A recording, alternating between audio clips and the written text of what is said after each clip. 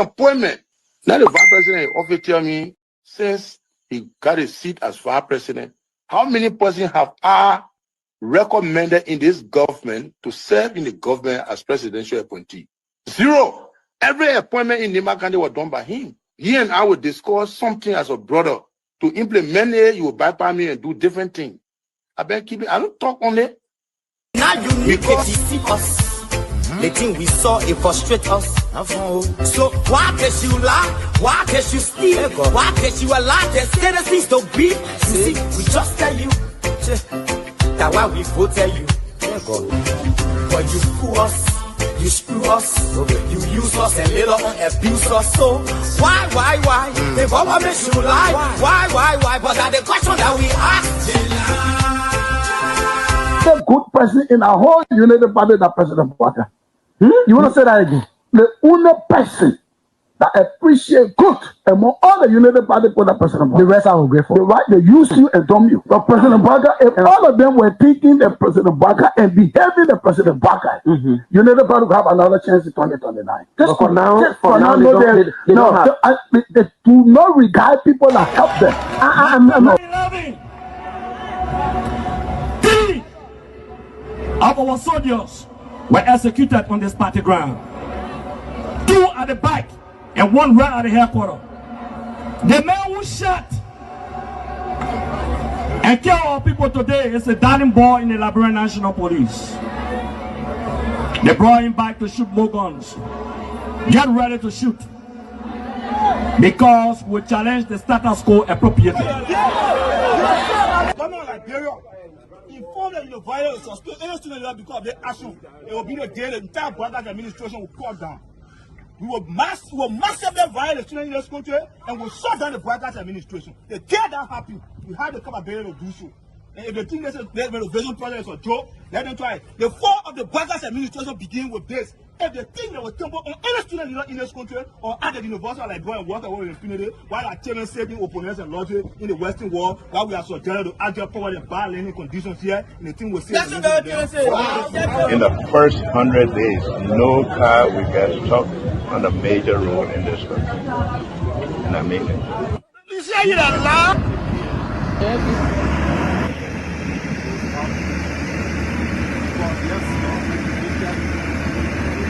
It's going down. First floor. There you have it. That led to decades of war still run deep.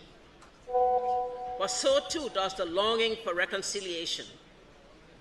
A reconciliation defined not by political bargaining or by an artificial balance of power by tribe, region, religion, or ethnicity, but by the equality of opportunity and a better future for all Liberians. Bouaka can lie. The government, all the ministers in the government, they can lie. They don't put all hustle, they put hustle, they lie. Everything they say, they never say the truth. Today, the supporters of His Excellency Joseph Bouaka presents him as a poor man from Lofa and asserts that he will understand the plight of the poor people. Fellow Liberians, do not be fooled. Vice President Bouaka is not poor like you, not even as me. As Vice President, his office received more money from the government budget than any other Vice President has received in Liberia's history. He has enjoyed some of the best and most lucrative government jobs. First of all, there's this, what I call sort of vicious lie about the fact that Mr. Pewee is gay or bring gay lifestyle to Liberia. It's complete bullshit. When people can accuse you of stealing people's money, when they can accuse you of being involved in war, anything, people don't make up stuff. They don't make up shit. Excuse my language, right? So it's complete nonsense. I'm married, 8 Teresa, 2 children, 5 grandchildren. I believe in traditional family values, so it's complete bullshit, complete nonsense. The young man, vice president, young man that are vice president, the major stole 500,000. I mean, Jamaica, the major went to, I forget that Jamaica, the majors went to Ghana, the fit, and they may bring it all company in the country. I mean, Kun, they can reach yourself. Kun, man, you know, Kun, but I want to sophisticated, quiet, hardcore rule in Labro. But Labro, when 2029 come and pass, then you finally leave. Mission is completed. Now, what the rules of engagement? When the war ended, the guy said, the captain, the commander said, mission complete. There wounded out first. All men on board. Everywhere there is no school, I'll put school. And everywhere there is school and school in bad condition, I'll renovate it. I told them, towns and villages, everywhere you will have lights in a town for children to play and people to see. I told them, every town will have safe drinking water. If Charles Taylor is the problem, he will be out of here in the twinkle of an eye. And I say, let well-meaning Liberians come home. If we respect this constitution, a government formed in Accra is a violation of Article 1 of the Constitution. Let them come home. Let that government be formed in Monrovia. The government that capital Rosemont, small road, B road, all kinds of places. I think the reason Joseph Baga will not do much because the old man, the papa is suffering. The papa loves the country, but he can't make it. The criminal there around him, they sophisticated than him. They are sophisticated criminals, so they can't make it. Your league Costa, God know how to pay people. It's just simple. Costa that accused everybody but himself. Everybody, Joe, we join, we kill Joe, he killed Joseph Boaga. Boaga still living. Joe, when I go, no, you leave my brother. He made me senator. He almost made Joseph Boaga president until he screwed up. We gave God the glory. Yeah. Well, Boaga, when he screwed, he said, oh, we don't want to make sure we fought for him to be reconciled with the president. And then the people who fought for him. Look, Yoli Costa, you come. And Costa was in a podcast, he said, they don't been calling me? Okay. The time you were calling me for me to carry the president, Boaga, did I put it on radio? That immaturity to do what you're talking about. And I guarantee you, when we finish, there will not be a winner or the loser. Today, we all wear the jersey of Liberia. And the victory belongs to the people, to the peace, and to our democracy. As we begin to build upon the foundation of this new Liberia, I, George Seleke Kromah, the new president, will first give thanks and praises to the Almighty God for the blessing He has bestowed upon our country. And I say, my people, thank you, We elect on 85 irresponsible men what happened to our country. We elect on 85 irresponsible men to govern this country, not to be very irresponsible. So folks, welcome back from a long week break. We have been off for a quite couple of days, about 3 days now. But howbeit, welcome back to the Closing Argument Show. My name is Myean the Torgbean. Monday, Tuesday, Wednesday, we're on due to some technical problem. But howbeit, welcome to the Closing Argument Show. It's a wonderful time being back on after a weekend for us, because during this time it was a weekend for us resting, also following some event. But welcome to the Closing Argument Show. My name is Myean the Torgbean. I'm always here to bring you the closing argument show. So I will be joined by Mr. Jerome Gayman. Our page, 3 days we have been off the social media due to some other technical problem, but howbeit we are back on. I'd like to appreciate every one of you who have been in the back asking questions, following what's exactly going on. We haven't seen the closing argument live, but guys, we are back on. For those of you who are following us on the radio, I would like to appreciate every one of you to keep following. Today seems to be very, very interesting. After a couple of hours, like the president had his cabinet meeting this morning about 11 o'clock up to 6 o'clock. Very long time with his cabinet members, but we are here to break some of the informations down. We are here to inform you about some of the things that were said during the cabinet meeting.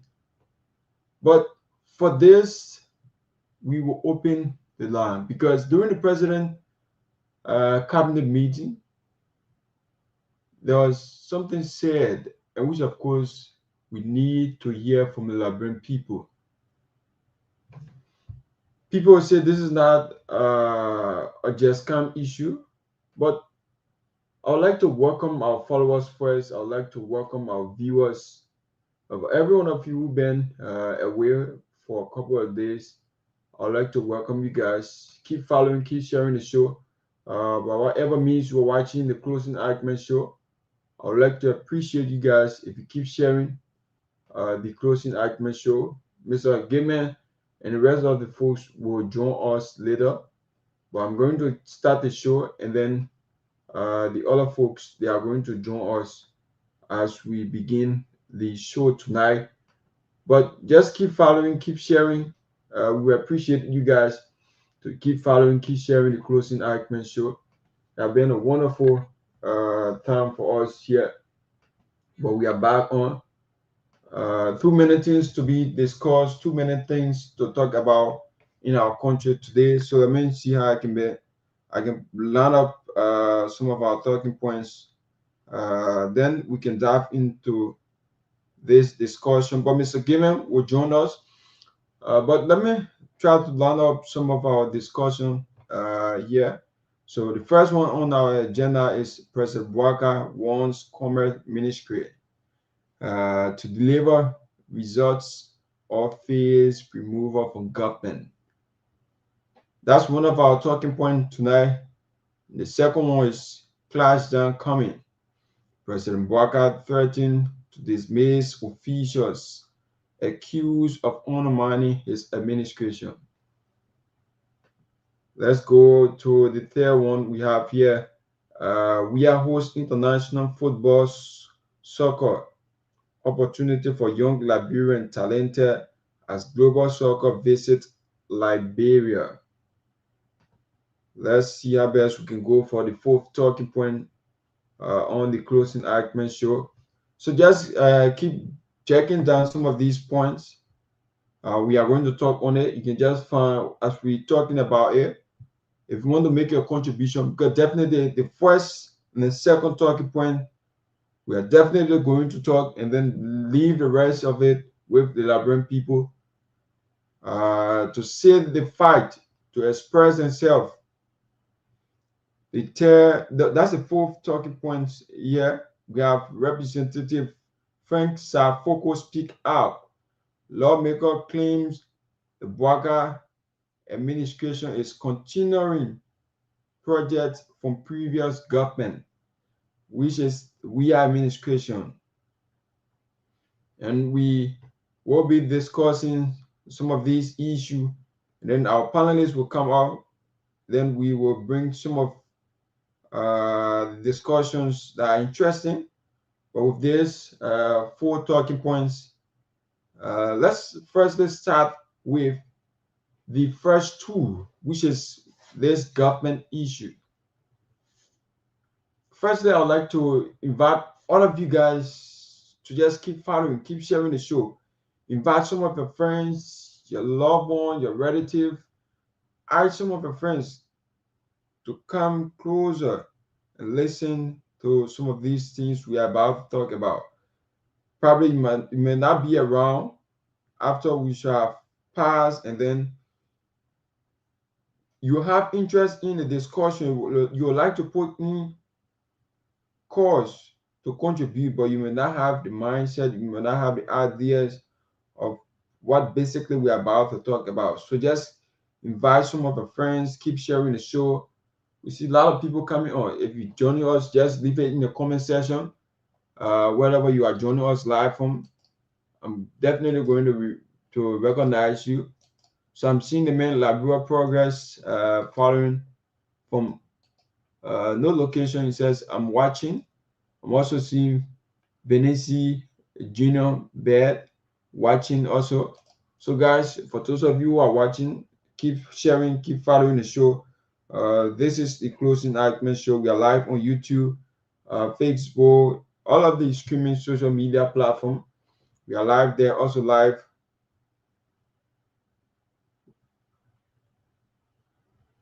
We are also live on other platforms that are relaying this broadcast.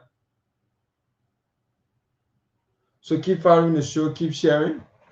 We have roughly about 17 minutes down south at 9 o'clock from our end here. So for those of you who are listening in the radio land, this issue about the president on Commerce Ministry, there are a lot of people, as you guys may be aware, today is the first cabinet meeting of the president in this year. So let me recognize the man Edwin Sibo. He said, good evening, I'm following from Myean in Logan Town. Thank you, Edwin, for following the show. Keep sharing the show also. As you all may be aware, this issue about the president's first cabinet meeting was on today, the first cabinet meeting for this year, 2026. And officially, they have begun the third year in this government. And then now we are seeing the first cabinet meeting where the president did stress on a series of issues. And we are going to discuss about one of the main issues that was stressed by the president of the Republic of Liberia, Excellency Joseph Yuma Boaga, is the commerce minister, or let's just say the entire commerce ministry. Because if we say the commerce minister, others will see it as we are going after the minister. That, of course, we are not. But the issue have to be corrected. The president warned the entire ministry that they will have to step up their game. They will have to put some measures into place to see how best the entire ministry cannot be a playground. And within that, the president said, when Christmas comes, we hear that people will say, we have chicken for you, we have chicken feed, we have this one. Like some of these things, they are being kept in the storeroom overseas, and then when they bring it into our country, we consume these things. The commerce ministry, they don't have control over some of these things. But basically, we are going to give you the full definition or the function of the Ministry of Commerce. Thank you. Because not many people, if you occupy a position, you don't know the function of that ministry, that which of course people, Liberian people, are not going to see the impact of that minister or that ministry. So let me welcome Mr. Sylvester Pewee before we go further. I think Mr. Pewee, good evening from our end. I think you are muted. If you are not, then okay. Good evening. Yes, so let me go further, Mr. Pewee. When you come on, we will bring you on. So not Can you not hear me many now? people. Can you hear me? Will look at these things. Can you Many hear me, Myean? Liberians don't know the function. I'm not hearing Mr. Pewee. But I'm not mute. I'm mute myself. Can you hear me? Are you hearing me? I can hear you. I'm hearing you. No, I'm not. I'm not hearing you. You have to check your microphone. Either you go out and come back in. Yeah, you have to check it out. Yeah, but so let me go further, and then Mr. Pewee will join us later. Yeah, so basically we'll give you the function of the Ministry of Commerce. Let me see, Mr. Pewee, are you there? Yeah, I'm here. Can you hear me? Are you there? I don't know. Okay, Can I'm you hear hearing me? you. I'm hearing you. I'm hearing you now. Okay. Yeah, go ahead. Welcome to the show. Yeah, thank you, Myean. Thank you. It's good to be back. I've been a little bit lacking, but it's good to be back on the show. Thank you for having me. What's the update? Basically, from the political headquarters of the Republic of Liberia. Okay, there are too many things that were discussed today, and also there are too many trending news within our country. Wherein today we saw the president had his first cabinet meeting. If you check in the chat room, basically you are going to see some of our headlines there. But if not, I can just send it to you quickly, so you can just take a look at it until I go through them. So today, while the president had his cabinet meeting, we also saw the former president, Eddie Johnson Sirleaf, also did visit the House of Representatives. She paid a visit to give some update on what she have observed about the House of Representatives, and also some of the trending issues as it relates to governance and politics. So she was welcomed by the Speaker and Deputy Speaker of the House of the 55th National Legislature, and also they gave her an honor at the Chimos, and also from the President Cabinet, the President warned Commerce Ministry that they should deliver results or they should face removal from government. And also within our second headline, where we have clash down coming, President Boubacar 13 to dismiss official accused of undermining his administration, where the president stressed on this issue about government officials trying to undermine his administration, where he did mention that if anyone is caught in that act, they are going to be dismissed, because you come to serve the Liberian people. They didn't come to use the means of undermining or carrying news from one place to another. So we will talk about that also. So Madam Sirleaf paid visit, like I said earlier, at the House of Representatives, where she mentioned about so many issues, so many legal issues, telling lawmakers that she served Liberia with honor, and then she owed no apologies to anyone. She did what she thinks she could do for Liberian people. She did her best, that even the way she's out, people can point out to some of these things that she have done for the people of Liberia. And then we saw, right after Manaseli left, we saw Representative Foko said that the entire Boubacar development that is carrying on is being done by the previous administration, and then he's just trying to complete them. So on that basis, we heard a lot of things from both ruling party and also opposition. But Mr. Pewee, that's and also not forgetting former President Weah had a meeting with some international football players, and then they have a successful meeting. And within that meeting, what we are getting opportunity for young Liberians players to visit this global era in terms of football, and playing sports allies outside of the country. So I just like to stop there for now and then give you the floor.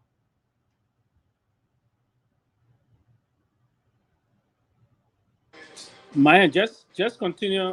Just continue. Let me relocate. Let me just go. Let me relocate. This one. Just continue. Okay. All right. Thank you, Mr. Pewee. So, like I said earlier, we are going to give you the function and the responsibility of the Ministry of Commerce, because not many of you guys will know the function of the Ministry of Commerce. So basically, when we talk about the responsibility of the Ministry of Commerce, we talk about fostering economic growth. We talk about regulating trade. We talk about ensuring customer protection in our country. The Ministry of Commerce, people say every time we put every government that comes, the Ministry of Commerce is one of the main ministry that people will talk about. Yes, it is true.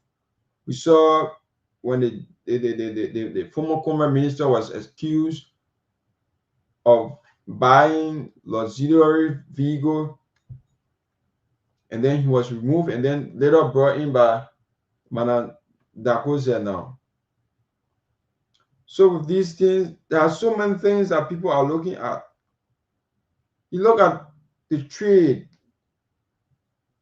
how people bring in goods, how they carry goods out of the country, how developments are being made in our country. You talk about consuming, and also people who consume some of these things, how to protect them, and also the issue of prices, to put prices under control, because you cannot look at the country, everybody just selling things how they want to sell it, people buying things how they buy it, and then they sell it the way in which they feel that they want to sell it. Too many things going on within our country. You also have to look at the issue of quality control,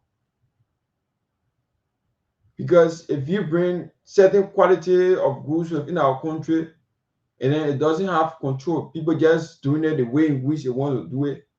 I think these are some of the issues that the president was mentioning about. And he also talked about chicken feed. We all know that from our baby age, we started to eat chicken feed. Even though not many people, but at least majority of Liberians who knew themselves, you grew up in Liberia, you ate chicken feed. Even up to a certain level that you knew yourself, and then some people still eating it, but some people, they felt that they reached a certain level and then they can no longer eat it. That's why they desist from it. But these things, they are being freezed out of the countries and then put on ship and then bring into the country. And then people consume them. Liberians are out there, the business people are crying out there.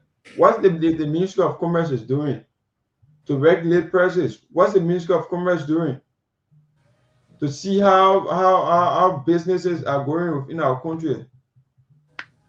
For everyone will just sit and criticize, no solution to this problem. But Mr. Pewee, are you back? Yeah, I'm here. Can you hear me?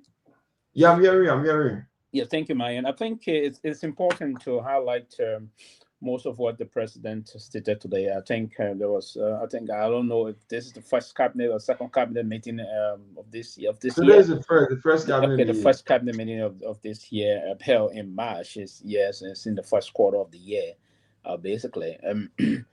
The president highlighting some very pivotal going towards his agenda and emphasizing every president basically we ought to take the lead. And I like how he went about it today, sending some as a warning. And I'm convinced that I believe the president would take some actions against folks. Now that he won, and if he were to come again and say the same in the next couple of months, then we believe that the president is not serious for business. But for now, we should take the president's statement very seriously. That he's warning them. It's not the first he did before, but this is the second warning, if you will, verbal warning, particularly his ministers and head of agency, as he emphasized in his own words. But he called out the Ministry of Commerce, and this is very important that the head of that institution will have to buckle up and basically, she's someone that I do the other due respect, and I believe she will buckle up, and you have to do that. And it's hard time that the country. I think we can evolve into our own poultry farming in the country. How can we intensify the poultry farming in terms of that? I mean, that is part of the role that the Ministry of Agriculture can intensify here. I mean, we're seeing that the country will endeavor to get involved into different sort of situations, and it is very, very important that we highlight these things as they unfold, if you will. The Ministry of Commerce should not just be there with the things of issuing our RPD and other things, going after those loading Indian Fula boys for handout. It is quite very unfortunate and embarrassing that our ministry's officials will always be seeing the issue about just the issuance of IPD and running behind, and those in the inspectorates, even the inspectorates, will want to run after things that not to set the standard or to do the proper what I would refer to quality assurance run around in the area to ensure that most of those things met the benchmark of the basic quality assurance benchmark. But they will rather take hand up from these business boys and then expose the general population to very hazardous condition. And most of those who do lead to cancer and other things. So sometimes we have to be sure that the goods that are brought into the country, they are met of the higher of all standard. It's unfortunate we don't have a laboratory in the country, the lab that will determine we will put these food into and do what we call forensic testing of them. It's unfortunate we don't have, but we can basically do this standardization process in terms of validating or putting into place appropriate quality assurance. If that is done, it will go a long way in trying to also speak towards the healthy living and eating of our people, particularly the kind of a food that we import into the country. And I do sincerely believe we export some great things, and we're doing it not in a very huge commercial quantity, if you will. But yeah, there are some food exported out of Liberia. These are organic Liberian food, if you will. But those imported into the country is a little appalling that we get these basic informations that are not required of us. So I think the minister and the ministry they'll have to buckle up, as I say initially. And part of that is to put into place a rigorous policy implementation. You have to tap in the schools to those areas that we have to do these things. It's not a good sign that the country will be exposed to just anything to be done in the country. You bring anything, and those will go and they make some arrangement, and there are certain folks that get rich from that. Arrange for certain for food company and say, okay, we have our country, just bring this, and I will have certain percentage, if you will. And yes, they dump that there, and the folks will come, particularly these poultry products, if you will, chicken feet, chicken wings, pig tail, and all pig foot, and all those things, all the sort of turkey, and all these things. It do have a very big market size in the country. Most of our mothers involved into our mothers, sisters, wives, cousins, our brothers, some men are involved into those kind of business, if you will. The pig foot, pig chicken feet, cow tail, pig how to call it, pigtail, all those things. Spare rib, all those. The market is very huge, and so we cannot push for them to put an abrupt stop to this. But what we can do is to probably put into place some very serious, what I would refer to, mechanism that will ensure that those food products that are pulled into the country will meet the biggest quality assurance standards, and that is the kind of a standards that everyone will want to see.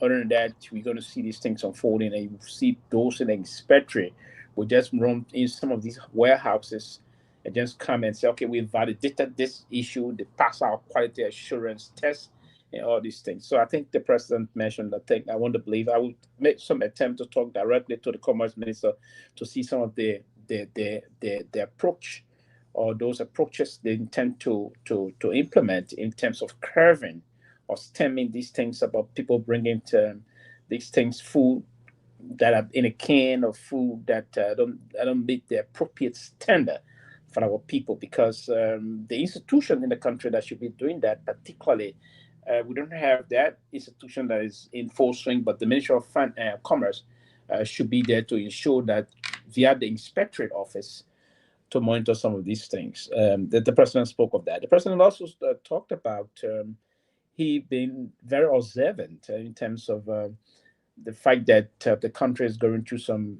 tough time. There are some certain ministers that have gone beyond or their limit to perform very well. He named our own friend and brother, the Minister of Public Works, Roden Guinness. He did talk about Roden Guinness, and he said there are other individuals that are performing also very well. And he went on to also say he's one person that can observe, and he believes in recognizing folks that are already performing. And then he referenced the current Arsenal goalkeeper that is one of those individuals too that is performing very well. And he wrote a personal letter to the Arsenal goalkeeper. I would hope that the president will write a personal letter to the commerce minister saying that the food coming to the country or it don't meet the standard, or write personal letters to the Liberian people saying we're going to ensure that we get the bread and butter things fixed. But yes, that's on the other side of it. But I think, yeah, the president is a very ardent sport lover, if you will. So I thought he was speaking to the fact that he's a fan of Arsenal. So that's on a serious note. I got no issue with that. The president was right. He's admired his own team goalkeeper, and he believed that his team goalkeeper is doing some very fantastic job. And so, that goalkeeper would keep that letter as a reference point for him. The president of the Republic of Liberia wrote him, observing his performance and the rest of that. That is very important. I will make some attempt to even send message to his social media goalkeeper commending him for receiving a letter from our president. But be that is made, I will hope again that he's going to buckle up the goalkeeper also. I mean, they will inspire him to perform well so that they will reach there. I think Man City drew yesterday, so the gap is Arsenal is going up again a little bit. I think it's now 7 points. We hope to see what's going to happen this weekend also. But I believe this is going to be one of the very, very competitive fight for this English Premier League that our president is closely following. I think while he's performing his presidential responsibility, he also religiously following the English Premier League, and that the fact that he would take key attention to commend the goalkeeper that for his own thought process that is doing a very good job. The president also spoke of the intent of he would be something he said that took my attention also.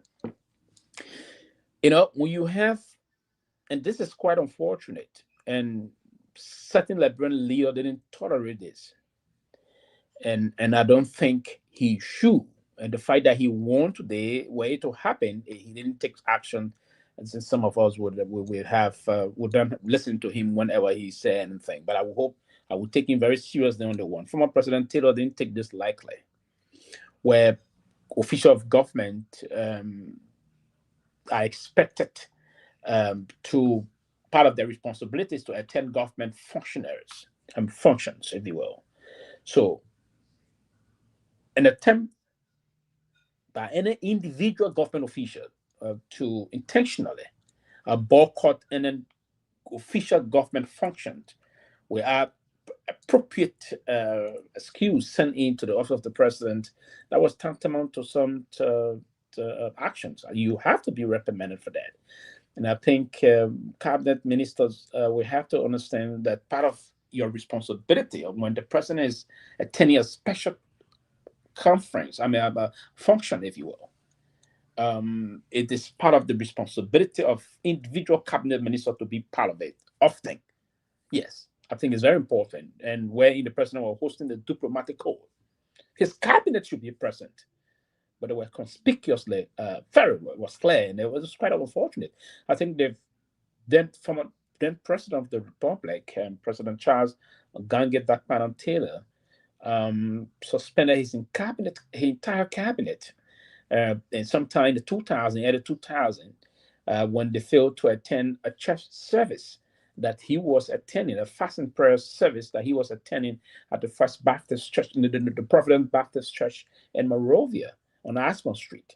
President Taylor suspended the entire cabinet, but the late Information Minister Joe Warabamonaba, he was the only cabinet minister in attendance. Joe Warabamonaba was the only individual that didn't get hit from that presidential action at the time. And then the entire cabinet, most of them even went to fast and pray. They wrote a letter to the president to apologize, and they pray.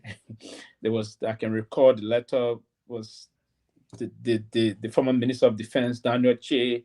The only person that did not apologize, I can recall, if I'm saying to be corrected here, was the former Minister of Education, Dr. Evelyn Kambakai. She didn't at the time. But yeah, Mr. Taylor sent a warning that cabinet minister should always be with the president doing major government function.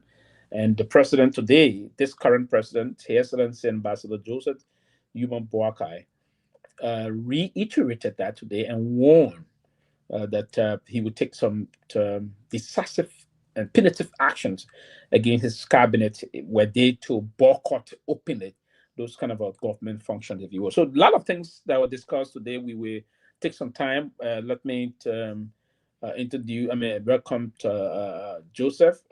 Welcome to you, Joseph. And how was your day today?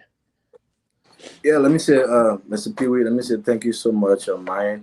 Thank you so much, and glad to be back. You know, we've been off for some reason, real technical reasons that were beyond our control. But it's good to be back, and we were on the field despite being off, but we were still doing our duty as journalists, going out there searching for the news.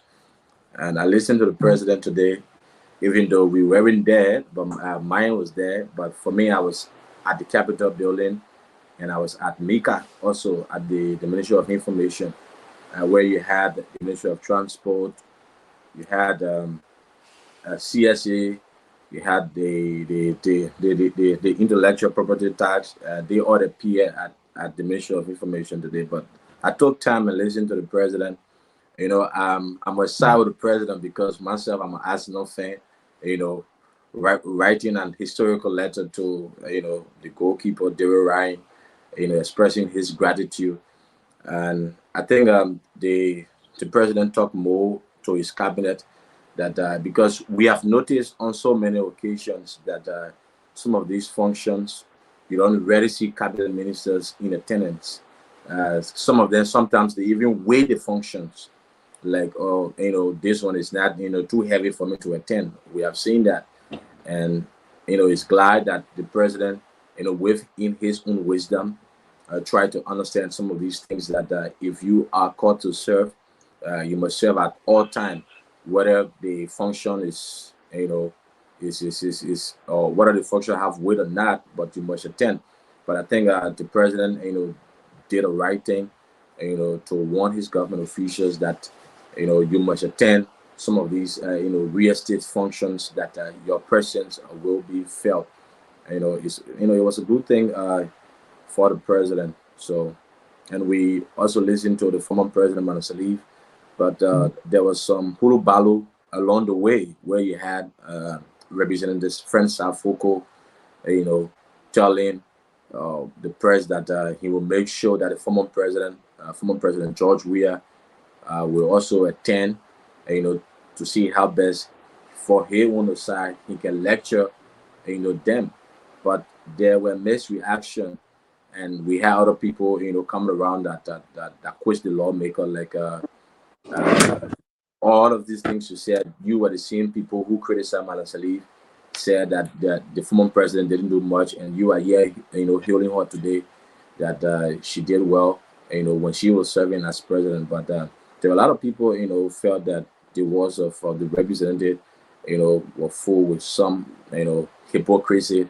He was not real with himself, because once upon a time you criticized this woman because everything in this country, we see everything to be politics, and now he's calling his own political leader, the former president George Weah, to come and see how best he can talk to them. But we hope to see it, because for us we don't see it coming, because I don't think Speaker Roger Kuhn, we want to invite the former president George Weah. But let's see how he, go on Capitol Hill, whether the former president will come or not. Excellent. Great. Yes, I think we want to take some time on the visit of the former president today at the National Legislature, particularly in the chambers of the House of Representatives. I agree with you and other thought processes about Foucault. I think he's trying to seek attention here. No one is stopping. Listen, President Salih is revered in the country. She's one of the well-respected individual globally. And she's an extraordinary character and the rest of that. And she played a very major role. And once she said to them, I agree with her that she did what she could. And she's the individual that got the country connected back to the Committee of Nations. We were basically referred to as a pariah state, a state that was not part of the Committee of Nations. Everything basically we were never part of. She restructured or re-engineer the structural democracy of our country, put the country back on course, brought some pride back to us within the sitting of the United Nations, ECOWAS, AU, and then all the international organization and its organs, if you will. She via her connections, she connected the country very well to countries via our bilateral relationship and the multilateral relationship with multilateral institutions, if you will. So the IMF, the World Bank, and other major international multilateral organizations, if you will. So she did what she could. The country was broken when she took over, when she inherited the Republic of Liberia. There was a no country, if you will. The country, everything structurally was broken. She had to build the system. They have to bring people from the executive service to contribute to GMAP, to come and start a system in the country. She did that. Most of our infrastructure, there was nothing almost. Everything's broken, terrible. From Broad Street to Ganta today, all those roads were done under Madame Sullivan and all those things. She reorganized the issue of governance and government in the country. So if she were to come today, I thought Representative Foucault was just to pay attention to what she said today and try to act on what she said, then saying, oh, you have to, is this not take for, oh, when you bring the other person, you bring the other person? No. The reason I want to believe they brought her, because of her historic and intensive profile that she come in there and also the rest of that. Yeah, it's a good thing to bring the former president also. He so desired. He Representative Foucault could lobby quietly to do that, but as I said, he's trying to get some notice here. I don't think that was the appropriate way to go today. But she said some very pertinent issue that she highlighted that requires some actions, if you will. And I do agree with the president, that the former president, that there's something we ought to do some constitutional amendment, if you will. People of non-Negro descent should now be given the opportunity to be citizens of Liberia. Everybody almost in the country been talking about this situation, and I want to believe we all collectively are going to be in one accord with this issue about allowing people of non-Negro descent to also take citizenship of the country. If Liberians from all walks of life will leave from Liberia, travel abroad, and take on citizenship of other countries, we all go across. We come here to America, in France, in Great Britain, in Japan, if you will, in Australia, in certain part of Africa. There are Liberians that took on the Ghanaian citizenship. Liberian took on the Guinean citizenship. That is clear. Yeah, that is also because we are all the same. Guineans will come and take on Liberian citizenship. Nigerians take on Liberian citizenship, no problem. But you're saying a Liberian will leave and come to America, and we come and take on the U.S. citizenship.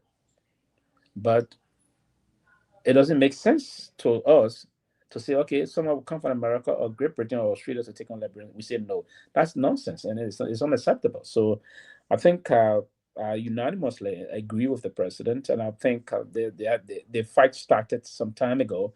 The only thing we concentrated on before was this issue about the dual citizenship, but we didn't talk about having a national conversation about this issue, about putting on if Myean or city can leave from Liberia and move over to the US, Australia, Canada, and other areas to seek, or anywhere in Europe or anywhere in the world, if you will, to seek on the citizenship of those respective countries, then how come Myean or Joseph cannot accept that? So I will start this with you, Joseph.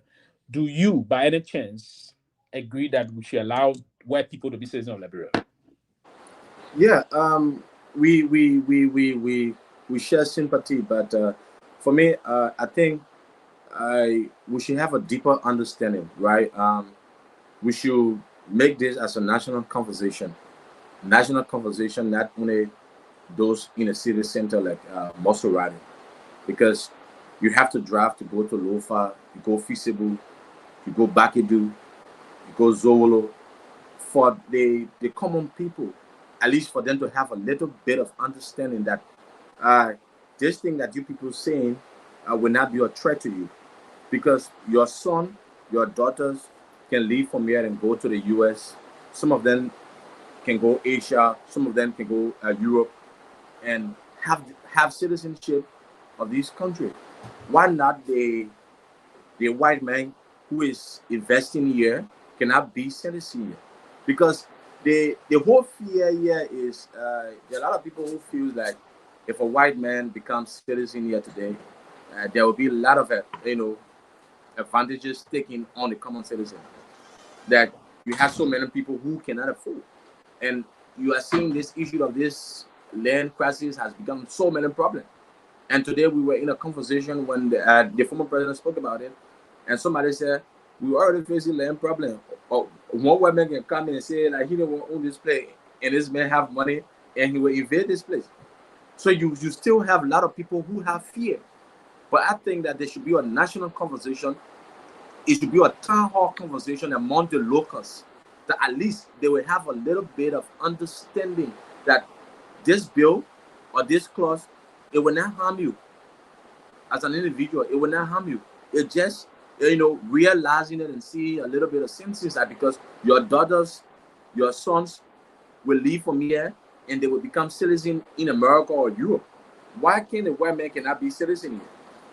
Why cannot the British man he cannot be citizen here?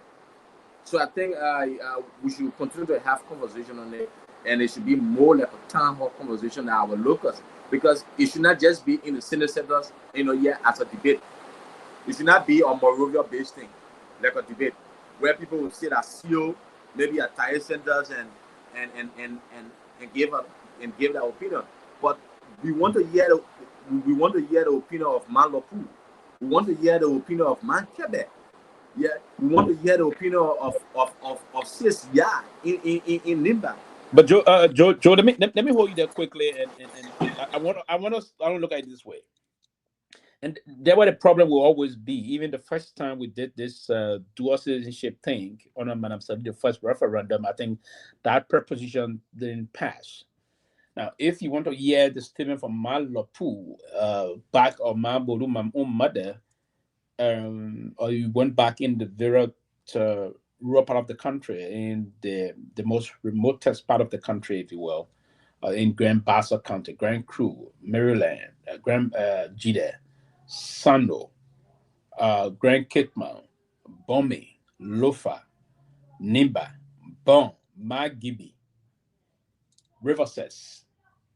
If you were to go through the 15 counties of our country and went back into the deepest part of the forest and spoke to, or even in the metropolitan terrain of Monrovia, and spoke to some of those slums community, and spoke to Ma'ani,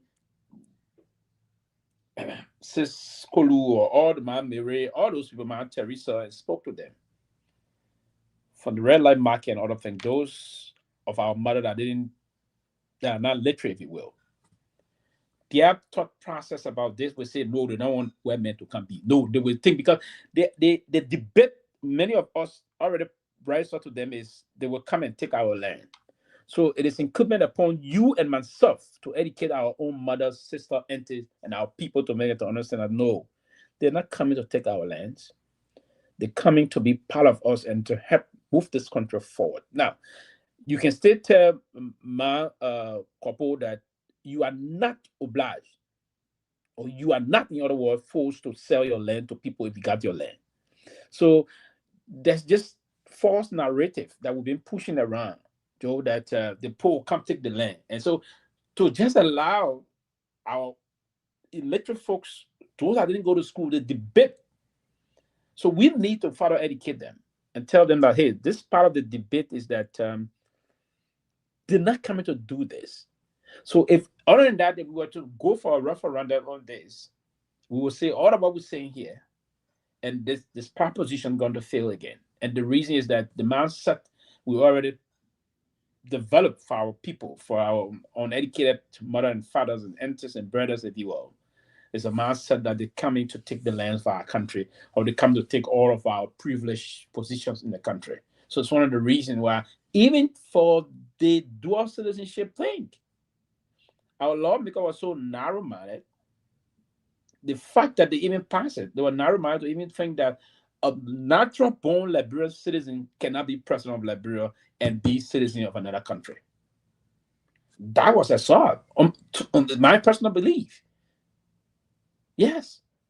So, I mean, that's part of the reason I was just trying to interject there.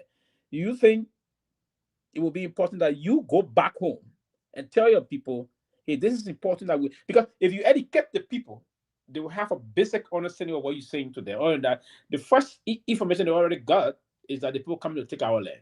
So how do you go about in trying to debunk that narrative?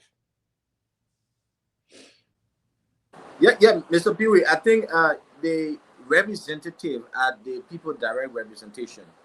So if a lawmaker from a particular district can just do a town hall where he will try to educate the locals, telling our people some of the advantages, the disadvantages that some of these things will have, that Man Lopu will not feel like the white man coming to take our land. The senators in these counties, you have 2 senators. So I think if I was a senator, I would talk to my colleague. At least we can develop a county in our region that we will continue to have a town hall conversation. I will bring the youth. I will bring the women.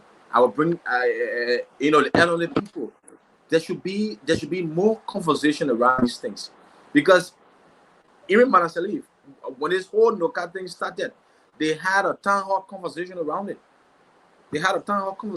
So we can do the same, because the more you enlighten the people, they will have a little understanding that, okay, from our point, we thought that this law was going to be something against us. We thought that the white man would just come and take our land. But with your explanation, I think you have shown us another path, that our sons, our daughters will leave from here. They will work in these countries. They will have citizens. Some of us, our brothers and sisters, our brothers get white women. They will marry their daughters. So why their family cannot come, or their kinsmen cannot come in and become citizens? So all it just boiled down in having conversation with the locals. There should be a town hall. There should be a jingles. There should be promo.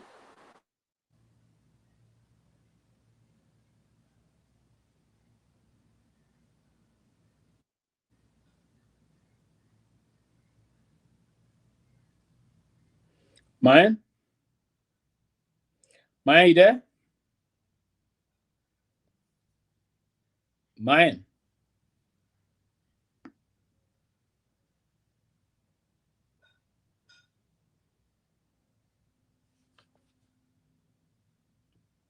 Hello, Myean, are you there or we off? We off?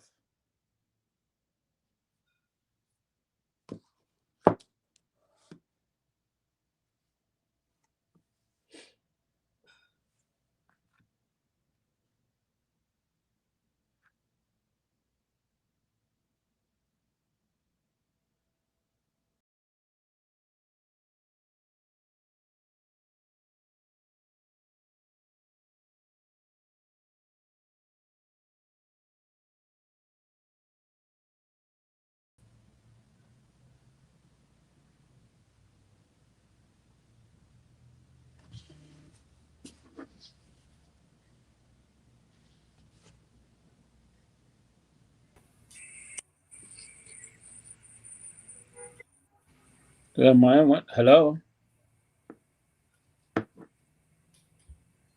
Can you hear me? Yeah, I can hear you. Oh, okay. Joseph Seli, is he there? So it's just me and you? Yeah, I think Joseph went off. Oh, okay. Well, good afternoon, Chief. How you doing, man? Yeah, I'm good. I'm good. Mr. Gayman, how you doing? Excellent, excellent. So where were you? I just joined you. Yeah, I've been a little missing. I don't know if you but yeah, I was somewhere. I was trying to review the signal, so I had to getting the signal from so I had to How is the family? How are the kids? Good, man. Excellent, excellent. So talk to me, what's on your mind or what been on your mind?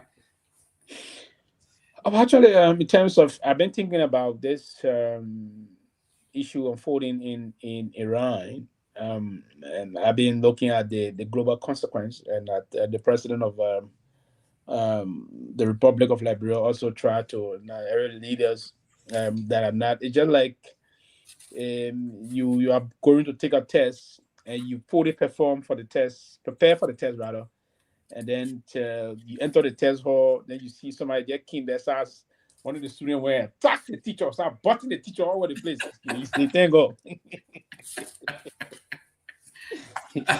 And you say thank God, at least At least, right? they will not get it. The test will not be given this week. That's right. So that yeah, back so the president is now so they're preparing now to part of it to shift blame on this war in the Middle East. But this should not be an excuse for any government. If this is an issue for any government, then the Liberian people wouldn't have held President Myean responsible for the COVID, because they say, oh, the reason I'm saying this because they didn't elect President Myean. The same the Unity Party folks give some blatant and malicious and disinformation about the then government, and that they will have solved the problem. And they say, hey, the government should not leave everything on the COVID-19. It's not that every country came down, the whole world, this thing. There should have been what we call personal leadership, and the government should have projected things to alleviate the suffering of the Liberian people. So now this president is trying to hard now behind. He started today to say, okay, the crisis in Iran and other things, after government have just announced that they will have stabilized, had enough petroleum product on the market to last for a lot of months, almost a year or plus, and then they just increased by 55 cents. The fuel oil, according to them, first and foremost, gasoline wouldn't be, but I'm told before the end of this week or early next week, they're also going to increase the pump price, the retail price of gasoline, and the rest of that. And it's not going to be that. The people, the market women, let me tell you, Mama, the transportation coming go up back. Waka is telling his commerce people, the LPRC people rather, they're preparing to increase gas prices by next week. Fuel price already gone up. They will take fuel price again up. Yeah. And you will now be paying from red light to town. It will be almost $900. That's what I'm told. I don't know. So times are about to be really tough, and I wouldn't be surprised if everything were to skyrocket, Mr. Gayman, beginning to next week or before the end of next week. Well, this is what government is about. This war have been lingering for months. President Trump have been building his military hardware for months. So a government as ours that is 100% on bagging, dependence on everything else, we should have started making preparation, like they told the CDC government that as a government it is your job to forecast, to foresee the harm that is coming, and then you prepare for them in advance. That's what they were going to do. And COVID, there were no warning of COVID. It just happened. This war, you had a 3 to 4 month warning. The president is building they're building the defense system, the Navy, the Marines, the Air Force, the ground, everything was getting in place. They are talking about shutting down the waterways and the Strait of Hormone, where 20% of the total war oil go through. They told you all this, and you didn't prepare in advance, and now you are going to blame the government, okay? And now here we are, the president, the government, just yesterday on the 4th, they made this, like you said, this pronouncement that don't worry, we got enough oil, we got enough petroleum product. You know and I know that was a blatant lie, because we do not refine oil, we do not have our own refinery, we do not have anything to say we have storage of 100 million gallons of fuel to carry us over for 90 days, 120 days. We have nothing. Our economy is just like the cash crops, okay? We are a cash-based economy. Everything is cash. There's no such thing as credit system, none of that stuff. Same thing. We have to spend to have, and we don't have any reserve. We don't have any money. We don't have anything. Everything is dependent on someone else. So when they came out yesterday and said, we don't want you to panic, we have enough reserve, the gas price is not going to go up, you and I knew it was a lie. Within 24 hours for them to put up this morning, I saw the press schedule, how much a retail gallons of gas should be, and then you look at the petroleum, you look at the diesel, and you look at this and you say, this is what we expected. Just come up and tell the folks, listen, this war may drag on for months, maybe a year. This is what we may be expecting, a little more. And tell folks to cut back on the luxury items from travel. If you are running your generator 24/7, you got to ration your own generator 12 hours a day, put it on only at night. And freeze all your food, freeze your water, freeze everything. So only during the day you cut it off. These are the things that LEC should be telling the folks. This is what the energy folks should be telling the population, instead of coming out here and telling us something totally different when we know what the realities are. Absolutely, and I think it's going to be some problem, and I'm told this is not going to be the last time the president of the free world said it will be in between 5 to 6 weeks. And he said, but we are prepared to go longer. So, and analysts are now saying that it's going to go a little longer than that. We should position for maybe between 8 to 12 to 16 weeks, thereabout, for the entire operation to reach a level of sensation, if you will. But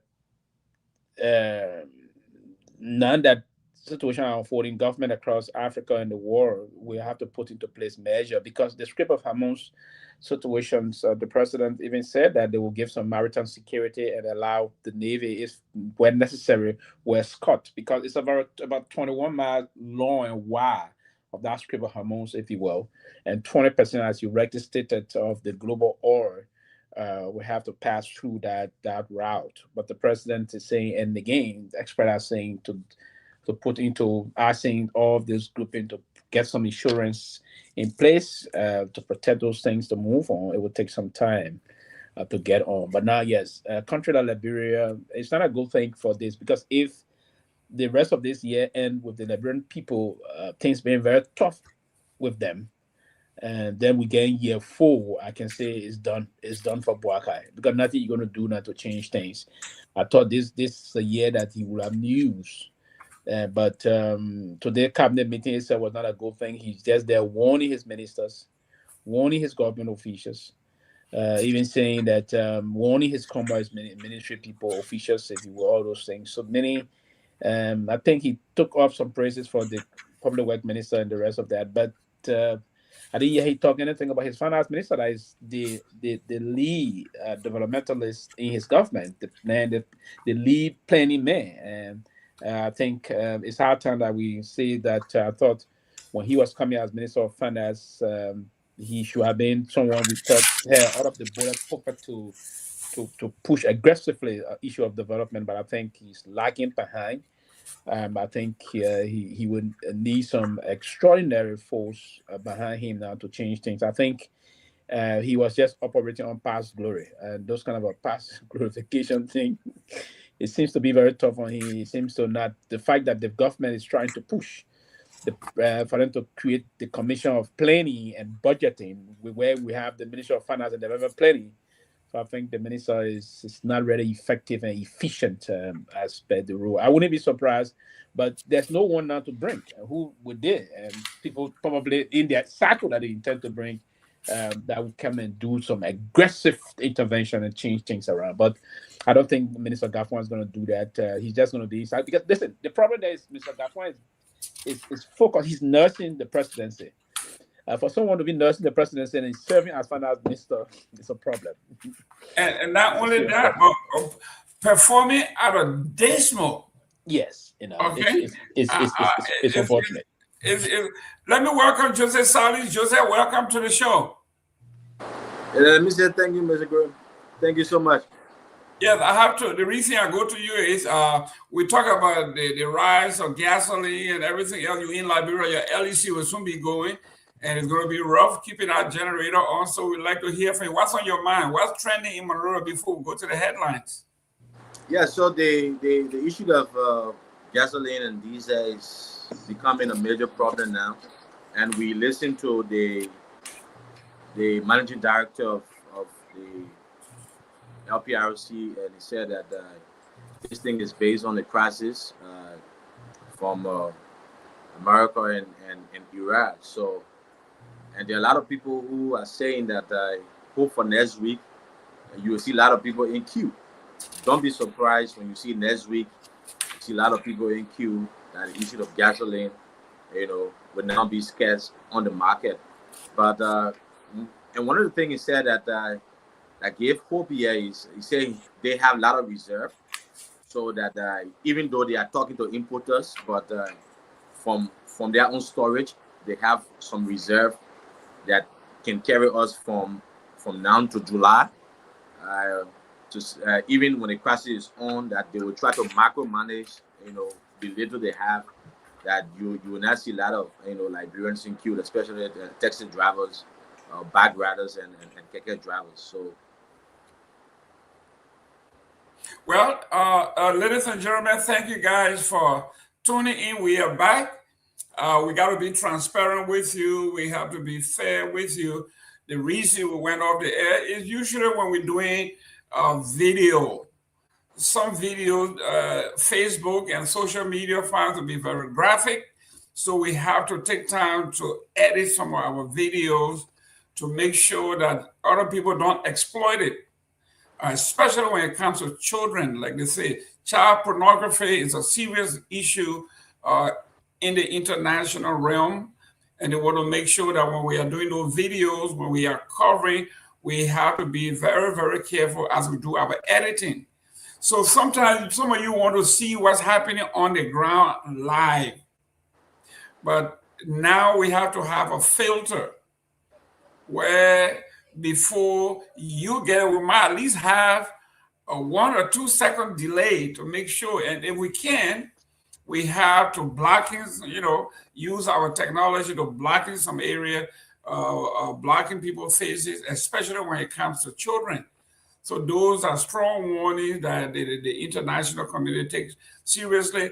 While we discuss that, let me go to Honorable Pewee here, because he's more of the international person that have been in the room when we discuss these things when it comes to child trafficking, domestic violence.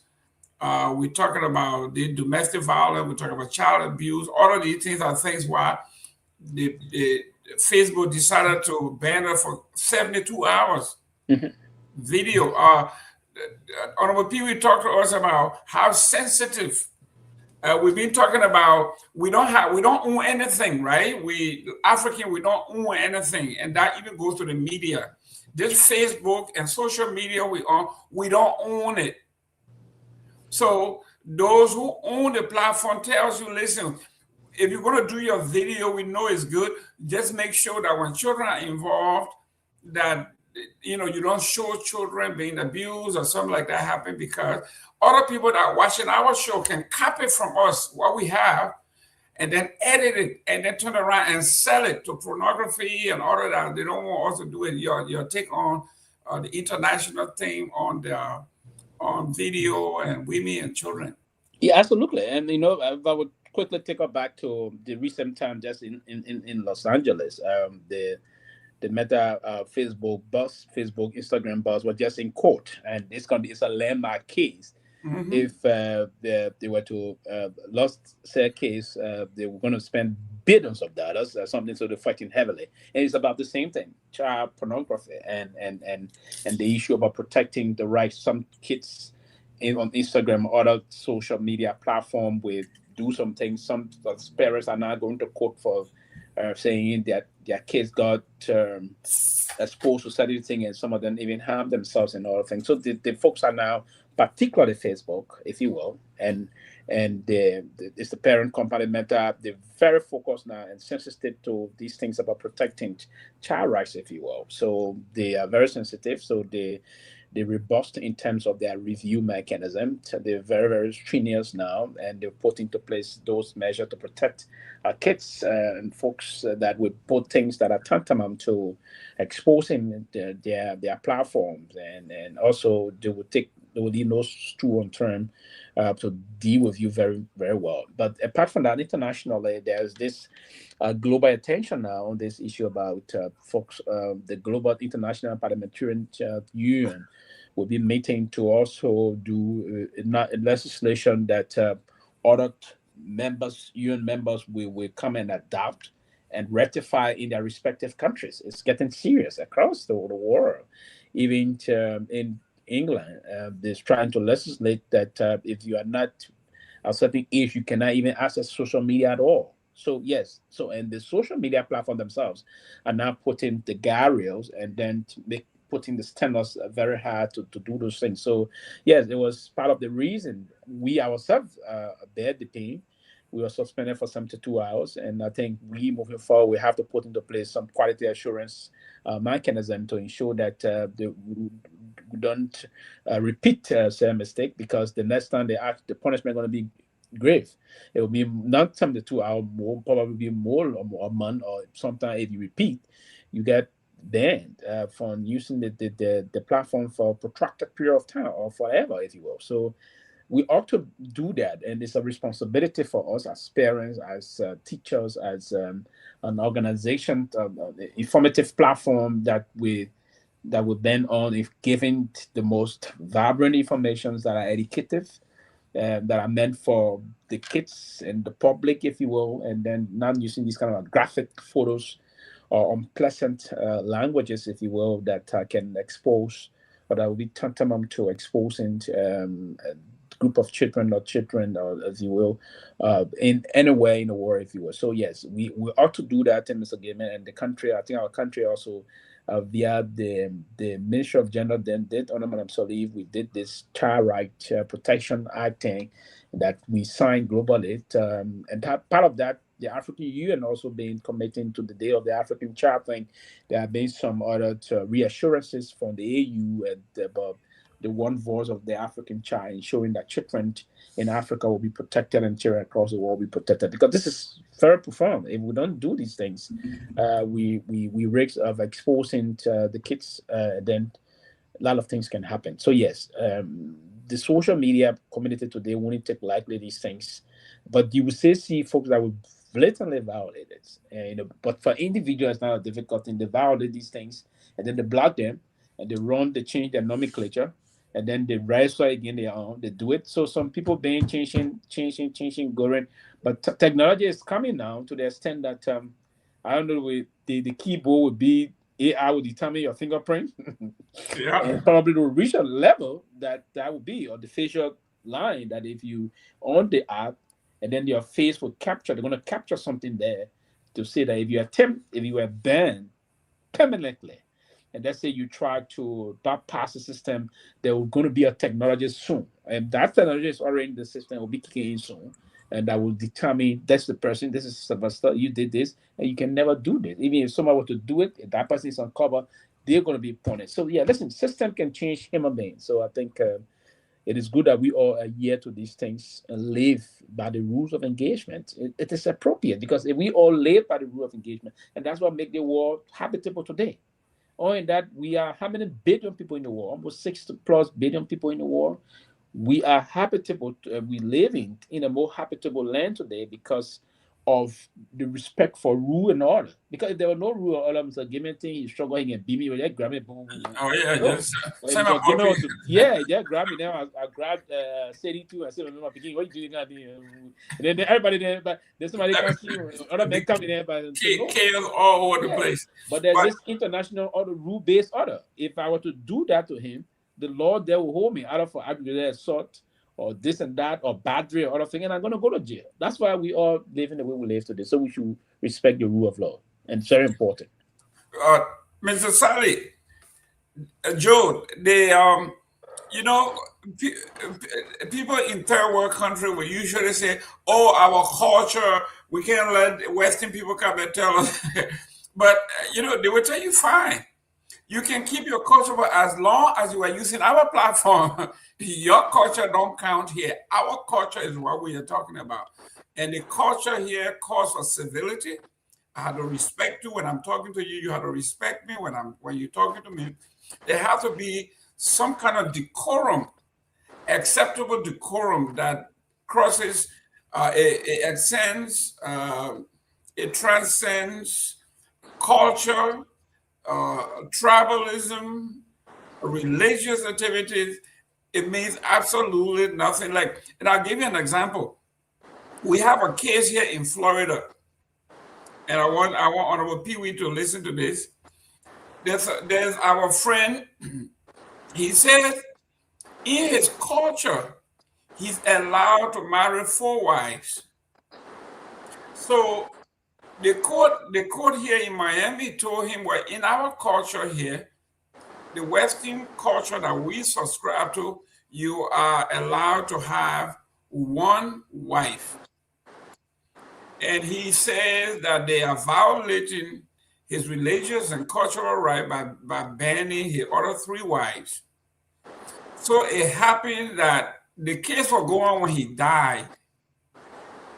So according to the laws here, your wife is entitled to your Social Security, your benefit. So now the 4 wives are suing for equal benefits. And the judge is saying, no, you have 1 wife that is recognized, and the wife is entitled to your benefits, to your Social Security, everything else. And then the judge made them to understand, just imagine if we were paying 4 benefits for 1 person, our economy, our system will collapse, because 1 person working the system and you make contribution toward the system.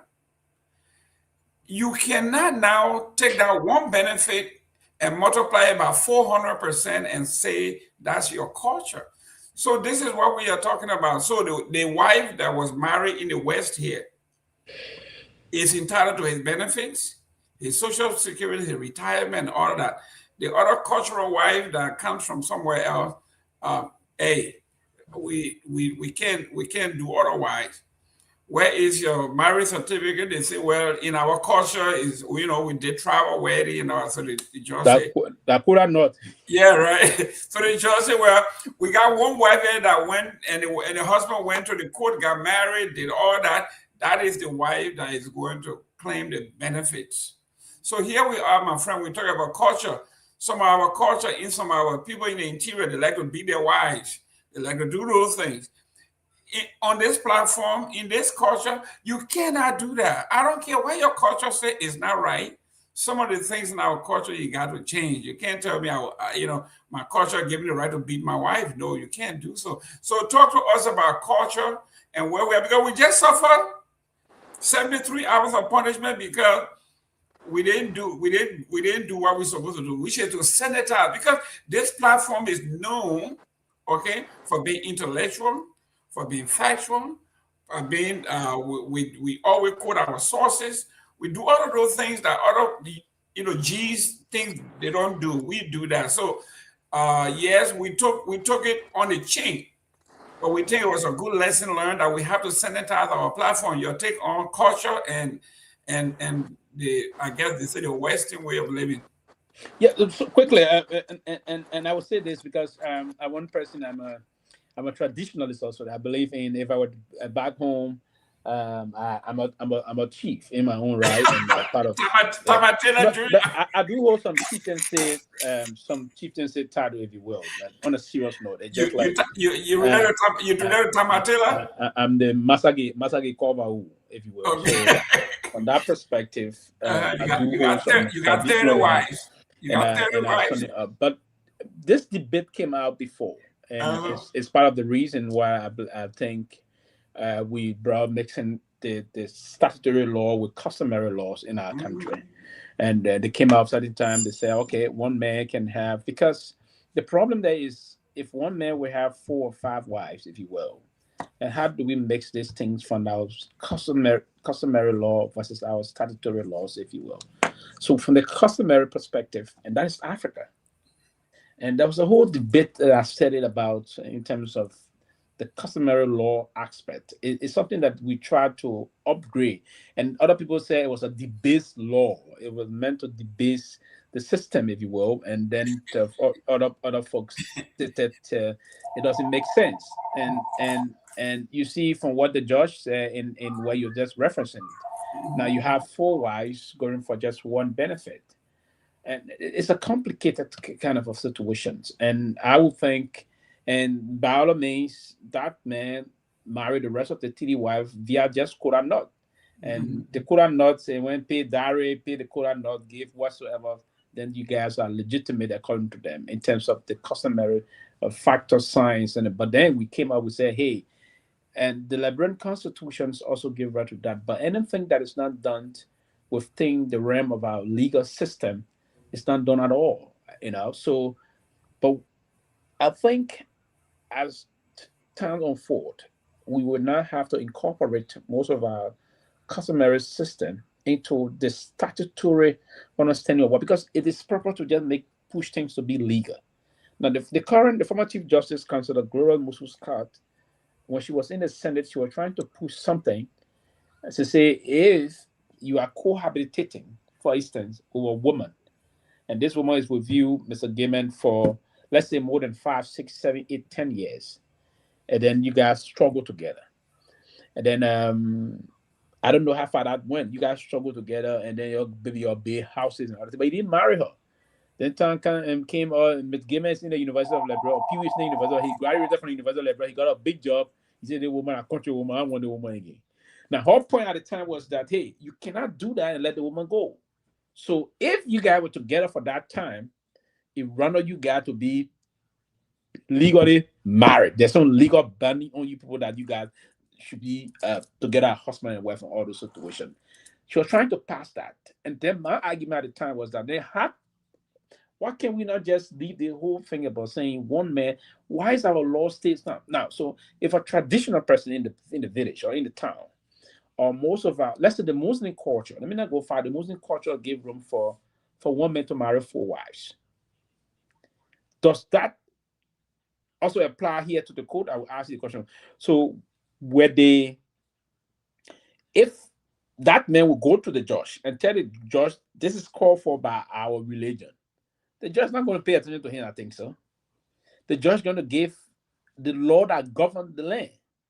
The law that governs the land will take precedence. So I think the constitution of the country should always take precedence. So, and again, you are going to have people believing into these things about, so would I agree that, and one man cannot marry, according to our own system, one man cannot marry 2 wives, right? Legally. Is that possible? Let me Sadi answer that question here on the ground. Yeah, is that possible?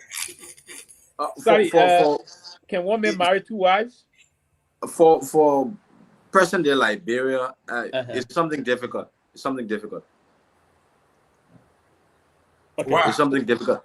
Wow. Yeah. So and I think the issue of little bit of technology, has involved, and you don't see like young girls, like a man. If I want to marry somebody, and want to marry somebody again, you don't see that among ordinary Liberians.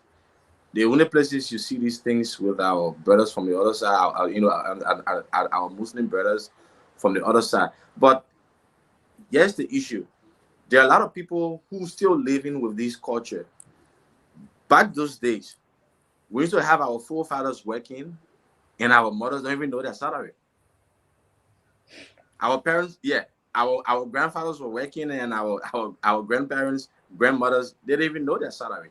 Even up to now, Mr. Pewee, there are a lot of men that still believe in that thing. There are a lot of men who working that women don't even know their salary. And sometimes so your woman knows that your lady getting.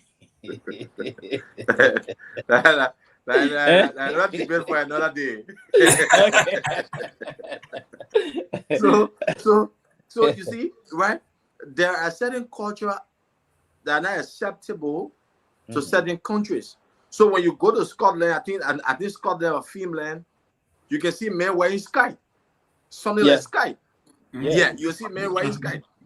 Yeah, but when you come to it, there are a lot of people. Some people even think that you're going crazy. It's kind of in countries, yeah. Yeah, you're going crazy. They call it kilt, right? It's a tradition. Yeah. But you see, let's go back to history a little bit. During agrarian time, right, which is our great grandparent time, where life expectancy was like maybe 40, 30, and people died, in mass. So the way to counter that was, the bigger the family, the more helping hands you get, because everybody, if you get a big farm, you need more hands. So having 2, 3 wives to produce more children helps you along the way to sustain, okay, what we were doing. Now that we have mechanized, we have done a lot of those things. We don't do them manually anymore. And let me welcome Victor Nagbe. Victor Nagbe, welcome to the show. It's going to be here, and welcome back, TCA. Welcome back on the airwaves. Glad you are back on quickly. I'm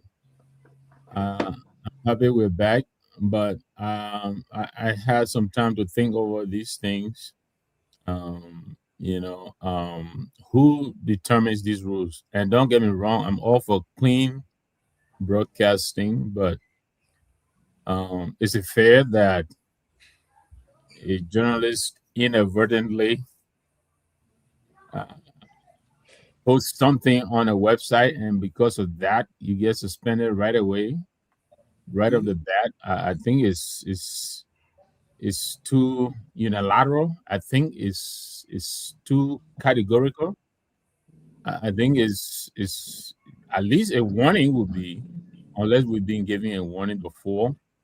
So I'm aware of a case that has been playing out in Zimbabwe, uh, where a girl had been running her website on Facebook for months, exposing all of her privates on Facebook, racking up over 1 billion followers without Facebook doing anything about it.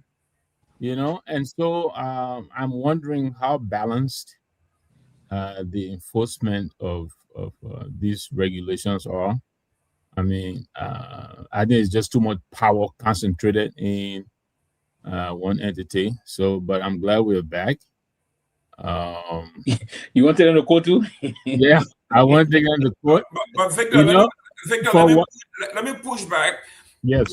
There are two things that I have to agree with them on when it comes to children and abuse of women. Those two things, anybody who partake should be taken off the air.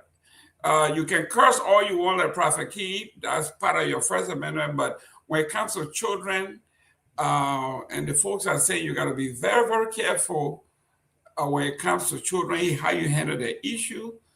The line is very, very, very, very thin.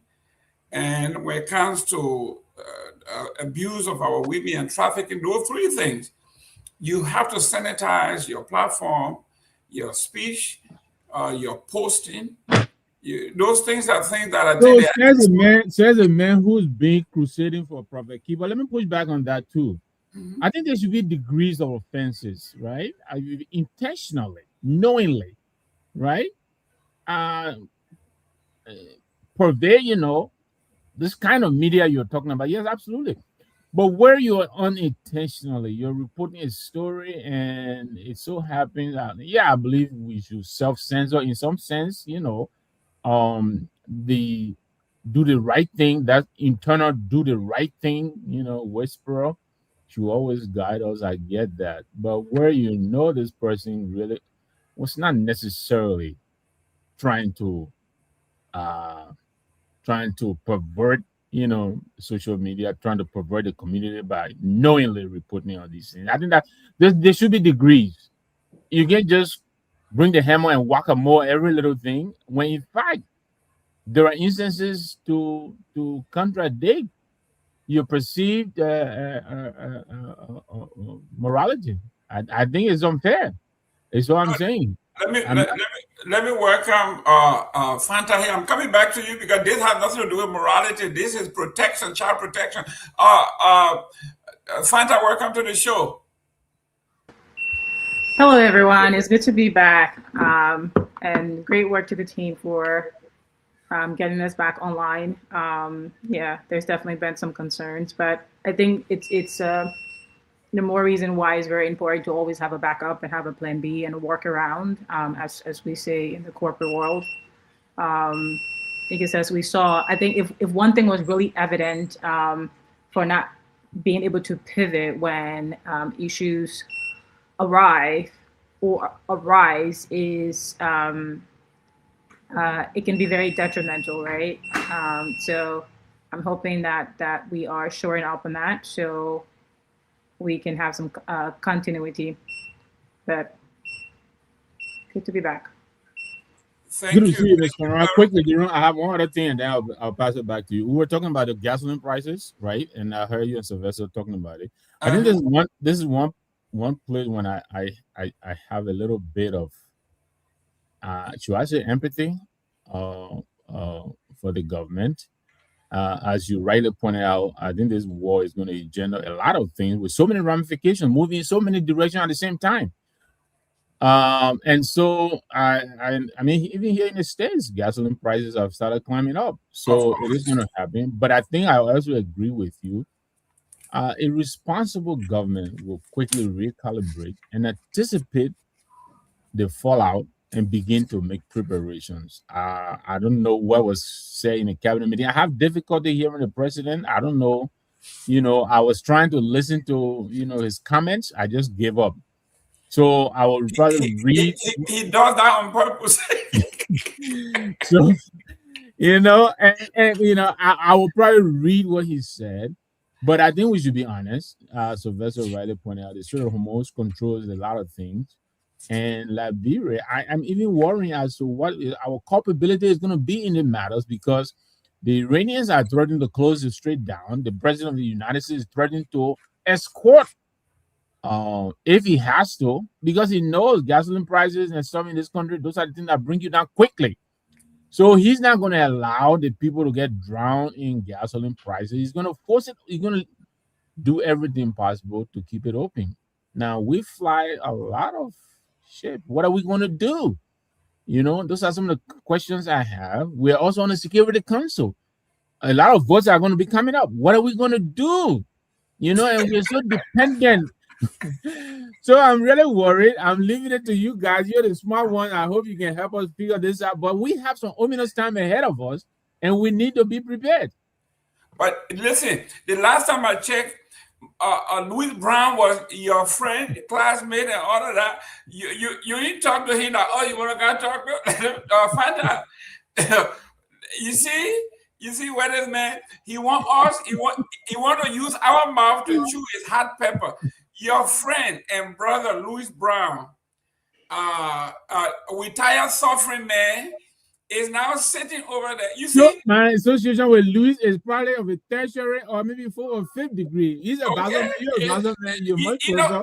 He's a diplomat. Sylvester Pewee is a diplomat. He's much closer. So I'm far removed. So I will leave it to the two of you. Fanta, we've been fighting. You see, I know sooner or later those who believe in Bigfoot and the large neck monster will be coming up and say, oh, they set us up for this Security Council seat. Soon we got it. Now we have.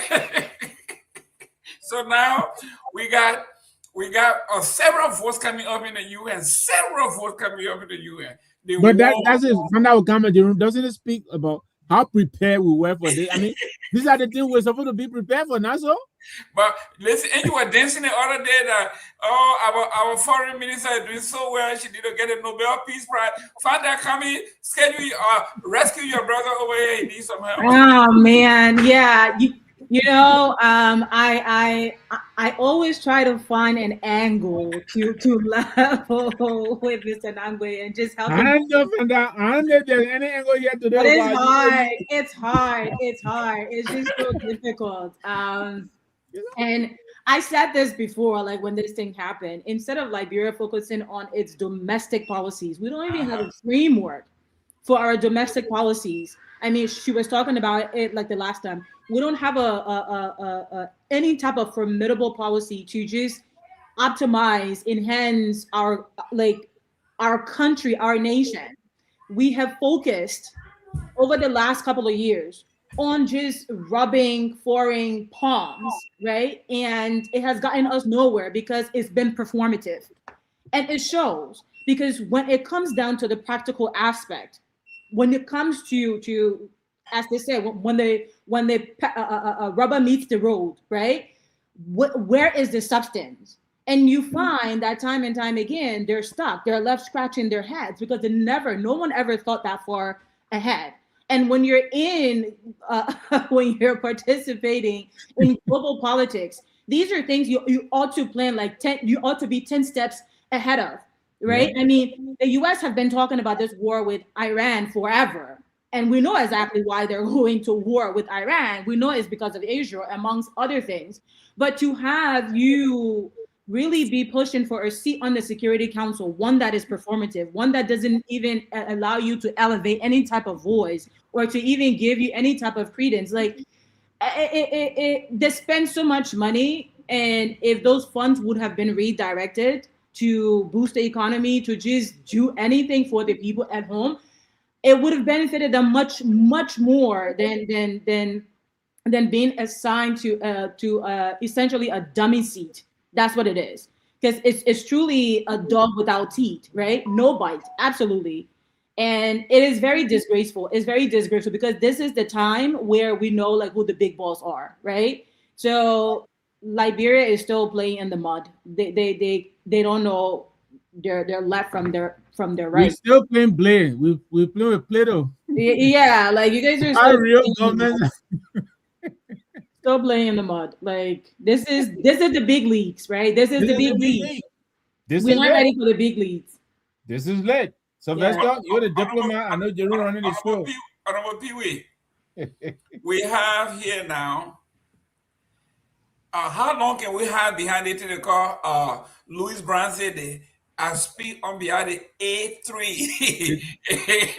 The A3. This one here, they're going to be asking for a vote for war or no war, for oil, no oil. How will the A3? I don't even know whether Liberia is the A3 because they're going to be asking for individual vote. So, how they think looking for us? Because we got it here now is look at the next 2 years. Are supposed to be supposed to be in the seat for the next 2 years. That would be the year within Trump's range. So it look at the whole 2 years that we're going to be on the seat. We're going to voting for either war or oil or sanction or tariff, and I don't think we have any choice.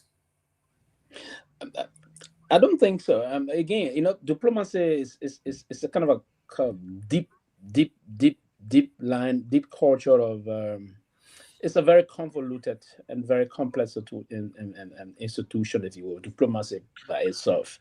And again, we have this year and part of next year, our time will be out, if you will. But again, they got something now unfolding currently called the behind the scenes diplomacy or the shuttle diplomacy that is ongoing currently. But again, we don't have, and you see, if you don't have anything to leverage as a foreign policy tool, you will always be a servant of second motions vote. Right, that's the kind of a tendency that we're always on. I will second the motion and other things we move through. We don't have anything to say to shift any major policy decisions in terms of this major global situation that is currently unfolding, if you will, with the situation going on in Iran, Israel, US versus Iran currently unfolding. You wouldn't have us playing any role. The Security Council, they're going to meet, they're going to have the tendency of preparatory. We have the major, there are 6 major committees we have in the United Nations. These are 6 statutory committees.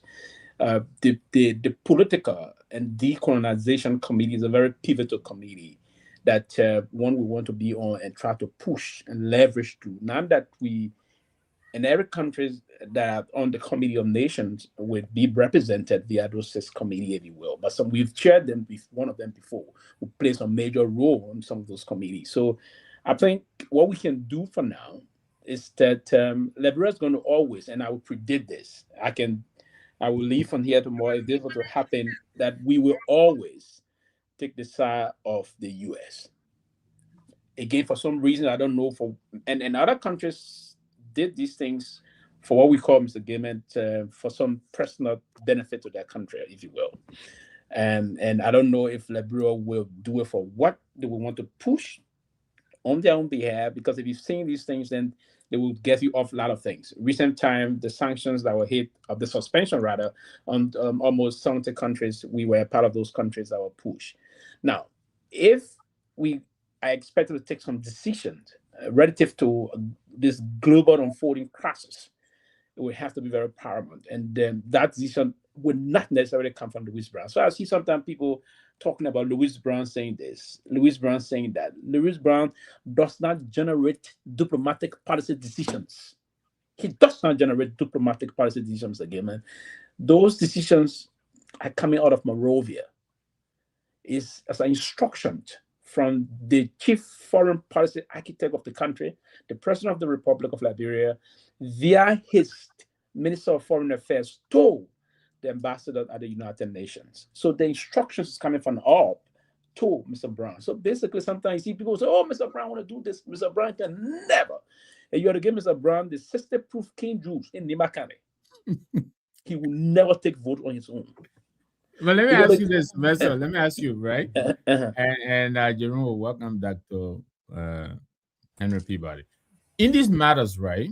You're the expert in the area. Wouldn't the president defer to you? I mean, yes, the president will make the public announcement or whatever it is, or he will he will make the final call. But doesn't he fall back on you to advise him how to deal in this matter as the foreign policy expert, the diplomat? You don't think he will call in Madame Beslow, Mr. Brown, and maybe the ambassador here or wherever, and first of all get them in the room and say, how do we deal with this? And I think that's where your advice will come in, Mr. President, in matters like this. This is what you do, this is what you don't do, and this is where you will game, you will wink, and play around with it and see how this goes. Wouldn't that happen? Obviously. So you see, the presidency is the most powerful institution in any country, particularly our country, in the way our constitution is structured.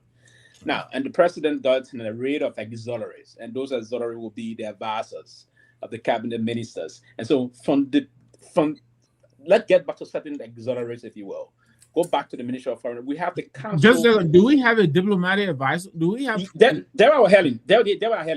Okay. So the president got more than 3 or 5 advisors appointed in his office, advisor on different things. But the Ministry of Foreign Affairs got the Council of Advisors, right? Okay. That Council of Advisors make up seasoned Liberian diplomat. We still have a few of them still around. We have, for instance, you should know this name, Ambassador George Wallace.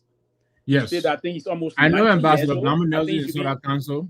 I think he should be 92 years old. He stayed the senior foreign affairs advisor to the president.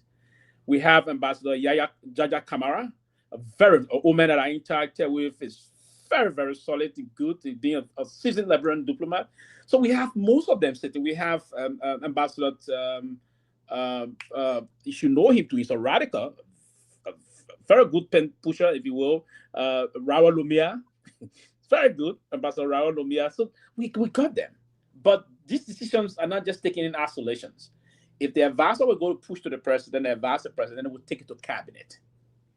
The cabinet will deliberate on it, and the president will do the final shot. Now, if you were to go back, I will close on here. If you were to go back to Article 57 of the Constitution of Liberia, it says the president shall be the chief foreign architect of the country. But if there are major national issues, the president does not do that in isolation. It has to be done in conjunction with the legislature also. So Article 57 laid that out for us. So the president got a lot of latitude, but there are some limitations to the latitude the president has. So in some cases, there will have to be a combination of thought processes from across to come to the kind of a major diplomatic decision. But I think, to end here quickly, Mr. Louis Brown does not take decisions all by himself. These decisions are coming off from the top, and to him, the ambassador. Thank you. Let me welcome Dr. Peabody. Dr. Peabody, welcome to the show. Hey, everybody. So good to see everybody. I just got, my band just got lifted on my Facebook page as well. I'm finally able to get back on Facebook. So I don't know who did this, but they did it to a lot of people. Didn't miss anything. But it's good to see everybody, man. Good to see you. I miss all of you guys, and it's so good to see you. But quickly, everybody, your man, they try to hit my own too, but my man, your man, Mark Zuckerberg, Jerome called him and they said, Pewee, my man. I don't touch yes, man. I call Elon Musk. I call the guys. Man, you don't touch the guy. Listen, guys. I told him, man, quick. I told he said, if you fly my case, the case you are under there, you're not win our case. You know, that's right. You see my page gone die again. I gotta check. It's all right. But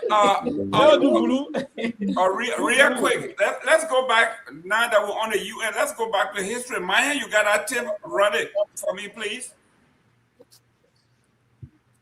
If you have that tip, please run it. Okay, if it doesn't, let me play it here so you can listen. Guys, listen to this. We must equally insist on full recognition and respect for the national rights of the Palestinian people by the state of Israel, especially their right to self-determination and a state of their own. Israel must withdraw from all occupied Arab territory. We must equally insist on full recognition and respect for the national rights of the Palestinian people by the state of Israel, especially their right to self-determination and a state of their own. Israel must withdraw from all occupied Arab territories. Okay. Ladies and gentlemen, I'm taking you back. Yes. Before you continue quickly, that was the beginning of his fall after that speech. Not the beginning, that was the end. That was the beginning. Then, yeah, because he left, he came, that was the beginning. And it was a brilliant speech. And African leader applauded him. And to be frank, and he was right. President Torgbean was absolutely on point. He was right, but unfortunately, and that's one of the serious I say, we will all be subservient. Whenever we want to deviate, to stand, then there's a problem. And so we need to build a society that will thrive on the issue of having nerve and building our own foreign policy instrument to be version. But that was unfortunate. And he brought the point that the people got the right to freedom, right? They got the right to this, but it was the beginning.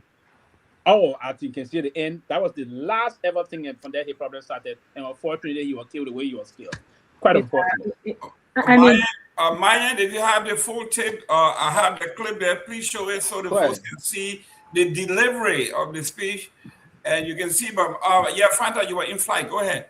Yeah. You know, this is unfortunately nothing surprising that African leaders, broadly speaking, you have 54 countries on the largest, arguably, I think second largest continent in the world. And they have been reduced to servants. They have been reduced to slaves. All of the African leaders, outside of, say, those in the Sahel states, they are asserting some type of sovereignty, which is respectable.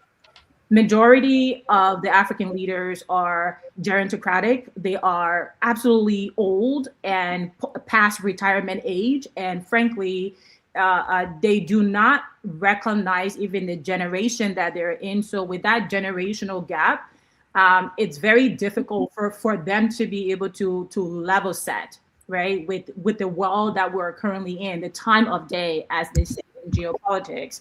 And it is quite sad, right? It's quite sad and disheartening, because a leader ought to absolutely orchestrate their policies, be it domestic or foreign policies, in alignment with the voice of the majority of the people they govern. When you look at the majority of the governing body in Africa, they're youth. There are people that are in their 20s, their 30s, their 40s, right? And their teens. So to have leaders who are so far removed from the voice of the public and have to rely on these sort of elders council who are just as equally gerontocratic, it just goes back to confirm that we are not in a democracy. Irrespective of that propagation, democracy is not a type of government that we practice, not in Africa, not even in most part of the world right now. What we are seeing is a lot of practice of authoritarianism. We are seeing dictatorship. We are seeing monarchies. And you would think there would be in nations outside of the West, but no, they're primarily in the West. You want to come down on Iran for not having a democracy, and you want regime change. But when you look at the British world, they have been running monarchies for thousands of years. Why don't you introduce democracy in Britain? Why don't you introduce democracy even in the great United States? But they will never do that, because democracy works as a marketing, as a media campaign for the people, right? To give them a sense that they have a voice. They have a voice. They have some type of say in the governing of their societies. But when really they do not, because a lot of these leaders subscribe to one principle, and that's the principle of secret societies. And African leaders have very much fallen in that trap. They subscribe to the Illuminati, who consists of the Freemasons, consists of the Frankists, among others. So when it comes to governing and how they run their country, their point of reference is not to any constitution. The constitution is it's a mere document, right? There for decoration. We've seen time and time again, these leaders abuse the constitution completely disregard any type of regard, right? Any type of regard for anything constitutional. They will often revert to their secret society's Bible. And therefore, when African leaders come to vote, they will vote in alignment with that. Whatever their Western masters say, that's exactly what they're going to follow. There's overwhelming evidence for those who would like to combat this. It is public, so please do some research. There's overwhelming evidence that supports this. African leaders are part of secret societies, and they are subjected to their masters in the West. Why is it that we have Freemason temples all over Africa? They are among the largest buildings in the country, rivaling, frankly, the largest churches, the largest buildings of faith. Why is that? You can't serve two masters. So when your influence is derived from a cabal, your influence is derived from a secret society, what are you talking about? Constitution. Constitution means nothing. What are you talking about? Democracy. Democracy means nothing. The people means nothing. We revert to what our masters want us to do. And if they are not careful, I keep saying this, there's gonna be a revolution, not just in Africa, but globally, because the people are waking up to the farce. Well, ladies and gentlemen, thank you for turning in and welcoming us back. And this is great. A real announcement, real quick here. Next week, this Sunday, we are going to daylight savings time. So we will be coming on, as of Monday, we'll be coming on at 5 p.m. We are reverting to the old time, 5 p.m. You know, the time changes. So you got to set your clock 2 a.m. on Sunday. You got to, what it says, spring forward, fall back. Last fall, we fell back 1 hour. This spring, we are springing forward 1 hour. So we'll be coming on Eastern Standard Time at 5 p.m. It will still be 9 p.m. in Liberia. So let me remind you, Jerome, I'm trying hard to bring you into the 21st century, but you're still kicking and screaming. Nobody says clock these days. The clock set themselves. What we do is we change our smoke detector battery. That's what we do. You don't be talking about change your clock. Does anyone on this still set clocks? Yes. What clock do you set? On my watch here, when I want to wake up at 5, I set my time, my alarm at 5 o'clock. No, your clock will adjust. You see, alarm. Just when you think you're morning, you fall back. You fall way back. Honorable Pewee. So here we are here. There's one thing that is constant. That's capitalism. Capitalism cannot be beat. I don't care who you are. The Chinese fought capitalism for years. Now they are the greatest capitalists they have had. They have incorporated capitalism into their system. The Middle East, they have incorporated capitalism. Capitalism is like vampire. It goes where blood exists and sucks blood. Wherever they are in the Middle East, in Africa, what the Chinese have done with this capitalism, the capital is that like they decided that they were going to learn the trade, the tools of the trade, and beat us at it. So what did they do? Just imagine 50 years ago, China was a third world country. They came to the Harvards of the world, they came to the Princeton, the MIT, they went to the Columbia, the London School of Economics, and they went to the best of the best, took what we have here, they tweaked it, came and beat us at our own game. That's capitalism at its best. So for those of us who are still trying to fight or fathom something that you can't see, those who are fighting that system, they are bound to lose. It looks like that's what we are doing here. Pewee, your take on what's happening here, to me, is capitalism, because you look, a friend of mine sent me a link. Now, You can buy your Quran in all colors. You can buy your hijab. You can buy, they got all these, it's on website, things we never saw before. You can buy all, you go online, you can buy all your materials. You want to on the same website, if you want to buy your church robe and your bishop heart, it's there. You purchase, that's capitalism. And let's see, we can't beat this stuff. Your take on it, Pewee. You are muted.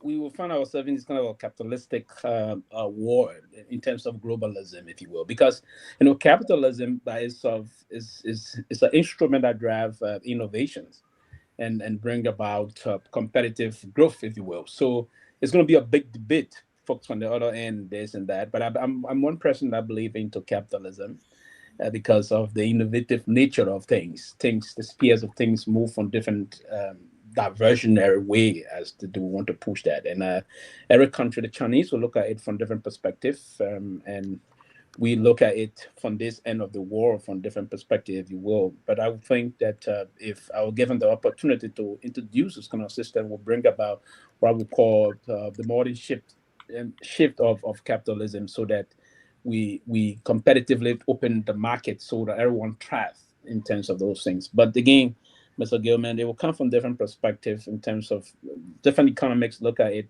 and specialists look at it from different angles, if you will. But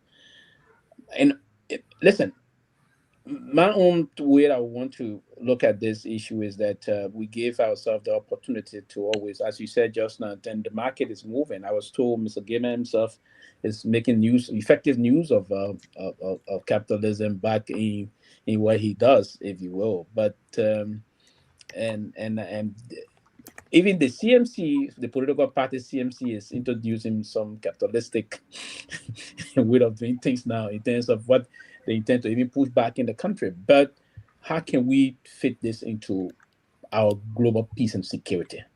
That's my concern for me. I've been deeply reading. I just started reading a book 2 days ago.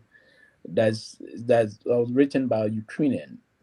It's a kind of an issue that, and he predicted something about what is unfolding now, and he thought that would be giving his enemy the room to win over his country, if you will. So when we sit and want to look at things and the current situation that is unfolding today in the Middle East, and then we want to think about what is happening. For me, sometimes I get deeply confused, and I think where the war is headed, we need some serious global disruption to put things back on course. If not, we're going to be having some problem. Dr. Peabody, capitalism versus our culture. Capitalism have my first class in graduate school was the nature of capitalism, and the president of the social science department from the University of Chicago was teaching that class, and he showed us the film called Dracula, and everybody watched that film. And he said, "What is this about?" We said, it's a scary movie and all of that. He said, no, this is not a scary movie. This movie is, said to the lay person, yeah, it's a scary movie. He said, but this movie is about capitalism. So you see Dracula flies everywhere, sucks blood from anybody, anywhere. And it is that blood that he sucks that sustains him. In that case, Dracula will never die because there's blood somewhere at any time that it will suck. And I sat back and read a couple of articles and books. And now when you look at it, you say, you know what? These guys are something else. So, I mean, you go into our interior. Look at the Chinese. Let me read this, and then we'll discuss it. And then we'll go to the local news. I just Googled how the Chinese got to be so developed.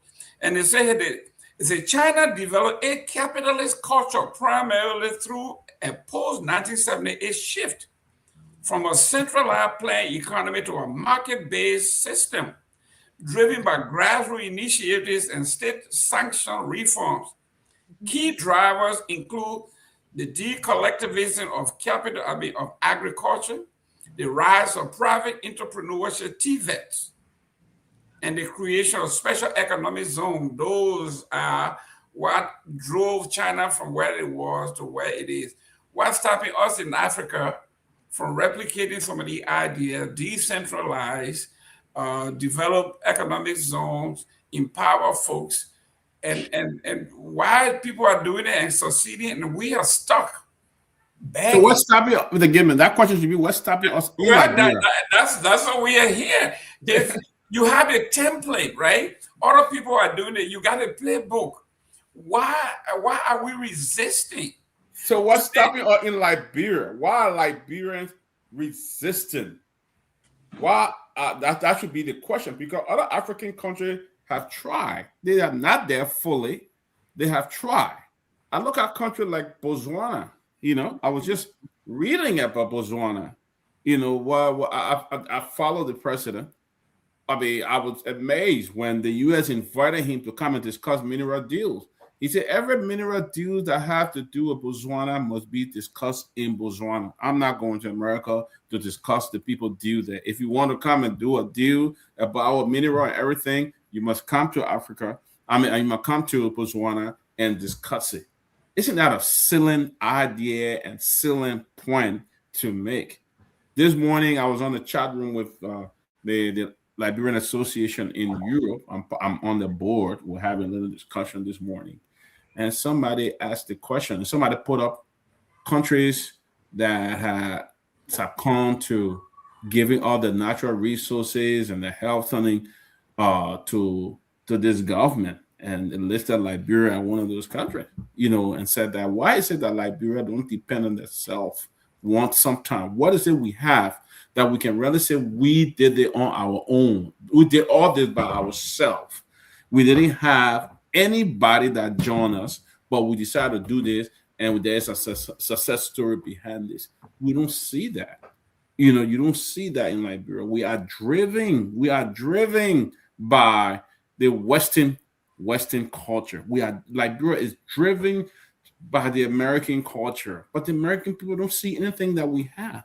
They don't see anything good they can get out of us there. They really don't see a whole lot. So they don't even make much reference to us in turn. All we talk about America is our partner, blah, blah, blah. But what can we do for ourselves? Some African countries, Ghana just talked about the economy have grown by a certain percentage. After they were down in the red, the World International Monetary Fund, other World Bank, other than had to come assist them. Ghana just talk about their growth this year. How many percentage the economy have grown, the value of the city, how strong the city have come to the British pound and the US dollars. We got nothing. Liberia is not driven by that, Mr. Gayman.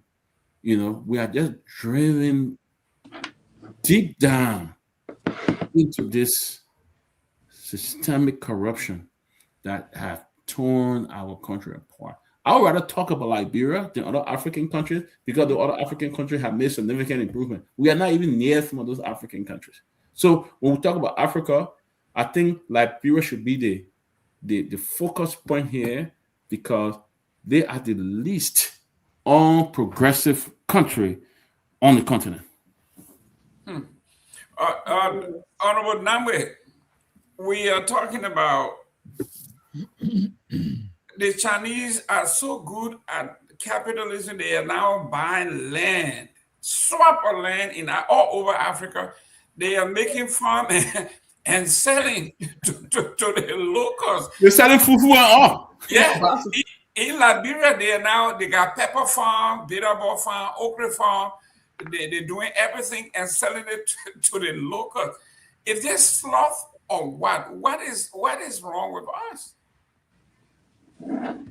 Yeah, a lot. Look, let me push back on my brother Peabody for a moment.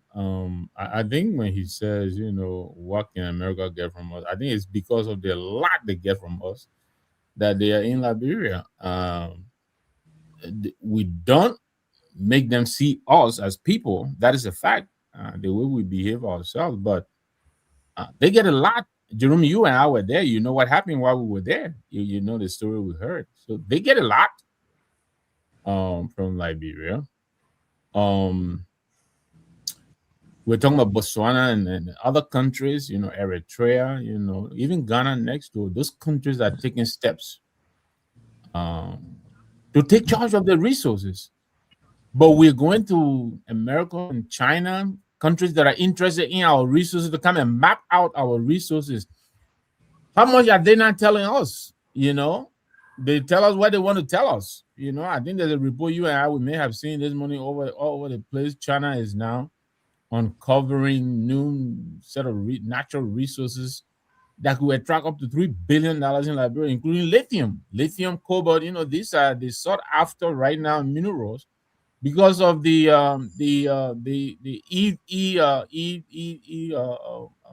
technology that's coming down the pipe. EV, go E this and E that. Those things, they power those engines.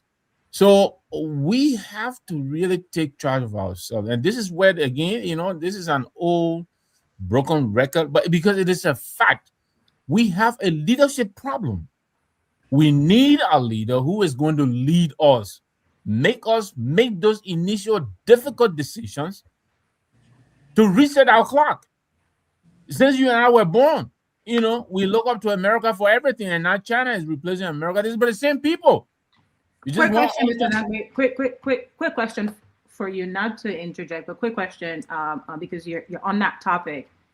How has Liberia benefited from its relationship with the United States, considering that's the one country it's had the most alliance to since its existence? How has it benefited from the U.S.? I would say from that benefited none relative to what we could benefit. I think we have not leveraged, our resources. America is not in Liberia because they love Liberia. They're not there because they like anybody. They're there because of their interest, because of what they can get out. We have to then leverage what we have that they want from us so badly. Never mind all this stuff. Oh, you got nothing, all that. So, that's crap. Mm-hmm. So we need to wake up and realize, what we're being had for and take charge. We have to try. My sister Sarah is writing in the chat there, we don't have the know-how. No, I disagree with that. We have the know-how. We need a leadership who will take charge and put systems in place that will help us. Well, let's dig a little bit into that. What specific foreign policy, like one or two, right? Just one or two quickly, would that leader have to put forward to reinstill that confidence, right? That this is something different. It's not like the same status quo. Bowing or being subservient, as Pewee said, being subservient like to Western influences. What is that difference in that leader? Concrete difference, practical foreign policy and domestic policy that they will have to put forth. Yeah, I know you're asking for one thing, but I could give you a lot more. How about we begin with the way we structure our MDAs, right? The mineral development agreements that we sign with these people. How about we reconfigure those? How about we don't take $250 million and give it to MTL or whatever they call themselves that are entirely non-Liberian? How about we don't get B mounting 50 years for practically nothing? I mean, I was looking at last year the latest report before this current one. I think over Jerome, I forgot the figure. Over I think $600 million or billion. It's a billion. What did we get back? We got less than 200 million, Ms. Kamara. I think these are the things I'm talking about. Recently we heard 200, we got like 30 million. It's like 5%, like 3 to 5%. Right. But the point is, and I'm sorry, it's been a little while. I got to go back to the number. The point is, compared to what we could get out and what we're getting, it's like 9 a day. I mean, Dopoh Jala was at the LTA, the legislature. He himself lamenting the kind of agreements that come out of this institution. So I think a leader could help us put his foot down on the way these contracts are negotiated and written. That's one. Two, I think our consumption habits is just bad. I think we consume a lot that we don't have. Why are we still giving people gasoline who work in government? Why? Why are we still giving people scratch cars? Why? Why do we still buy cars for people who work in government? You know, we don't have those things. We're just living large and living it up and showing off, but we can't afford these things, and that's why we're crushing on our expenditure. Yeah, read that. Pewee, this man, I mean, I'm talking about on Victor Nagbe in Liberia, and we were privy to speaking to some of the international folks, and they have totally no respect for us. Absolutely not. Because during our negotiation, we don't negotiate for our nation and our people. We negotiate for private interest, right? They want to know how much this family will get, what percentage is not a country. What percentage would this family get? What percentage would that family? They drove me around and they were showing me complexes in Monrovia that belongs to families who are now living in the diaspora, but basically going to Liberia annually to collect, which is like farm, right? It's their farm. They go there to collect, they harvest, bring the money to the West. So you heard Trump say, you live in a shithole. Don't bring your money here. We got enough. We don't want your money here. Keep your money, develop your country so your folks don't keep dying trying to cross the oceans, right? So how much more do you want someone to insult you before it dawned upon you that you have everything? People talk to us, they folks got, look, I understand my sister is talking here about what have we got in 200, because 1822 to 2026 is 204 years. And from the inception, it has always been about individual, never the nation. Correct. As we're doing today, people living in their homes, and the government is paying their housing allowance. Who does that? Who does that? If Who you want, does that? You can't afford it.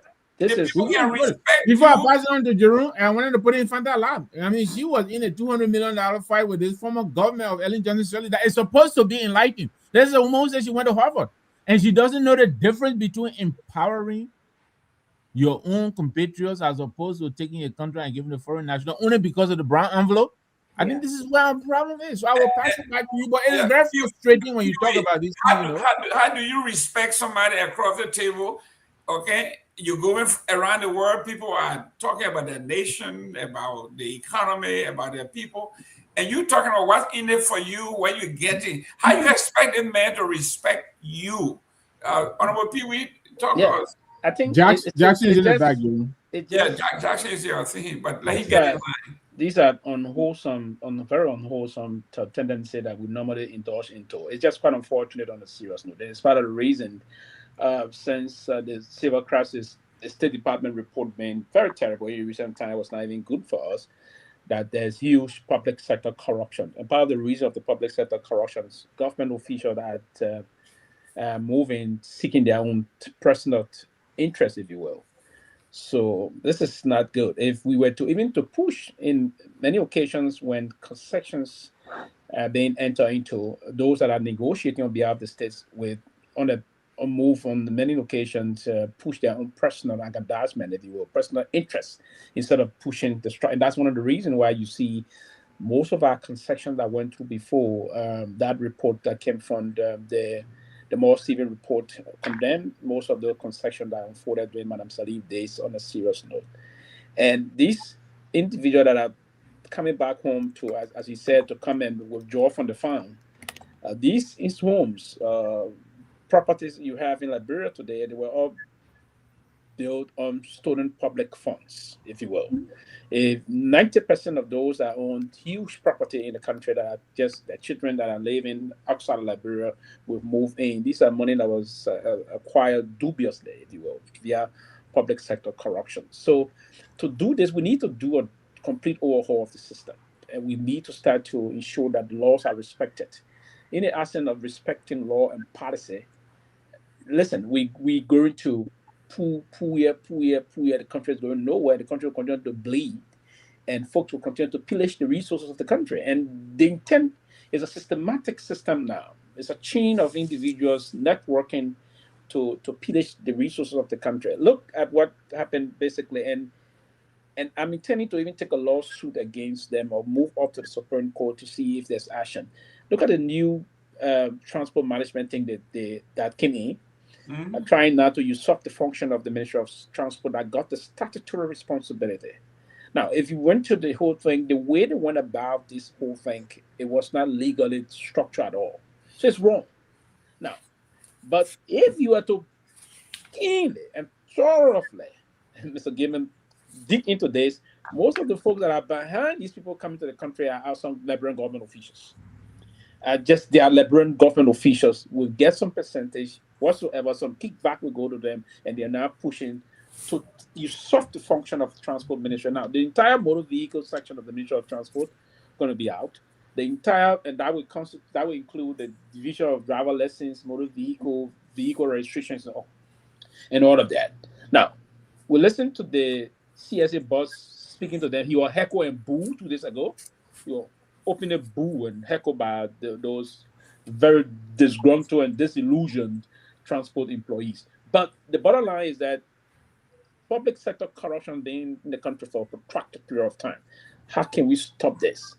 It's about what are some of your suggestions, Pewee, since you've been in the government, like, and you've seen this like from the inside. To be honest with you, Father, is to stop this, it will have to come from the President of the Republic. If the President of the Republic is to stop this, and I may be wrong, but to stop this, because the President is very powerful in Liberia. If the President of the Republic is ensuring that the President took oath to protect the Constitution, and the Constitution is clear that we should respect laws and order and regulations and all those things. So the President is saying, I will implement the laws of this country. Trust me, things will change. Things will change drastically. Now, if they were to say to you, if we have to go through the due diligence for anybody to get contracts and go through it in a clean way, trust me, if you and myself to go through something, not because I'm connected to the government, if I'm not qualified, who give it to me? Now, if they were to do any, as the Liberian men call it, migo thing, then the president move and dismiss someone and they arrest that person to jail. The next person will be brave to do it. You think if I'm going to jail, Father, will you be prepared to do what I did? Oh no, that's the one thing about Liberian men. When they see that friend, that's it. So that won't make it change that country. And listen, nobody can change that country, but one man can start it. If the president were to start. Now, the president sent, and let's say, I hope they are not enter trial he gave today. The fact that he said to his cabinet officials today that they abandoned him during a major cabinet function with the diplomatic corps. And next time he said if it were to happen, he would take action. Let what they see the next time it happen, he don't take action now. I wouldn't bring it. But the president, Chancellor suspended his entire cabinet for not coming to a church service. The next program Chancellor was going to, it was now the party program. All of them went there. So who do you think like we currently have? Like when you look at the political landscape Father, right there you talk about the corruption. You talk about the law. Let's go to this here. A few days ago when we were off the air, they said the ombudsman raised the red flag on officials serving in government party positions. That means people who are actually party loyalists who are supposed to be separate from the government, they are serving in dual positions, right? Yes. You are chairman of the political party. Oh, in fact, before let me welcome Mr. Jackson. Mr. Jackson, I forgot you were here. Welcome. That's what happens when you come to class late. Welcome to the show. We didn't get time for the man. Well, thank you very much. I'm happy to be here. And the topic under discussion is very interesting. You know, this whole thing has been going on in Liberia from time immemorial. Government officials are corrupt, they are inept, there are duplications of functions, they have a whole lot of issues with conflict of interest. And we have said this over and over and over again. And nothing seems to be done to rectify these situations. But we got to keep talking because 2029, we have to fight to make sure that the right people are in government so that they can move Liberia forward. Thank you. Great. Fanta, let's come to we're talking about it here. Let me correct myself quick. I said suspended. No, he didn't suspend. He dismissed the entire cabinet at the time. Sorry, okay. Go ahead. Yeah. Yeah, the ombudsman. But in the current president, he threatened to suspend all the people who didn't declare assent. What happened? We coming to this. The ombudsman, we talk about, you talk about the rule of law, right? You talk about, the president taking, that didn't happen. And then here, it said LACC clears Emma Glasgow of corruption allegations against her by the government. Then today, we had Centel warn boycott is expanding government at Yellow Machine structure, add new boards and new employees and new budget. And then finally, it says here on the front page of Front Page Africa, define the Supreme Court, that's the question. A constitutional showdown is brewing at the executive mansion. And the office in charge, OIC, of the National Public Health Institute of Liberia, stand accused of failing to implement a landmark ruling of the Supreme Court of Liberia in favor of Dr. Dopoh Chris Nyan, right? In February 16, 2026 decision, the Supreme Court ordered that Dr. Nyan, the dismissed director, be immediately reinstated or compensated for the remainder of his statutory tenure. Weeks after the ruling, however, there has been no implementations of the court's order. Fanta, you guys were talking about the rule of law, that it has to come from the top. Three things. This president is being guilty of three major stuff. He is creating cabinet positions that the law says rest with the legislative bodies. He is the budget is belonging to a degree that is unimaginable, because as you create these other agencies, you are adding more and more money. And then finally, the president has gone back to his old ways. The Supreme Court ordered him to reinstate these folks, and the president have ignored, and these people are still serving. He has not addressed the nation on it. Dr. Nyan is still here, hanging around. Y'all say so. What is your thought on these three things? The budget is getting bigger. This is illegally done. You are adding more agencies that are supposed to be either attached to some of the ministries, but it is unbelievable what's going on in this country, Fanta. Yeah, we are a culture who operates in unnecessary access, right? We're always engaged in the excessiveness of things. We love showboating. Showboating is very much part of the Liberian culture, and it's something that it's almost like the bedrock of our governing class. And to have a leader who does not honor the rule of law, right? Yet it is very prominent in his manifesto, in the arrest agenda. One of the R's, I believe, represents rule of law, yet he completely diminishes the rule of law whenever he feels like it, because he understands, and this is something that is very profound, he understands that there is no ramification. Once again, we don't operate in a democracy where there are checks and balances, where you expect the legislative to hold him accountable. He's paid off all of them. He has bribed all of them. He has bribed the courts, including the Supreme Court. So if I feed you, Mr. Gayman, if I put money in your pocket, I put gas in your car, I buy rice for you, I buy you plane ticket when you want to fly to America or fly to Dubai, and then you turn around and you say, oh my man, like I have to hold you accountable because you're in violation of this said law. On what ground? On what ground? And this is why, I really encourage people to read my article titled Corruption as a Service, because the corruption that Liberia practices makes corruption itself blush. Corruption itself can be standing in the corner and looking at Liberia, be like, damn, my man, no, like, the way you took it, I never even expected that level that, like, you have truly exceeded all bounds. And this is Liberia. So when I'm asking these questions, like, what can be done, right? To people like Pewee and some of you who are very familiar with the inside workings of the government, what can be done? Like, what can we say? This will be the one thing that we will be looking for in our next leader and hold them accountable to that. It's very important, right? Because who can we point to right now in the pipeline to say this person or this person has that characteristic. This person has that capability. This person has the ability to put their foot down and be respected. I don't see any of them right now. And you know why that is? Is because they've all been bribed through the Unity Party government administrations one way or the other.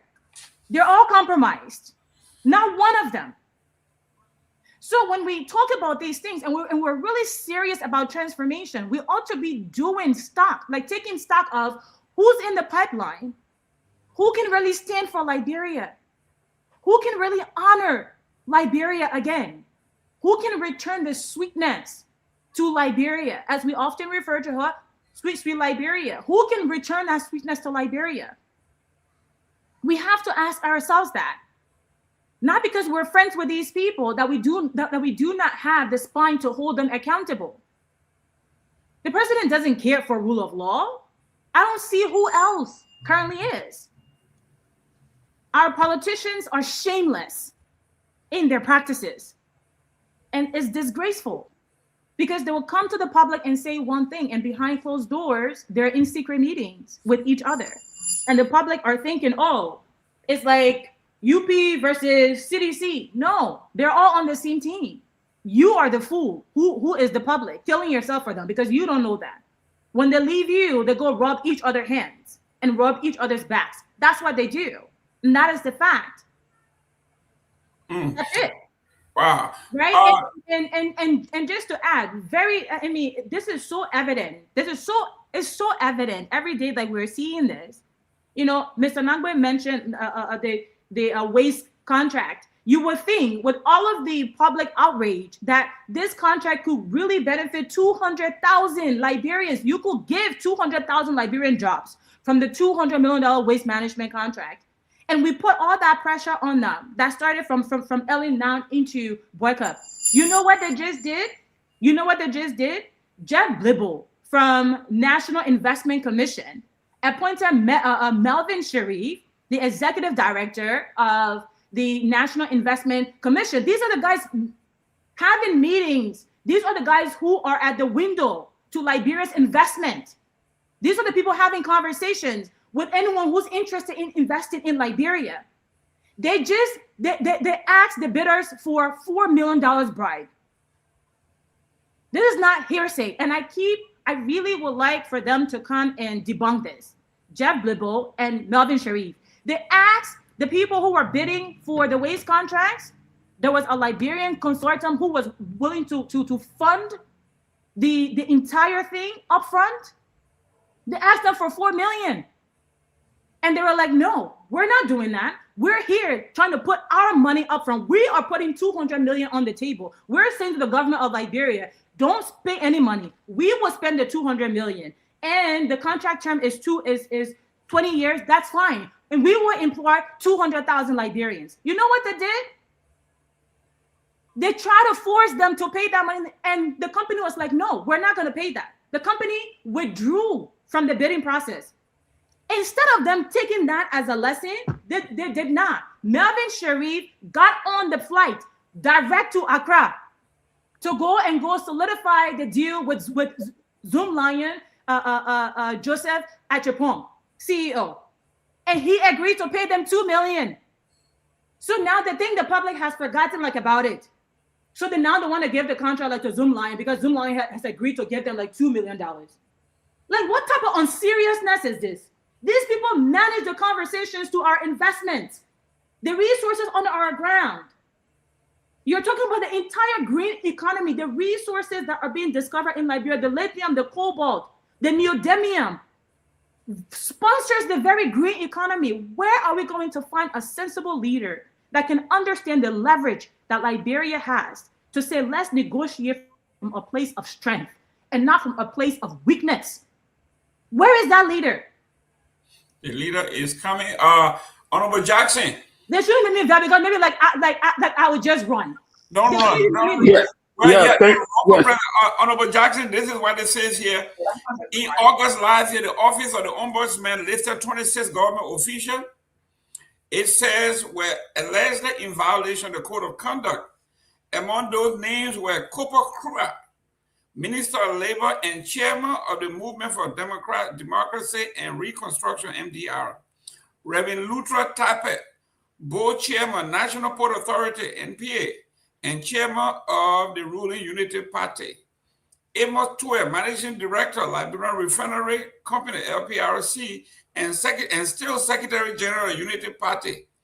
Cornelia Wakele Krua, Minister of Youth and Sports, Chairperson of Unity Party Fundraising Committee and member of its steering committee. It went on to name Rory Bryant, Superintendent of Monserrato County and National Vice Chair for Membership, Mobilization and Recruitment, Unity Party. Robert Bestman, Mayor of Painesville City and Chairman of the Unity Party for Monserrato County. Jacob Smith, Deputy Managing Director, LPRC and Liberty Party Executive. Daniel Osano, Deputy Minister, Minister of Information, and Executive of Liberty Party. Ansu Dole, officials of the National Disaster Management Agency and Chairman of the All Liberian Party. And Kevin D.J. Matadi, Assistant Minister, Minister of Commerce and Industry and Executive of the MDR. These are all major violations of the law, especially the Code of Conduct. This is not alleged. This is factual. Honorable Jackson, why are we like this? Well, we are like this because there is no accountability in the country. You cannot have a country where there is no accountability. When there is no accountability, these things happen. Okay? Where in the world that you will have a folk working in government at the same time he's an executive of a political party that's doing business with the government? That is the reason why in Liberia we don't have technocrats. Everybody that is working in government are political appointees. We don't have technocrats. That's why the government continue to perform dismally. Because you know what? They're not being accountable to the job that they are doing. They are being accountable to their political bosses. And it is sad that you have an institution of government that is reflecting these individuals, and yet and still we have an executive that is doing nothing to address it. But yet and still, he claims he is the president for rule of law. There's the Capitol building got burned. They round up a group of legislators and they accuse them and they are prosecuted. They are spending millions and millions of dollars to prosecute those people on political grounds. But yet and still, you have people within your government who are members of political parties, including your own party, and you still keep them in government. Well, I always ask this question: what is happening with the psyche of our people? What is happening with the psyche of our people? That common sense, we can apply it. We continue to live in this bubble. We can't even get out of this box. Contract, the same thing. Investment, the same thing. Rule of law, the same thing. Corruption all over the place. And so it is sad that we come on this platform We talk about all of the ills of the Liberian society, and yet instead, government is taking no corrective measure. I will not say the government, the president is taking no corrective measure to address these things. But I got news for them. Comes 2029, we will elect a new political dispensation in Liberia. A dispensation that is going to move Liberia forward. Not the Simo, because the Simo has been in power through different political structures for more than 20 years, and the country continues to go down the drain. Wow. Honorable Nagbe, this one, I know you're going to laugh. The Justice Minister went to the Senate and apologized for bringing them into disrepute. He said the Justice Minister also has apologized to the members of the Liberian protecting Senate his job for his decision to institute criminal lawsuit against them. The Justice Minister, the higher lawmaker in the country, went and prostrated in front of the Senate for forgiveness, for bringing out the disrepute, for trying he to... would have cast it on.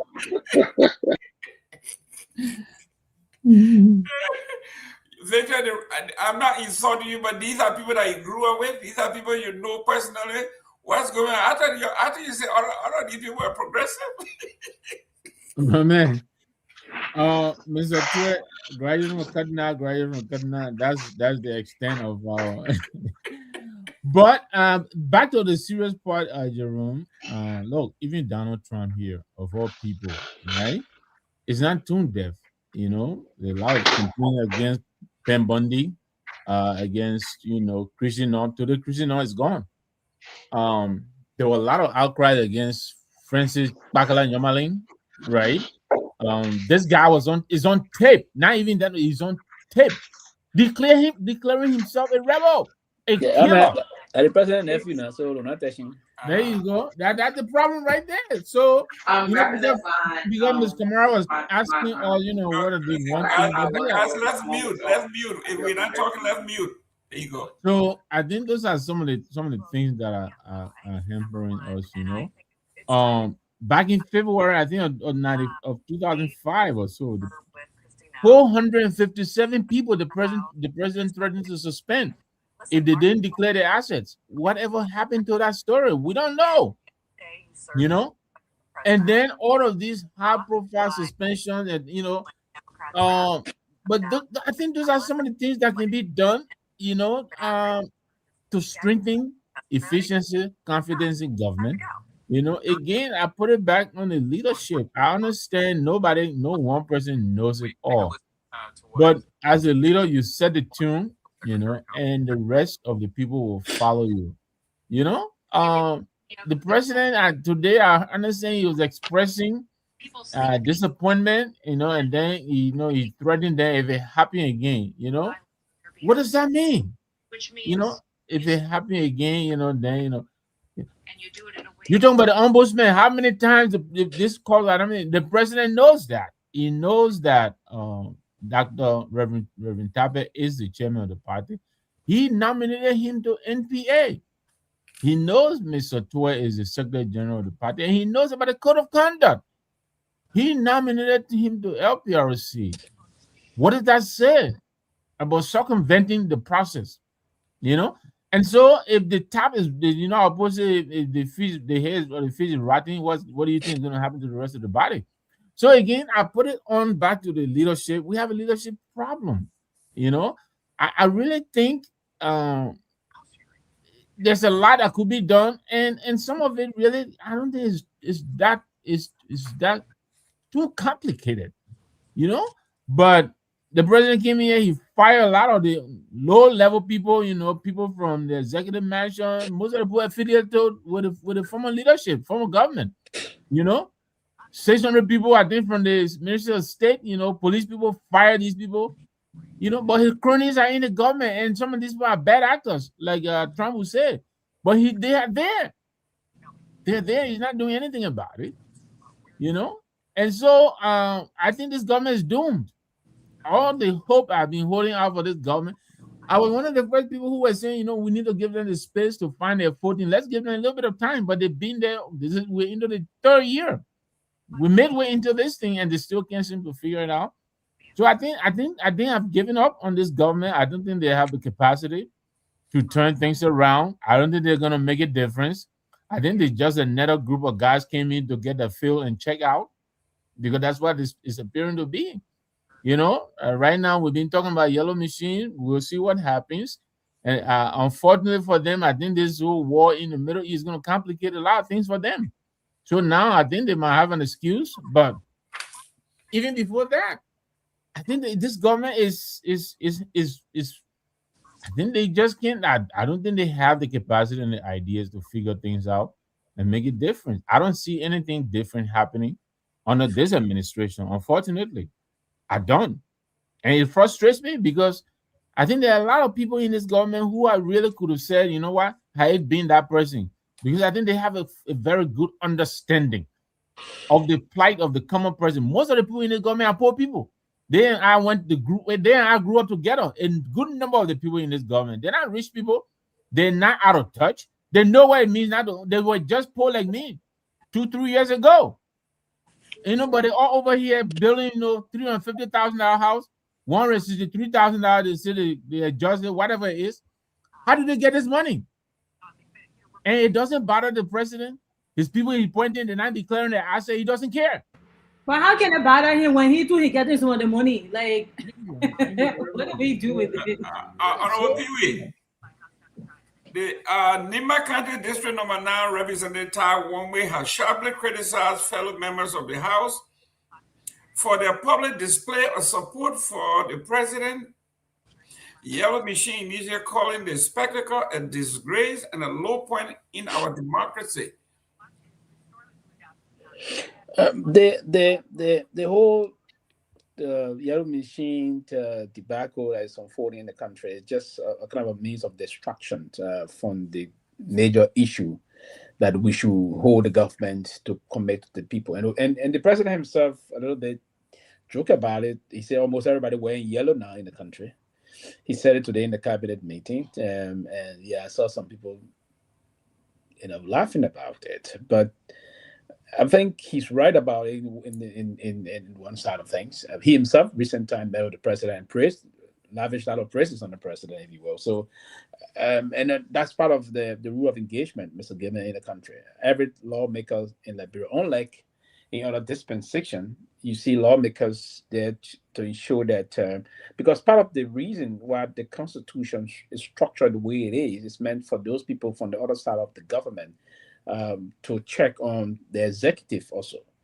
But they are not only that they are partners, but they are one of the major operational surrogates of the executive, if you will. So if you saw most of them doing what they're doing that in the name of them having, because you know they got the price. So they're doing these things to ensure that there will be some money directed at them, right? Some of them will pass some issue through the budget, and you have to have a very good relationship with the executive to have these things out and all those lines. But the country is I think, and that's one of the reasons why I'm saying if this year is going to end this way, we are about to end the first quarter of the year. If the year is going to end this way, I will be sufficiently convinced that Mr. Bwaka will be re-elected come 2029. Now, there's a lot of things that's going to give reason to that, and we see the commentary from all angle of the structure of the states currently. Now, if the yellow machine situation is out and the president stated, yeah, it's a good thing to have those moving equipment in the country. It's a very good thing to do. But if the yellow machines will not be deployed, Mr. Gayman, in a strategic way that will create jobs, opportunity for the people, that's another fiasco. It's going to do nothing if you were to go open all of the alleyways and move into all of the different municipalities of our country. Even the major metropolitan terrain, if you were to start seeing a lot of things unfold in the country, you need to allow the yellow machine thing to start creating jobs. And Liberia is not saying that's why, create some job, get people working and do. Other than that, we're going to have some problems. So if to see lawmakers now, and all of these lawmakers, they are bringing these things. Now, let me tell you what's unfolding in the politics of the country today. These lawmakers are not doing it because probably they want to just do these things. They are strategically positioning themselves. Some of them want some of the machines. They want to be very close to the executive. Then they will go around the executive mansion, tell the president say, okay, call the superintendent. Man, district need to be open some area. They want areas open in that. There's some of those roles so they can get re-elected. They're not doing it because they just want to do it. They've been strategic. So again, that's the nature of it. We have not putting into place a structural policy prescription that will just push to get directed at the people, so the people will be the direct beneficiary. That now listen, with this kind of a thing, we will want they are operating as the president is their benefactor now, so they are patient. they are patient all these kind of a techniques so that they are the benefactor. Say, oh yeah, they lawmaker did this. That's what happened, and you're going to see that it will even intensify around next year. Then it will super intensify 2028. Then when the boxing ring is announced open, because January 1st, 2020, January, but then not January, let's just say around September, they are going for their break. In September of 2028 or August of 2028, the boxing ring is open. The boxing ring is open thereabout. So we immediately get into 2029. Now, we election year. And now that the president says that will be a kind of a lame duck now. And then the entire government will be fighting because the president himself, out of two things going to happen. Either the president will say, then I will, and that will depend on his speech, his last State of the Nation address to the nation in January of 2028. And he did that. And then there where he will announce, I will contest, I will be, maybe he will take the word from his former boss, I will be a formidable candidate, or I will retire and allow my vice president to contest. These are the things we're going to be hearing from him in 2028. But other than that, the country is still going to face some serious problems. And I'm afraid with the current global crisis unfolding in the Middle East, prices going to start going up beginning probably next week. If care is not taken, then everything will skyrocket. And then you see that people will cry more. If you wanted to go back to your market, then chicken feet will be up, the same chicken feet he talked about today.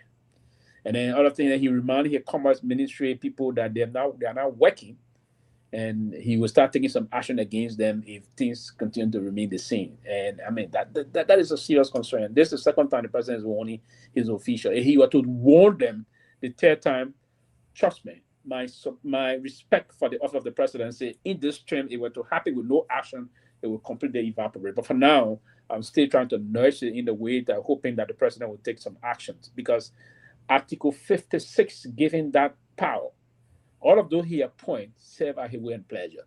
So he cannot continuously be on this issue about just reminding them. There should be no sugar daddy deal or no special official. And he said today, no one is more special. Anybody can be dismissed, and that is obvious, because Article 56 gave him that power to do so. So but he's a liar. He is a liar. He is a liar, and so they all lie. Like let's just call it what it is. He's a liar. Because he just saying that so the public can say, oh, the public is serious, so the public can do something, oh, that blah, blah. That is a lie. The public not serious about nothing. That real all the rapping on our mouth. Let me welcome the chief himself, Tomalin George. Welcome to the show. Hey, Mr. Gayman, good to be back, man. Just from jail, just from prison. It's all right. You saw Prophet Key? Prophet Key on the other side. On the other side. But it's good. Facebook, I don't know, when you're not on Facebook, you certain part of you think you're not around, Yeah, we take it for granted, right? It was 72 hours. It was too long for us, but we are. I remember the first night, Ben Sanvee, Peabody, I was on the phone for more than 3 hours. Got all 3 hours taking off Facebook. So we spent the whole 3 hours on the telephone talking. But again, it's good to see you guys, man. And I've been following the conversation. It's good. And people, you and I were talking today, right? And yeah. I told you, I saw it coming, Question North. I saw it coming. Oh yeah. But But she triggered the whole dismissal thing came from this whole 220 million that she caught, and then linked to the president. The president does it, and he was nominated. She on the horse doing nothing. That was the end of all. It was just the end of all. The guy and the fan Julia. He's already getting another contract. she got fired because she cheated on Trump. But even the guy that put that said, the man was just on yesterday. He said he misspoke. 1 minute he said that they're fighting war. Oh, we're not at war. So I don't even get much. Tony, that appointment is not about competence. It's about loyalty. Loyalty. Yeah, he's a MAGA. Yeah, but what's wrong with MAGA? Man, MAGA is dismantled. MAGA is good. I want the hell I want. Okay, so what's wrong with LAGA? There is no such thing. What's wrong with making Liberia great again? Mr. Gayman, look, I be following the show. Before I came on the show, I got this video. I think we'll play later on. I mean, this is getting serious. They're stopping the ambulance for the president to pass for what? Wait, you don't have me anywhere. I mean, and it's getting to the point. Each man telling me, I experienced it. I was in Habel, coming back to town, and the president of incoming from Ivory Coast. The plane was staying in the air, and they stopped us. They said for more than 3 hours, we couldn't until the president arrived and go to Monrovia. I mean, what is that? It happened to Weah. It happened to Ellen Johnson Sirleaf. What the president doing it for? I mean, then they get about 20 cars in the convoy going. Somebody need to Rosa Park that. They stop in the ambulance because somebody in the ambulance dying. They stop the ambulance under the president convoy pass. It's wrong. It's wrong. But to that one quickly, the traffic law of the country is also clear relative to that. Yeah. There are 3 right away in the Republic. 3. Yeah. The ambulance service would be given preference over presidential motorcade. Supposed to, Yes. It's given preference. Because that is just in the game. Again, one would say probably the security police didn't see or the police officer that acted in. And the reason is simple. The communication system with those that are on the motorcade, with that as the other police officer deploy on the fringes of controlling traffic, it's not there. So those other guys that are on the other side, they are incommunicado, right? So they wouldn't be effective in communicating. But that should be, and that's one of the things we proffered before. You need to, when the president is about to move, those that you should have the extended police escort that will coordinate from the traffic route to communicate very effectively on the police radio to see these things. That would be the president's son, God forbid, involved, or president, family president, or any other human being. The president needs to be to the hospital in 10 minutes or 5 minutes. And then you're waiting for a presidential convoy that sometimes they will hold the convoy for some 20, 30 minutes. I mean, that was just a break or some certain thing on phone. Or the police will have to educate her traffic officers that when these things are happening, sometimes you allow the ambulance to go. The ambulance also move very fast. You just allow the ambulance to move, and the coverage will continue for the presidential security. It was just quite unfortunate. But I hope it won't happen again. It's happening, and it's wrong. And then number two, it was unfortunate. I was talking about the Supreme Court issue of ruling on a case, and all the government needs to do now, either they give the man his job back, or they say, "Look, we won't work with you. We'll just pay you off." But to be in the face of the law, blatantly to refuse to even acknowledge the Supreme Court action is a problem, and it's not there. You also got the case of the Ashton case. Look, today I heard a former Speaker Kofa, the key from the Supreme Court chamber. I mean, I heard my friend Greg say they had a lot of evidence on the guys, but today they say the jury will be tampered with, the press will interfere, so they might take the case different place. What is that, man? I mean, it's too much. And today, I heard people earlier, the cabinet meeting, he blasting at people. All I think are just semantics, man. You're trying to make people know that. Tomalin, look, I'm not calling all this. Then when you say the judiciary is corrupt, then they hold you in contempt. Yeah, I said. The other man, I don't know where he. Every time he talking, something happen. You were at Penn Station. Yeah, but yes, Mr. Gayman. Yes, it. If I was Dr. Christian, I would go straight now off and go there to work. I'll go back to work. Let them focus up. So he gave me lawless. So they will just expose the government. They will expose them. If they done, listen. If the Supreme Court were to rule and they done, and we all sometimes can, and that's the last time some of us are very angry with the Supreme Court when the Perfect situation unfolded. But one thing they I know for sure is that we should always respect. But if the government herself would not respect the decision from the Supreme Court, then they're setting the recipe for disorder in the country. But we talked that here the other time before Facebook blocked us. Found out on the show that day we talked about the same rule of law. This government don't know anything we call law. They don't give a something when it comes to law. They don't care. Where in the world Supreme Court rule and they're still not even giving it any attention, not paying any attention to that. And even in America, what they say President Trump is difficult. When the Supreme Court make a decision, the only thing President Trump will do is he'll blast out the Supreme Court. But in Liberia, this is like the second, third time the Supreme Court has made a decision. And they sit there, the advisors to the president, like Kofi Wolf, who are on court, he might write this and that. They will not even advise the president to do the right thing. They will not. And see what's going on now. These people are not just senseless. Like, these people have no love for country. They are not patriotic. They don't care about Liberia. And I think this is a drum we keep beating, but we have to break the drum. We have to break the barriers. We have to play like a Rosa Parks. If I have to get somewhere and I have to get out of the way for a presidential convoy, if it's an emergency, you're gonna have to arrest me. Hold me in all types of contempt. Let as we can say, right? Like from like the crew pone and the pastor pone can say, let's just chaklai, right? Apply the traffic. What will you do? You will arrest me. You will arrest me. That's it.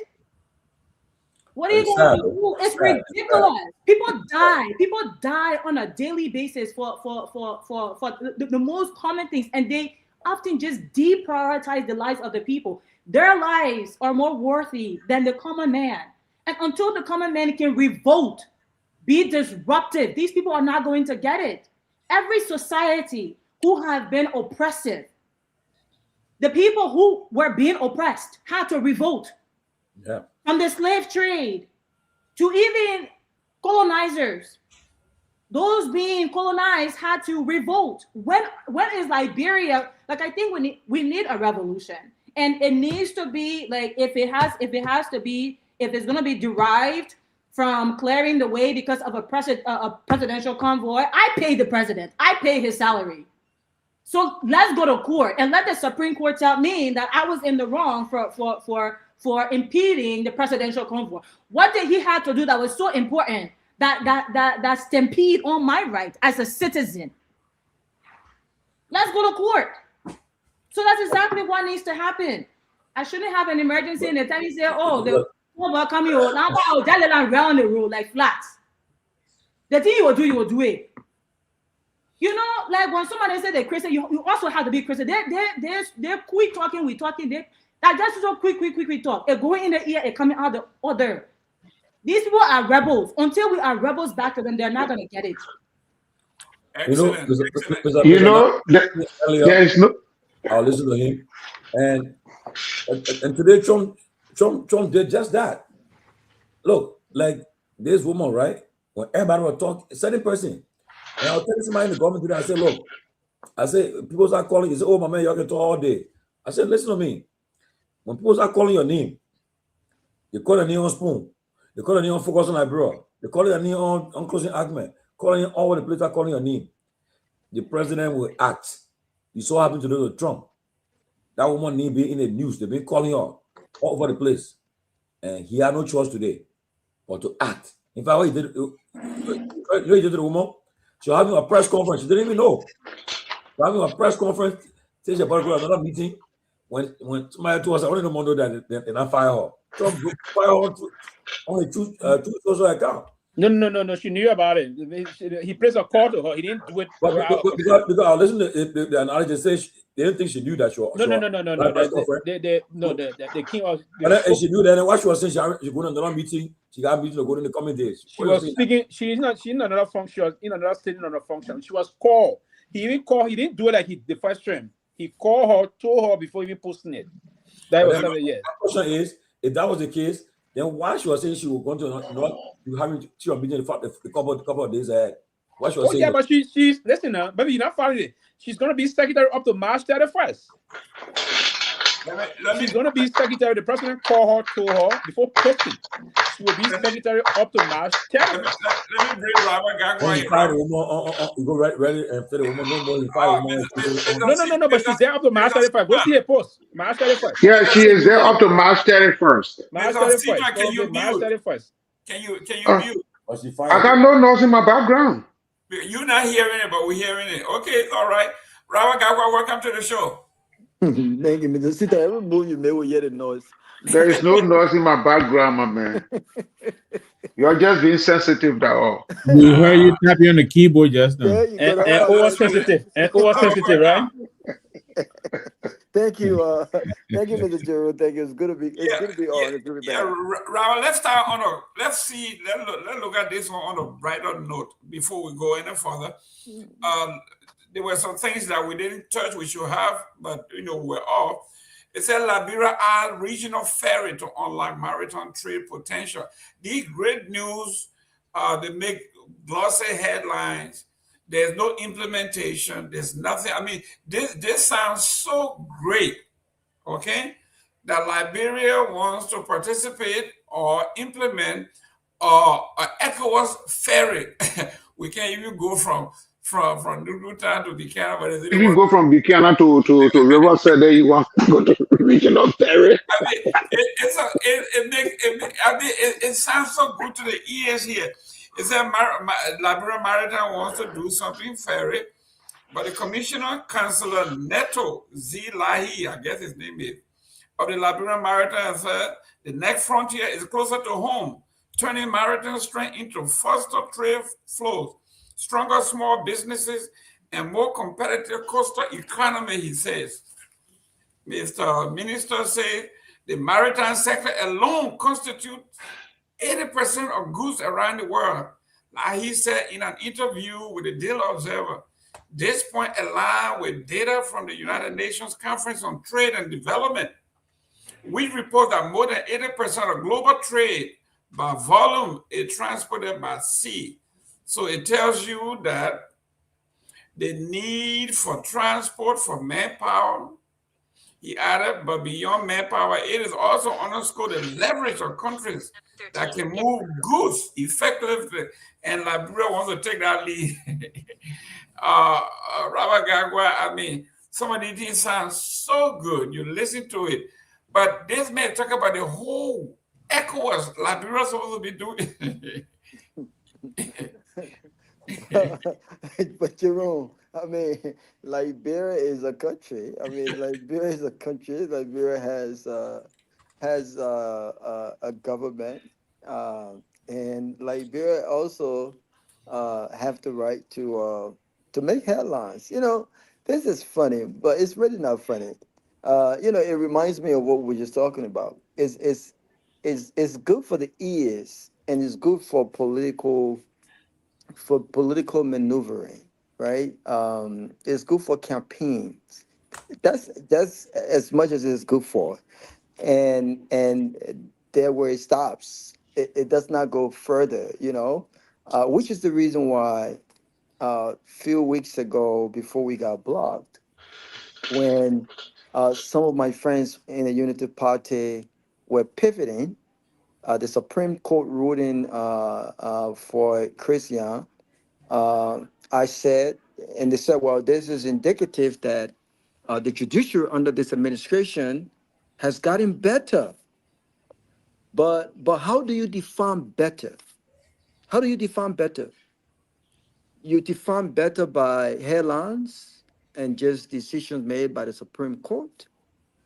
Or is it better when we are following decisions made by the Supreme Court? I think it's better when we're following and respecting decisions made by the Supreme Court. That's how you measure improvement, not just by headline. I know the Supreme Court has ruled against the government unconstitutional and illegal removal of a man in that position without due process. They knew that. And this is when I counter that by saying, no, let's not spin this. Let's focus on why did the government knowingly broke the law? They know what the law is. They know that this gentleman has the right to go to the Supreme Court, and based on the facts, if the Supreme Court is not compromised or has not positioned itself to be compromised, will deliver solely on laws. They knew that, but you know what they also knew, and which is why we are where we are. They know that the Supreme Court ruling does not have anything on them. There's no impact here because the Supreme Court can rule all day. The executive chooses whether or not to respect or follow the Supreme Court ruling. And if they chooses not to, not a damn thing happens. This is the country we find ourselves. This is our reality. Nothing happens. So it's one thing for us to continue to be loud about who is the biggest decision maker in the country. That's one thing. It's established by law. It's another thing when the so-called biggest decision maker in the country decisions are just not respected and nothing becomes of it. Nothing happens. What can the Supreme Court do? We saw what happened with the impasses on Capita. We saw what happened. The Supreme Court ruled. Did they respect the Supreme Court? This government? No, they interpreted this the opinion of the Supreme Court, unprecedented, to fit their own narrative. They did that. And so when you listen to headlines like that, Mr. Jerome, it's not that we're not laughing because we're underestimating our potential or our ability to lead that effort when it comes to the ferry. It comes to that. We're laughing because we are unserious. We have given responsibilities to a group of unserious-minded leaders, and the results have been a reflection of just that. That's just what it is. That's just what it is. And so this government knows exactly what they're doing, and we don't give this government, we don't give Unity Party the kind of credit we should be giving them, Mr. Nagbe. The truth of the matter is they've played many of the folks. They've played these people. They know how to play the game. They are very sophisticated and savvy when it comes to propaganda. It got them elected. They know no other means of getting elected. And they will continue to put these headlines out there because it tells the story. It tells a political story rather than a story that fits the reality of where we are as a country. And so that's just the way I look at it. It's unfortunate. Honorable Pewee, then I'll go to Victor here. We have a terrible case here in Ghana where a Liberian citizen was murdered. And what some of us are saying, what is going on? Why the Liberian government have not called, suspended, or summoned the Ghanaian embassy, the Ghanaian ambassador or consulate, whatever it is in Liberia? This man was savagely beaten, killed, and I mean, there's no outrage from our government. This is the government that kept saying we are now more respected on the international stage. We are protected on the international stage. Here, a Liberian human being, a Liberian young fellow, was viciously murdered. In Ghana. This is troubling, and it was and the graphic manner in which he was heckled down and lynched on was very quite unfortunate, and I expected the Liberian government did it, but in a more, I want to say, in a more half-baked way, if I will. I would have thought that the Minister of Foreign Affairs would have summoned the ambassador to Accra, to Monrovia, with immediate effect and ask for a major update. But yes, the Liberian National Police is the one that did that. Probably it was coordinated with the Ministry of Foreign Affairs, probably. But the police put out a release, the Liberian National Police put out a release that the Ghanaian Police Service updated then on it, and the 3 persons were arrested for the very gruesome murder of Liberian citizens in Accra. And so I said they were processed to court. 3 persons were already processed to court on that issue. And so I would want to imagine that the Ministry of Foreign Affairs coordinated with the police to do that, or it was the relationship between the Inspector General of the Liberia National Police and that of the Inspector General of the Ghanaian Inspector General of Police did that. But yes, 3 persons are already suspect and were processed to court. We don't know for now if they are remanded behind bars and how serious the Liberian government were to emphasize via the Ministry of Foreign Affairs expressing our own disgust about this issue and reminding her Ghanaian counterpart to take this matter very seriously. Remember, these are kind of a historical situation that always bring 2 countries a lock ahead. If I were to remind us, we do have a very huge Ghanaian population in Liberia. The Fantine population is very huge. And it was part of that reason the Ghanaians at the time refused international indictment when the issue of the arrest of the former president was unleashed at the time in Accra in 2003. I said 2002 or 3, yeah, 3 thereabout, when that was unleashed by the chief prosecutor at the time. The Ghanaian president then, President John Kufuor, refused to arrest Mr. Taylor and turn him over to the international court. The reason was just simple. Because he knew of the level of Ghanaian population in there, and there was a growing resentment at the time when the news broke in that Ghanaian would have been targeted by even Malaysia forces in ordinary Liberian, by angry Malaysia guys that were loyal to Mr. Taylor at the time.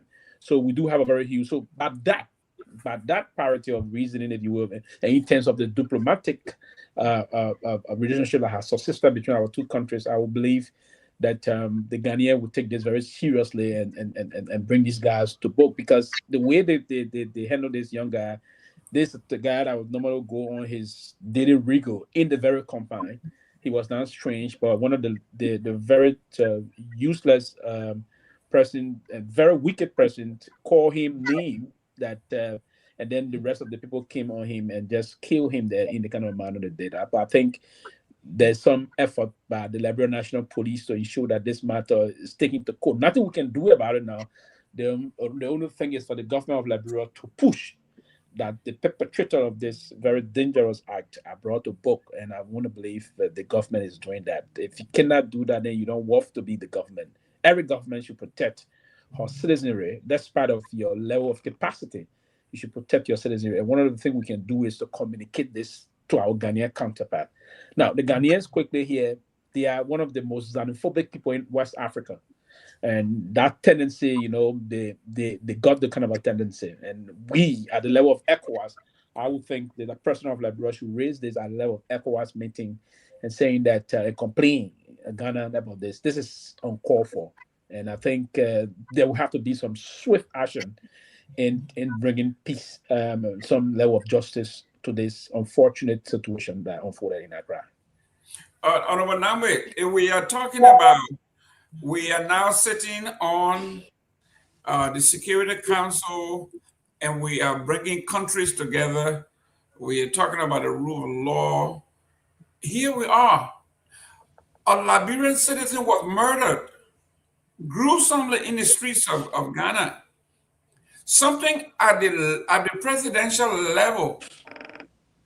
And we are talking about down to the police director. I mean, we are talking about from a story that should be at a presidential level, they took it all the way down to the bottom of the poll and say, we have police director talk to another police director. I mean, I've never seen anything like this. No, I agree with you too. I'm underwhelmed too by the response we're getting from our government. Yeah, I agree. ECOWAS, neighbors. There's a lot of cordiality between the two countries.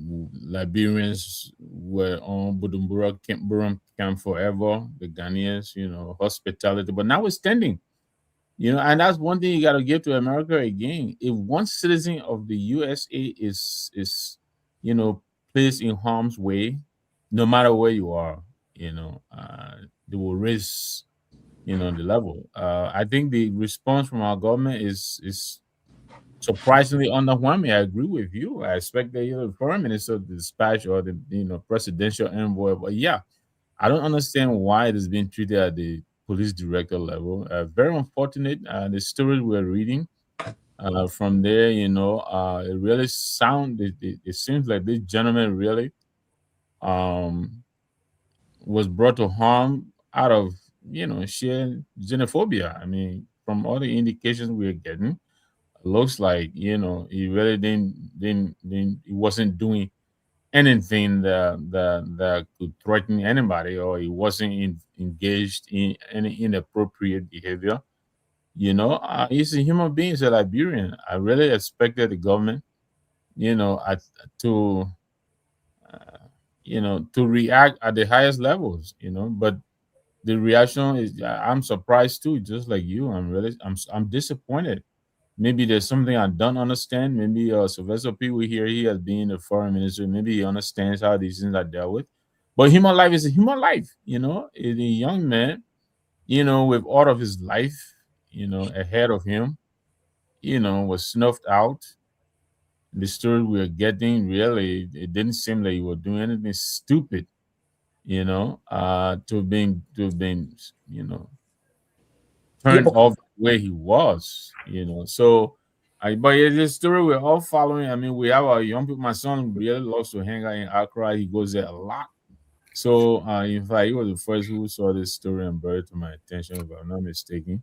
And so he and I, we've been taking interest in it because it could happen to anybody, and I think it's just really, it's sad and unfortunate. And I hope the government will, I understand, like, I think Sylvester said, or Dr. Peabody, 3 people are in, or I think Robert.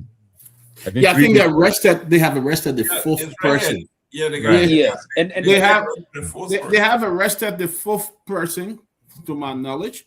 They arrested the 4th person. Oh, they have. Okay. The Ghanaian government came. I mean, they arrested some people. We just want to wait and see what the rule of law is. But the Ghanaian government police did publish on the official Facebook page about the entire situation and what happened. The investigation is continuing. But let me say this: I had the opportunity 2 years ago to provide a lot of food and water to the camp. A few years ago, when I went to the refugee camp there, I stay on that refugee camp. And people were giving notices to go home, and they didn't go home, or the government did not send car. And I went to that camp, folks. What I saw was so inhumane. I mean, the stories that I heard from Liberian families on that camp, they were in their home, and the bulldozer went and started to break down the home. One lady met me; she was crying. She said, I went to the market to go to get food. When I came back, I didn't know where my house was. I mean, they just came in the morning, midnight, and broke the people home, and people were literally staying in the street. I'm not saying that they didn't get warning on numerous occasions. They should have taken heed to that. The government should have done something. But the manner in which they broke those people home on the camp, some people even died in the home. When the bulldozer went there was some people who died. And nothing happened. I was on the camp. We were distributing food and water. When the official came, and even at the church that the folks were staying, were wanting them to leave, they were going to come and break the place and stuff like that. So when it comes to Ghana, and whoever used that, calling them thief man in Ghana, If you are somewhere and somebody yell, thief man, everybody finds some object to come and knock it on you. And by the time the police come to arrest you, you already dead. They do it to their own citizen. It's very unfortunate that they used that after she and that lady was very close. That guy was very close, were very friendly. The very security who saw those people going into that home every day knew the young man that he goes there all the time. And for them to do that, what I'm afraid of is that they could release those people in time to come, because they don't regard Liberians as anything in Ghana. I mean, they only respect you in Ghana when you are, maybe you have means of supporting yourself or doing other things.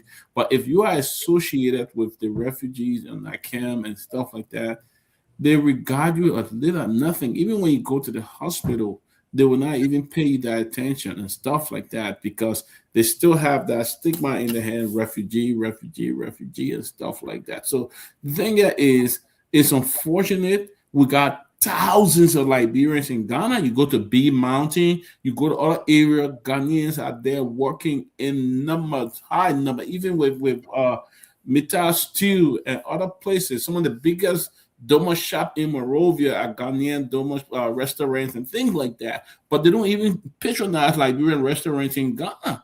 You go there to Liberian restaurant in Ghana, it's only Liberians, Nigerian, or maybe Ivorian will go to those restaurants. Ghanaian don't even go to places. I went to so many places. I asked the Liberian people there, they said no Ghanaian come here to even pitch. And that's true. When I was there, it was the same way. When they're moving or they're coming from work and see us sitting there eating, drinking, and yelling, they say, oh, you refugee, where you get money from and stuff like that. They get so jealous. Oh, our government is giving you money and you guys are sitting and it was not the story. So it's difficult. I only advise Liberia in that country, when you're living there, be careful. Do not get into argument with Ghanaians, because they will go after you only because you're a foreigner. But those are people who had to stay in the country. They're all over the world trying to find a better life. But yet and still, they go after other people. It's sad. Honorable Tomalin George, I know our friend, the ambassador, usually this, the minister, Secretary of State, she usually watches our show, and hopefully she doesn't call you to say, why you're on my show again? You're on my case. But I'm really disappointed in the organization, the president, the Secretary of State, or the foreign minister, as we call them. Mr. Gayman, before you continue with too many few seconds, the original pattern here, you shouldn't be disappointed. The fact that the Ghanaian government moved to arrest 4 persons, that won't be the move of the foreign ministry and the government of Liberia. Yeah. Any government in terms of the I agree with you, Sylvester. So the fact that you can't hold the government responsible. The government, No, listen. The rule of law is taking course now. They don't do anything. I agree with you, Sylvester. No, That's listen. the way we do it. Yeah. Honorable, that is go ahead. not. Yeah, that's the way. That is not how these. We talk about optics. We talk about optics. What do you expect them to do now? No, listen. We are talking about optics. Yeah. If the president or the minister of foreign affairs have been seen on national TV or in the paper together addressing this issue, it will have risen to another level. The Ghanaians, everybody around the West African region will know that, listen, if you touch a Liberian, these people are coming to you at this level. But at that level, Honorable Tomalin George. No, before Tomalin coming, Jerome, let me interject too. At this level, Sylvester, we should be reading that the foreign ministry has invited the Ghanaian ambassador to explain. They did that. No, we didn't see it. We didn't see it. They sacked the ambassador. They wrote in the sacked ambassador. We didn't see it. But the foreign minister also. I got all the briefing here. Where Mr. Gayman is right here, where Mr. Gayman is right, and you also Mr. Nagbe, is that the foreign ministry normally, when I was in the foreign ministry, when it happened to Algeria, the Minister of Foreign Affairs at the time, under the signature, there was an official diplomatic note we put out. Yes. Expressing our disgust. There you go. That's the first thing you do. If you did that, you elevate it to a very big level. And I agree that we should have done that. Expressing our disgust about that. Because if you express the disgust about that, you will remind the Ghanaian authority and the citizen that you got a lot of Ghanaian in Liberia. If there are people, so they will move now to take the case very seriously, other thing. But I think they should do that at a very level, expressing disgust and saying that this is unacceptable. So hard statement. Hard statement. This is unacceptable. And we show that the rule of law, as Peabody was just saying just now, so they shouldn't even think about releasing them. That's correct. Yes, but go ahead. Honorable George, there's a reason why if an American come to Liberia and kill someone, okay? I won't even talk about Israel because that's like Lucas, Lucas, right? Lucas, whatever his name is. I won't even talk about Israel. Missionary Lucas. The missionary. About Israel. But Lucas didn't kill. He didn't kill. Yeah, you didn't kill. We'll slash your throat. Look at bomb baby. If you kill an Israeli, it will take 10 years. They will follow you. They will track you down, and they will retrieve even the bones. Then you will pay. You touch an American citizen somewhere, even if you commit a crime, they will say, we're bringing him back to the United States. We'll try him here because you are not good enough to try our citizen. It may be the bum. It may be the worst person. Honorable Tomalin, I got all the releases here for the past 2 months. Not once have I seen your friend, our friend, the foreign minister, with the Ghanaian ambassador, or even the consul general to say, you know what, collectively we stand together. We want to stamp this this vigilantism. We want to stamp it out. All lives matter, whether you're in Ghana or in Liberia. I never see anything like that. All we are hearing is Gregory sent someone there to talk and they arrested the people, and that was it. I'm really disappointed, Chief. Well, like people said, we don't know what's happening in the background. We don't know. No. Come on. Listen, I know your friend is on the phone with you. I know you got to be careful. But let's be honest now. I mean, like for instance, right? Take for example, last week I saw something on Facebook that I felt bad for Liberia. What somebody did, I don't know who did it. They wrote a post as if to say Liberia standing with Iran. They say Liberia condemned the U.S. and they standing with the people of Iran, and then they signed it with Louis Brandon. That was bad. In the first place, the A3 position was delivered at the Security Council by the Somalian ambassador. He who delivered the speech this time. So the Minister of Foreign Affairs had immediately came over with this debunk it. Quick. Yeah, but somebody died and she didn't do nothing. No, but like we said, we don't know what's happening with it. No, but honestly, we got to find out. Can we mute ourselves, man? We got to find out what's going on. We got to find out what's going on so that we all can know what happened. Now this Sylvester gonna get a plate of food. He don't want to make it that noise. We got to find out what's happening. So, Mr. Gayman, we'll follow up on it and see what is the Liberian government position in Ghana. Let's follow up on it. Okay. So, I would never compromise the interest of Liberians or Liberian for anybody. You see, like the US will tell you, in as much as the Democrats they are blasting Trump, but they all tell you they stand by the troops that are fighting in Iran, that are trying to fight. They will always stand by the troops. So you cannot play politics when it comes to people's lives, But again, we'll find out what's happening. But the issue, that thing what people are saying in Ghana, I heard about that thing too. That's why, thank God, I never live in Ghana during the refugee crisis. I never live in no refugee camp. I want to do my whole family. I think my family, most of them are Ivory Coast. But when I went to Ghana, 1991, went for a conference at University of Legon, and we visited the camp. When I saw there, I said, "Wow, we'll do well." I could not be there because 1 minute. All right, your name and where you calling from? Thank you, my dear brother Jerome. Let me say good evening to all of the guys on set. The topic that you guys are currently discussing, it kind of drew my attention to call, man. Listen, the issue about what transpired in Ghana is behind now, in the sense that the German we cannot bring him back to life, or the Ghanaian government can't do that either. But if you come back to the very United States that we all are in here, one of the kind of reasons that the whole deportation issue is going on in this country had to do with the killing of innocent American citizen by quote unquote undocumented citizen or undocumented person.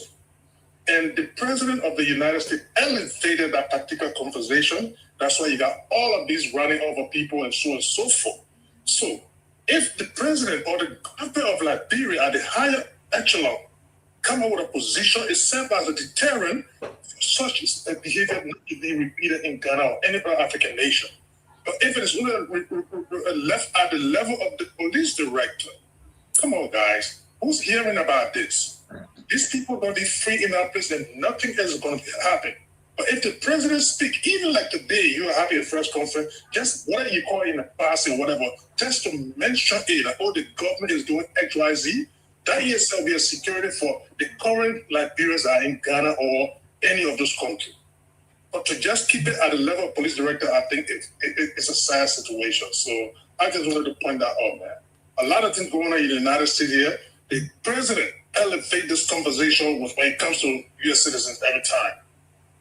Thank you. So, Mr. Gayman, I just sent you an update. Please read it. Okay. No, before you read it, let's give our own opinion. Please read it. Go ahead, Robert. Go ahead. While I look for it. No, let Mr. Seaton go. I think Mr. Seaton hasn't spoken. Yes. Thank you very much for giving me the opportunity. You know, this situation with Ghanaians ill-treating Liberians, it did not start after the Civil War. If you go back into history, during the Ghanaian gold rush, thousands of Liberians left Liberia and went to Ghana. They were living in Ghana. They were living their life. They were part of, the gold mining. The Ghanaians, the Ghanaians, they are one of the most, Peabody said it, they are xenophobic. They ran up Liberians in the thousands and forced them to leave Ghana. Most of them left their belongings in that country. They left their properties. I remember in the 70s and the early 80s, I was living in Yucatan. When they dock at Freeport, the Freeport huge long truck used to bring them into the borough. So the ill treatment of Liberians by Ghanaians, it didn't start today. But yet instead, we are hospitable to Ghanaians. There are a lot of Ghanaians in Liberia. Some of them even taught some of us here. And they came to Liberia with C certificates. They lied. They said they have bachelor's degree. They have master's degree. And some of them taught at higher institutions of learning in Liberia. Why? Because we are hospitable. But when they walk in, our people went over there. They ill-treated our people, and they are still ill-treated. Do you remember when, I don't know whether it was Zolotisa or Buck Challenge, when they docked at the Freeport of the Port of Ghana and the Ghanaian government refused for Liberians to get down prior to Liberians becoming refugees in Ghana? So this is not strange. This is not strange. The Ghanaians have not treated Liberians fairly. But yet instead we continue to be hospitable to them. And that is wrong. And I just want to appeal to my brothers and sisters in Ghana. Look, Liberia is safe. I know times are high in Liberia. It is time now for you to start thinking about making your transition and move back home. Because as Peabody stated, Ghanaians don't support Liberian business. All of the Liberians in Ghana are struggling. Only a few are doing well because they have some connections either with people in America or they are from wealthy family. And the vast majority of Liberians in Ghana are struggling. Why struggle when you can go back home? It's better you struggle in your own country than to struggle in another man's country. That's funny. Let me say this, and I will start where Mr. Seaton left out, because I think you said something profound. The story of Liberians in Ghana, or the stories of Liberians across this world. Do you remember a few months back or few years back, there were news that Liberians, a group of Liberians, were stuck in the desert of Algeria. And the reason why they were stuck in the desert because they were seeking greener pastures. What did the government do about that? Nothing. Liberians went to Ghana because of what was happening in Liberia. And I got to say this. I went to elementary school in Ghana. I lived on that as a kid. I lived on that Buduburan camp for a few months before my brother and I relocated to Accra, where we went to school. We had a house right over there at Malam Junction. And then a year, I think maybe 8 months after we relocated to the U.S. And to be honest, my experience in Ghana was one that was great. I didn't even want to come to the U.S. And maybe because God bless the heart of my parents, we were well taken care of. But I think that this incident should not be a reflection of the people of Ghana. Because in every country, there are good characters and there are bad characters. And I think that the Ghanaians in general, I think they're good people. They're decent people. Everything that is negative about Ghana when it comes to what Peabody alluded to, respect. You know, the people don't respect you if you're a refugee. People don't respect you when you're broke. Happens right in Liberia. And I want to say this. Everything that, people will treat you the way you allow them to. And this is a fact. The way we have allowed, and I'm saying I'm talking about not only the people of Liberia, a large extension is reflection of our leadership. The way we have allowed people to treat us, not in foreign countries, but in our own country, is a reflection of how we are treated largely outside of our country. And people who know this to be truth. This country have treated Liberians far better, even with all of the nonsense, better than Liberia have treated Liberians in Liberia. There are countries right in the West that have treated Liberians far better than Liberia have treated their own people in Liberia. Today, when we talk about economic growth, who are those leading our economy? Are they Liberians? Who are some of the richest folks in Liberia? Those that are in government. Where do they spend their money? Who businesses do they support the most? Do they support Liberian businesses the most? No. Foreigners. Foreigners lead our economy today. We got to put things in perspective, ladies and gentlemen. I heard Dr. Peabody mention, I was at that camp late 2024, 2023, I believe, 2024, and I visited as well. I visited and I listened to the stories of mothers.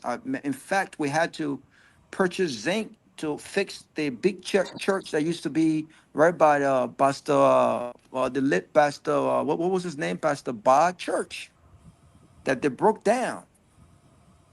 And you were talking about how Ghanaians treated Liberians at that camp when people were sleeping. And they made a lot of Liberians on that camp homeless. Yeah, we can argue that, well, people were given money by the UN to relocate to Liberia. What are they relocating to Liberia to? Mr. Siton just said, well, I'd rather struggle in my country than struggle in another country. You have to put things in perspective. Some of those folks that have refused to go back home have lived in Ghana for over 30 years. They've just not been fortunate enough to relocate outside of Ghana. All their lives have been in Ghana during the most part of the war and after the war. The question again we must ask ourselves is, what have our government, this is not unique to Joseph Boakai, this is not unique to George Weah. Collectively, what have we done to begin to create an environment for Liberians to feel welcome back home? You can't be in Ghana struggling at a 90% rate, and then you come back to your own country, you're going to struggle at a rate of 120%. It makes no sense. But all that, yes. It makes no sense. But the reason why they continue to be there is because most of these folks have the group, the government sent, after all the noise, they sent buses back home. People went back home under the pretense that they will get started. They will get a beginning. The government was supposed to provide them this. How many of those, most of those people had to transport themselves back to Liberia, back to Ghana. I spoke to 3 of them during my last trip when my wife and I went for 3 days. Robert, this is all scam. We encourage those folks to return home. What are they returning home to? The same way the Ghanaian folks bulldozed and took machines and broke homes down, even with the appropriate notification from the government that it was time to relocate, it's the same way our government is doing the same thing in Liberia. Do you know how many people are homeless in Liberia today? And listen, there's 2 sides to every story. And we can talk about what pain we have to go through for development. I get it. But it goes back to what I'm saying.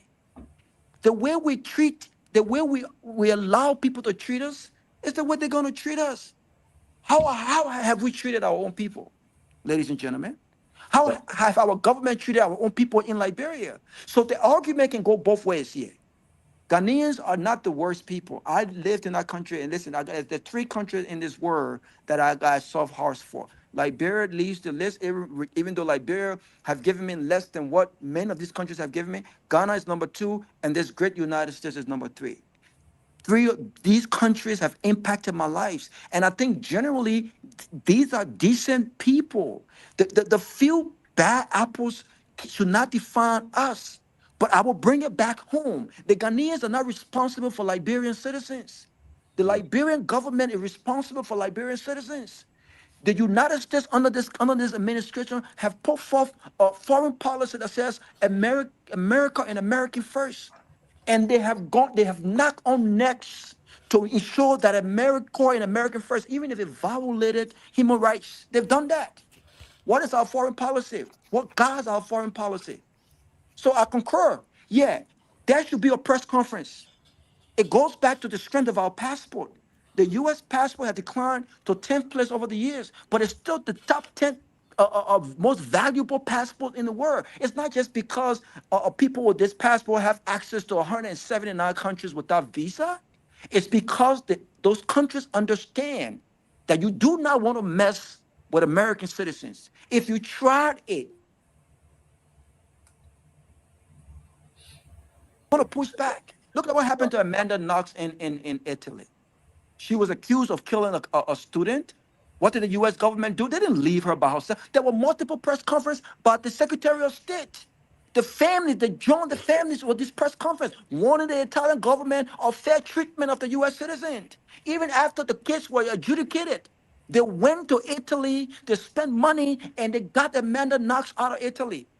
Yeah, but no, let me You gotta learn because Hey guys, I got somebody on the phone, Robert. You gotta learn. You gotta come in. So what I'm saying here is, this our government has failed us across the world. This is not unique to this young man. This young man got murdered. He got killed by a few bad Ghanaians. And what have they done? Have there been a press conference? What is stopping the foreign minister to have a 5-minute press conference and say, ladies and gentlemen, I just want you to know if you're a Liberian citizen in Ghana, we are aware of what's going on. This government is following through. What is stopping them from doing that? They did. Director? The government did. Have there been a press They conference? had a press conference? Yeah, they had did. a press conference? They issue a statement. No, Yeah, I got a statement here. I will read it. I got a statement. Yeah, I'm not saying the statement is in the chat. I got somebody on the phone. Somebody on the phone. Go ahead. Go ahead, sir. Good evening, gentlemen. My name is Is that Kehleboe? No, just listen. Just a joke. Gentlemen, my name is Pastor Jerome Gayman. I just want to weigh in on this issue of the late Austin. You know, like Mr. Nagbe said earlier on, I was born in the borough of Newtown, to be precise, in the famous Corner West area. And so between Corner West and Detour, we have Fantita and Popo Beach. That's correct. And Ghanaians live in those communities for many, many years. We coexisted for many, many years. But every time there is an issue. The way Ghanaians treat our people, and not only this government, most of the government. I mean, I never lived in exile. I spent all my years in Liberia throughout the war, up to World War II, World War II, and World War I, World War II, and III. I lived right there, never went to exile. But the treatment our people continue to receive from the Ghanaians, it has the propensity of swaying us into a direction of serious conflict. Because if you go to Banjo, if you go to Grand Bassa, you got Popo, the Popo there, you got the Fanti, you got the Anshanti, you go to Sando, you go to Grand Cru, you go Maryland, you find the Ghanaians. And of lately, they are in all the different mining areas in our country. And then what is needed now is that the government need to be more proactive on these issues. Let's put it at an equilibrium, from the religious community to the political parties, whether opposition or the government, and media practitioners. You know, I'm a journalist by profession, but who's speaking? lately, some of these issues I've not seen journalists, whether in the print or the electronic media. I don't know what is unfolding in our country. We need to create awareness. If we can't create this awareness, I see a potential trouble in time to come, because this is getting out of hand, and we still have our brothers and sisters back there. I think there is a need for Madam Sarah Beslow Yanti to set up a delegation to go to Ghana and talk. But Dr. Peabody alluded to a story that I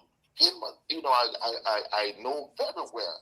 And Liberians, the reason why some of our people are still over there is because of the atrocity and the things they saw many, many years ago. And some of them are not waiting to come home. Like, I went to Ghana for a conference, and I went to the camp. I saw a brother who was a technician. And I said to this guy, look, I work for one of the big radio stations in the country. I'm a radio and television manager. Come home. The guy said to me, the atrocity, the things I saw from Waterside to come here, my little brother, I can't come home. Liberia is not the place for me. We're encouraging our people to come home, but they're there. I mean, this is where they find safe haven because of what they went through.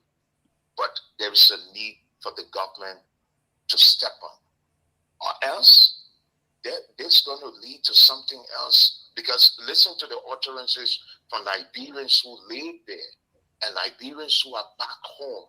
It's creating tension. It's creating tension. So the government, including the president, by this time, they should start doing something. So thank you so much, gentlemen. Thank you very much. Mr.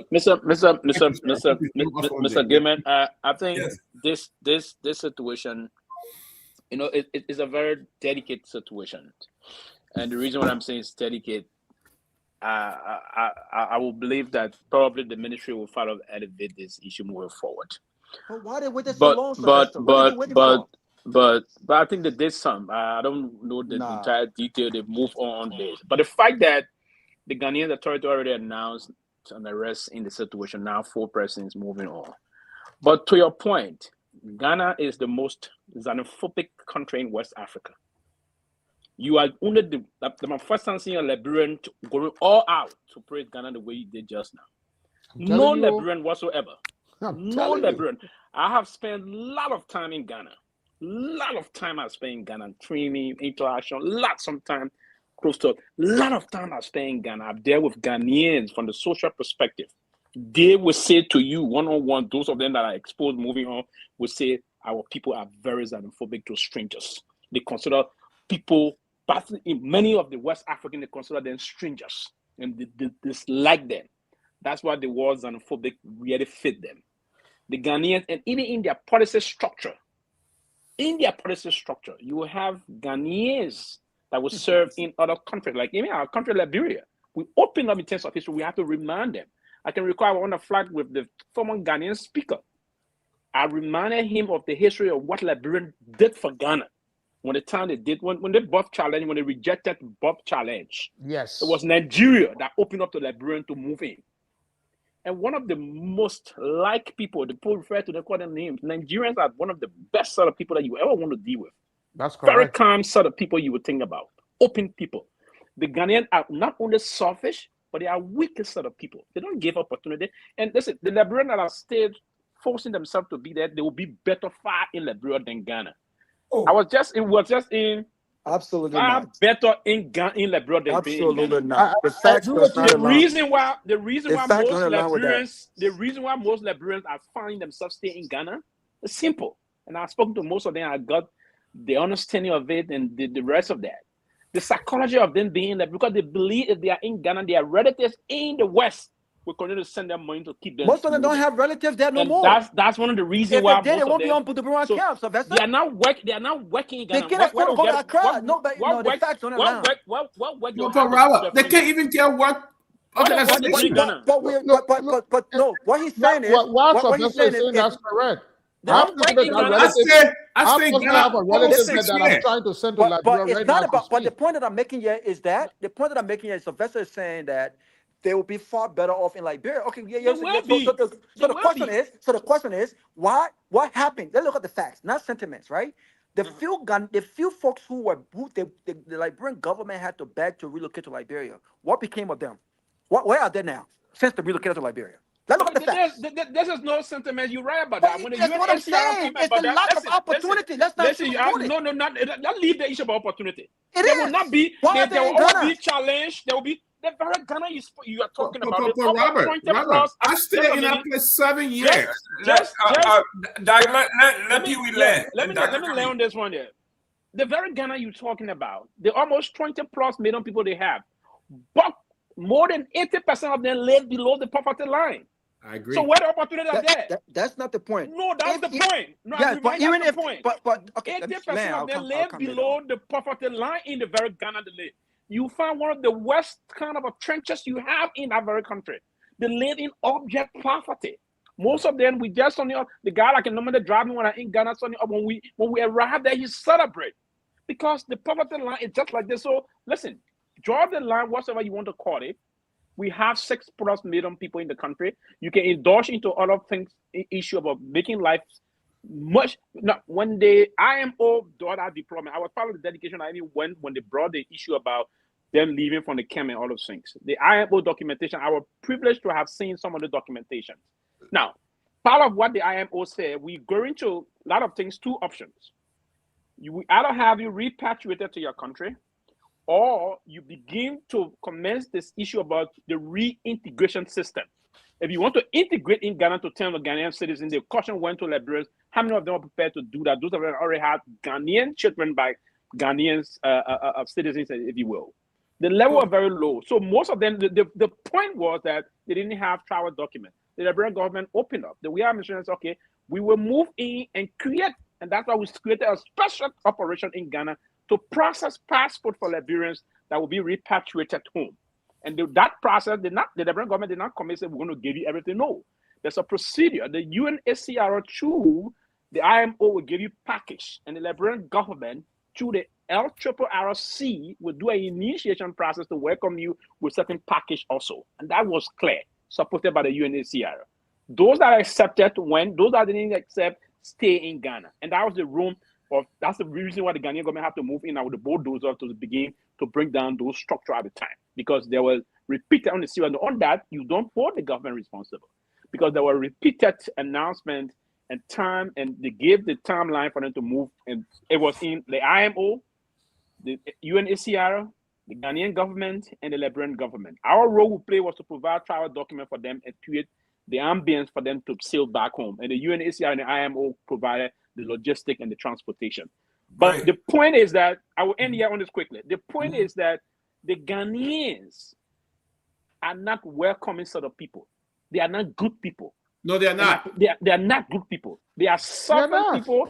They are very xenophobic. And a lot of African countries have complained them to AU, ECOWAS, and the rest of that. But go and see how they treat Nigerians. And Nigeria don't even like them. On the basis because in 1974 they drove away 2 million Nigerians. Yeah, in 1974. Yes, sir. Ghana have the story. A champion. Listen, drove away. Ghana has a population of 35.4 million people. Okay, I was talking. I was even for almost 20 years. What we are hearing is that to even get job or to even, they say non-Ghanaian cannot even open a business in Ghana without a Ghanaian being the head. We are going through all the difficulties they put in the way for non-Ghanaian. You Mr. Gilman, invest, you can't do it. You were living there. Talk to us about The fact here is, I live in Ghana 7 years. The fact here is, Liberian born in Ghana are not even citizens of Ghana. Liberian born to Liberian parents. They are not citizens. Secondly, you can't even get a job. Even if, look, we had a very good friend of ours, they call him Makita Frank. Makita graduated from University of Liberia. She was going one guy, some of you guys who went to LU and know a professor called Ayin Doho. He taught me. Ayin Doho was married he taught me economics. Ayin Doho married to Makita because he taught Makita. Makita was so smart, and he married this girl. When he went to Ghana, his family did not accept Makita. You know what they did? They kicked her out of the home. Makita, being very smart, was able to find a job where USAID. You know what the Ghanaian did? They made sure that Makita, she was doing a very good job at USAID. She worked there for the 6 months, and the Ghanaian asked, and they removed her from that job. The American guy who hired her said, Makita, the best thing I can do is to reassign you to Ivory Coast. And that he reassigned Makita, and then later on she worked for the African Development Bank and stuff like that. But I'm telling you, we were living in a place called Adenta Barrier. We were just fortunate to have cousins and brother in America who would send up money, and then we, the few Liberians, would get together. You know what those guys did one time? They came to attack us for nothing. Even our home, the apartment we rented, the neighbor used to come and break in our home for nothing. We go to the police. One time we had during the day, they had tape recorder. We had a tape recorder with ball. We had it there sometimes, nothing to do. Come sit down in front of the house and play our music. We came from one day, this guy, they broke into our house. The neighbors stole our tape recorder. We walking down the street and we saw our tape recorder. We called the police. The police, to the credit, they arrested the guy. You know what the guy done to us? They will kill us. So when we went to the police station, we had to lie and tell the police guy, hey, this is not our own. There's a different tape recorder. But we were tormented every day. Those guys sometimes will kind of start knocking our home. Young people, neighbors, until we left. The only way you be so successful in that country, you got your own money. Nowadays, when I go to Ghana, I have my own money. They treat me on a different level. But as everybody has said, they are very xenophobic. They are so jealous. Anything with Liberia, you're looking successful, the first thing they rather downgrade you.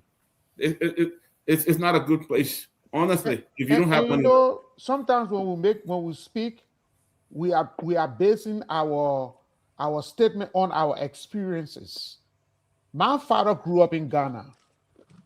When I tell you that the Ghanaians, my father was in Ghana before Nkrumah even became president. When I tell you how the Ghanaians treated the Liberians that were in Ghana during those days, fast forward, and I told you again that Liberia we are a hospitable group of people. I, for a fact, can tell you, I know 2 Ghanaians that travel out of Liberia with a Liberian passport. That tells you how hospitable we are. For a fact, I can say that. And so when we are saying these things, it's not that we are being xenophobic, but if we treat you humanely, you have to treat our people humanely. We can't treat you humanely and then you treat our people. That's not fair. And I think all of you made a statement.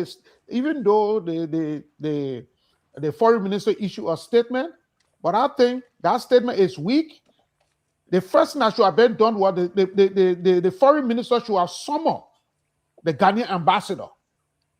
Should have summoned the Ghanaian ambassador and make it clearly known to him that that act is unacceptable and we want those perpetrators to be prosecuted by the full weight of the Ghanaian law.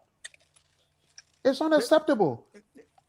And the story, it keeps coming. They keep ill-treating our people. For what? Brother Sitan. Listen, let me say this. Raul coming in. Brother Sitan, let me Raul quickly, and I'll let you go. I'll come in.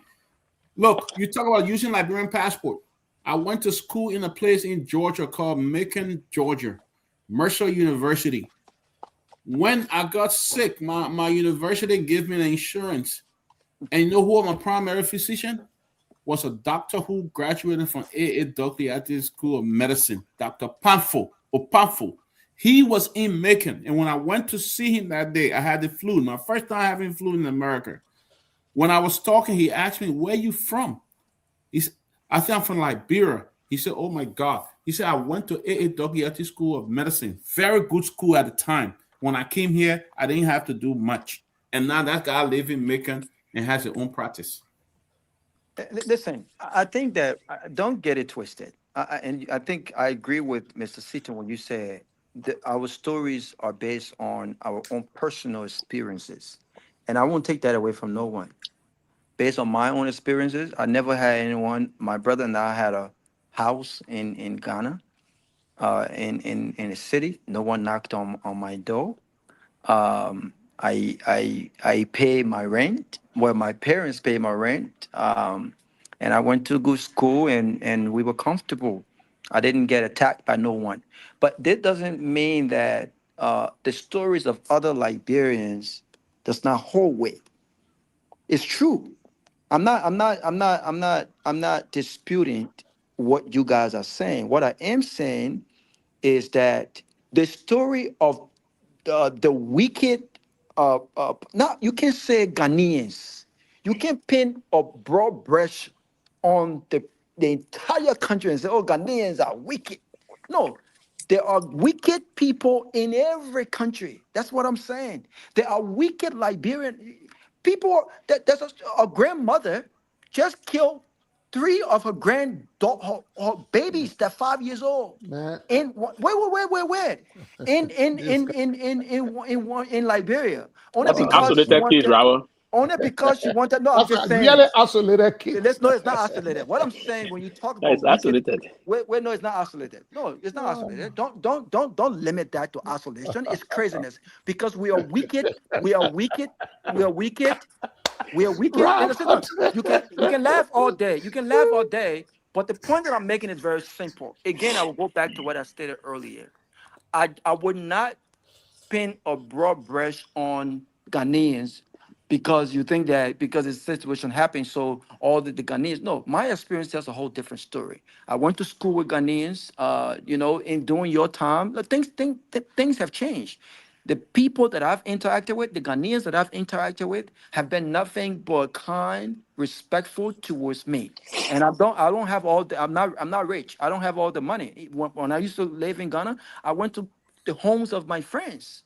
The parents' homes. They were very kind, but being hospitable. Liberia is we're very kind people. Being hospitable and having standards are two different things. And I would never get mad at the standards of Ghanaians when it comes to how they treat foreigners, as opposed to how to treat their own people. If Ghanaian says, well, you can't own a land until you are connected to a Ghanaian, or it goes to a Ghanaian, what is stopping us from setting those same standards in Liberia?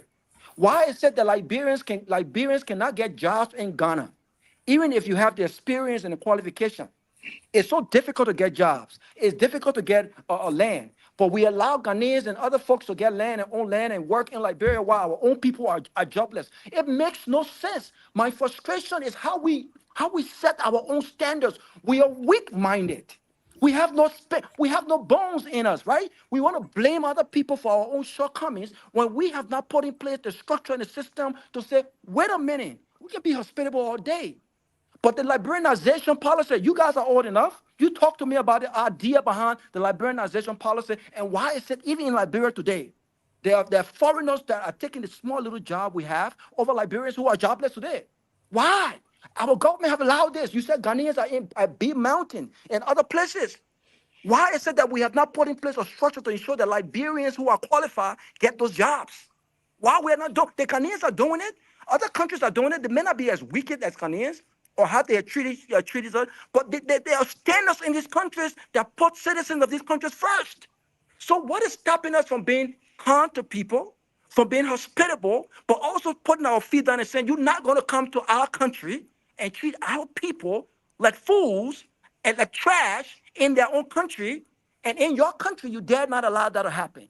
What is stopping us from doing that? So what I'm saying is very simple. Put things in perspective. Our government is weak. The reason why people can do these things to us is because, number one, these people understand that we have a government that do not care about its people. This is not unique.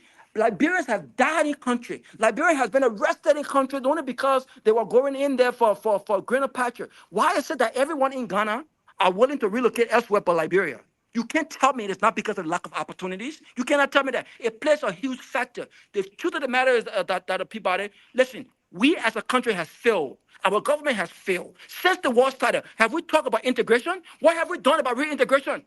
We got Zogos roaming all around the damn place in that country. While government steals every single day. What are we doing to address these serious issues in Liberia? If the government cared about its citizens and the passport, you would have seen a press conference, a very strong press conference, telling the Liberian people and Liberians in Ghana, we are after you. We care about you. We hear what's going on, and we're going to use our diplomatic power to ensure that you are protected. What is stopping them from doing that? Did the president mention that today? What is stopping them from doing that? So I'm not saying Ghanaians are the best. No, Ghanaians are not the best. I'm saying let's bring it home. Let's look at the issues. The reason why people leave that country and go elsewhere and die and get stuck in places is because we have failed to provide them the opportunities in their own damn countries. Thank you. But Ghana don't have opportunities. Let me. Liberia. We've been here 4 hours, guys. It's time for us to close. You can use this time to do your closing. Let's continue this tomorrow. Go ahead, Pewee. Yeah, let me use this to close. Well, a good show actually, but let me say here, those Zogos cannot be reintegrated again. They're in their country, rather. There's no way to reintegrate them. You can only rehabilitate them.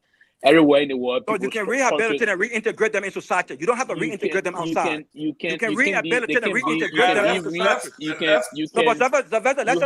can't say they can't reintegrate them. They don't need to be reintegrated again. They don't need to be reintegrated. What do you mean they don't need to be reintegrated again? You need to have them.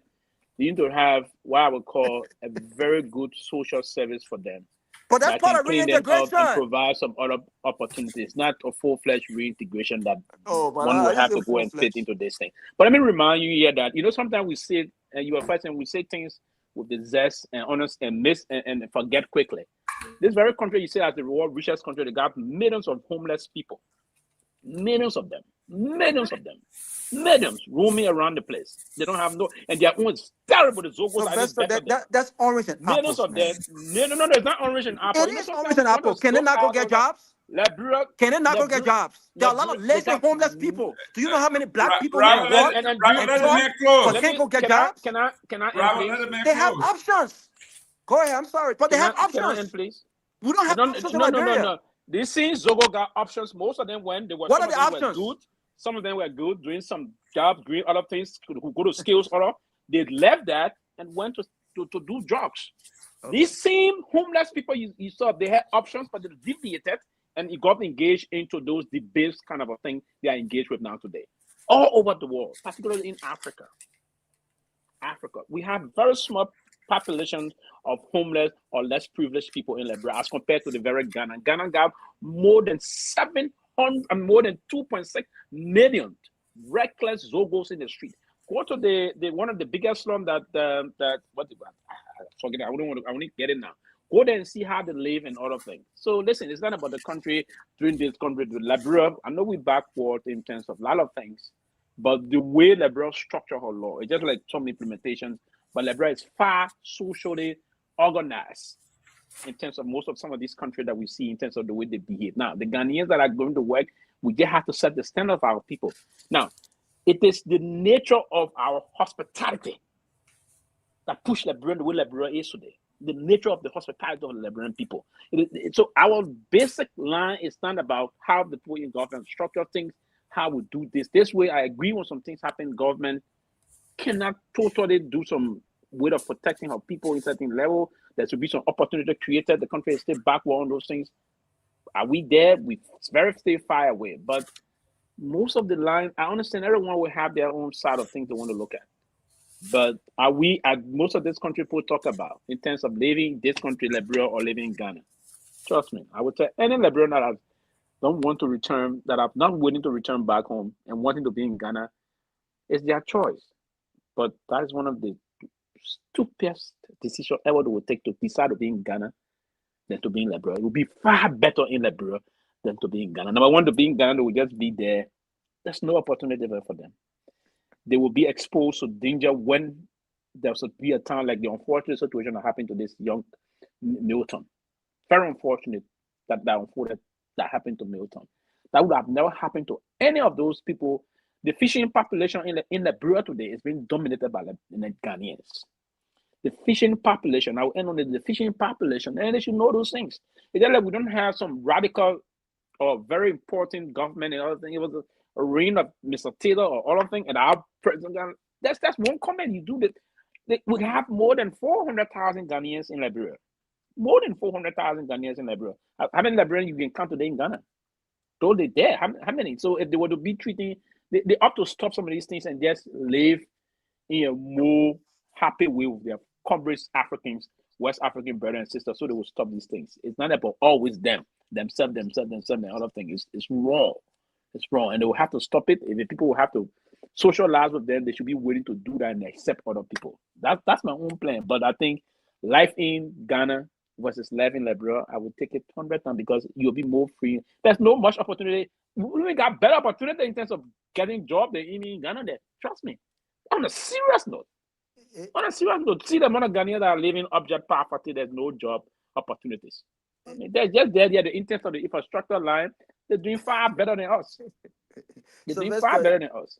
But in terms of the social services with the living line, I mean, listen, the facts don't align. There's a reason why Mr. Jerome, in 2025 December alone, there's a reason why you have over 2.5 million tourists visiting Ghana. There's a reason why you have over $600 million coming to the country from tourism. There's a reason why the Ghanaians are giving passport, dual citizenship to Black Americans, while we still have a constitution where non-Negro cannot be citizen in Liberia, even you though just said those Black citizen in circumstances. Ghana. But they're not only Black citizen. But Black citizen can be citizen in Liberia too. Yeah, but they're also So, no. One second. They're also giving citizenship to not just Black citizens. They're giving citizenships to whites as well. Now you're saying different thing now. No, I'm saying when you say Ghanaians are not friendly, I'm not telling you that what happened is right. It's wrong. But what I'm saying to you is, what happened to this Liberian is wrong, and it was carried out by those people that gave you opportunity to bring money to that country. They're not doing it because they like your poor. Okay, so that means they're smarter than us then, because again, you can't say Ghanaians are not hospitable people, yet and still there are more people visiting Ghana for the very first time based on stories told by tourists. I mean, when you have a restaurant, guest satisfaction and feedbacks are what people look at to say, you know what? Do I need to spend my money over there? They may be willing to study what's happening. The point that I'm making is very simple. There are wicked people everywhere. And I, Robert Garguah, would not take an isolated case. And everything else that everyone has said, it could be true. I haven't experienced that. Doesn't mean it's not true. But what I am saying is, I'm going to bring it back home. However the Ghanaian structure is, that says you cannot and you will not be given opportunity to work here if you are not a Ghanaian, I don't think that's a bad thing if they're putting Ghanaians first. Why? What is stopping Liberia from doing the same thing? We can still be hospitable and kind to people, but we don't have to lose our senses and our minds. We can still be hospitable and kind to people and have structure and standards. We can still be and say, you know what? We will not sit in this country and allow foreigners to come here and treat our own people like trash. I cannot fathom what the heck is going on with us. Oh, you want to take the award for being the most hospitable country in the world, but allow foreigners to come and treat the young man came from America, almost killed a young Liberian only because he knew exactly what he was doing. Do you not think that foreigners come to Liberia knowing that they can commit crimes against Liberians and get away with it because they understand that we have a very corrupt system that does not support our own people? You think foreigners are stupid people? They're not stupid. So we need to get our house together. That's all I'm saying. We can blame other people for treating us the way they would treat us, but treat them differently. We can still put a structure in place. Liberians should be number one on the list when it comes to jobs, not foreigners. I don't care how hospitable we are, especially when we don't have enough jobs for our own people. You know what I'm saying? You can't compare homeless people. I've seen, look, I'll close on this note. I'm driving sometimes and I see people, young men and young women, they can walk. They're not handicapped. But they choose to hold up a placard asking for money. When I drive to Home Depot, those Mexicans who don't have papers are standing at Home Depot 8 a.m. in the morning to 4 p.m. at night, waiting to get picked up for whether it's painting jobs, whether it's whatever job you're talking about. They're hustling. McDonald's is paying $12. In some states, it's $15. They have options. They can choose to stop begging and take the bus to work if they choose to do so. They have the papers to do that. There are people who are using homelessness and begging as a way of living in this country. But there are options. There's a reason why a poor Liberian can come from Liberia and you get that person 6 months, they have their own first car. Because they're hard worker. They went out there hustling and they on their feet. There's a reason why people are successful in this country from other places. They would have never been successful because there are opportunities that open doors. What I'm saying is very simple. If we start being corrupt, if we stop being greedy, if we stop being selfish, if we stop being unpatriotic, and we start investing in our country, and we start creating opportunities in our country, Liberians in Ghana and Ivory Coast and be there, even when they're being attacked. They will feel welcome home because they know that in Liberia, they can get what they want. Why do you think people are spread around the country? You think people want to live in America? You think people living better lives in Liberia with money? My parents are there living their dream life in retirement. You think if they didn't have money, they'll be there living retirement? You think why people are here? People don't want to work 4 or 5 hours, 4 or 5 jobs. They're hustling.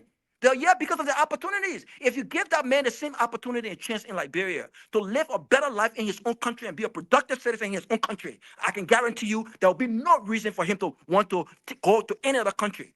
This is the point that I'm making, guys. So we need to get our act together, create opportunities for our people, and ensure that they are treated like the class act. Ensure that foreigners don't come there and take advantage of them only because they have smart money and they can influence other people. That young lady could have gotten killed by a white missionary, and he would have got away with it because he has more money, he has more influence. Think about that. That's what I'm saying. The same thing these countries are doing with their standards and their policies, we can do the same thing when it comes to putting our people first. That's all I'm saying. And we have not done that. We have failed our people. So, Gayman, you can hear you. Yeah, thank you very much, Chief. I will let you be the last. Tomalin John, let me go to Pewee. Pewee, you're closing. You are muted, Chief.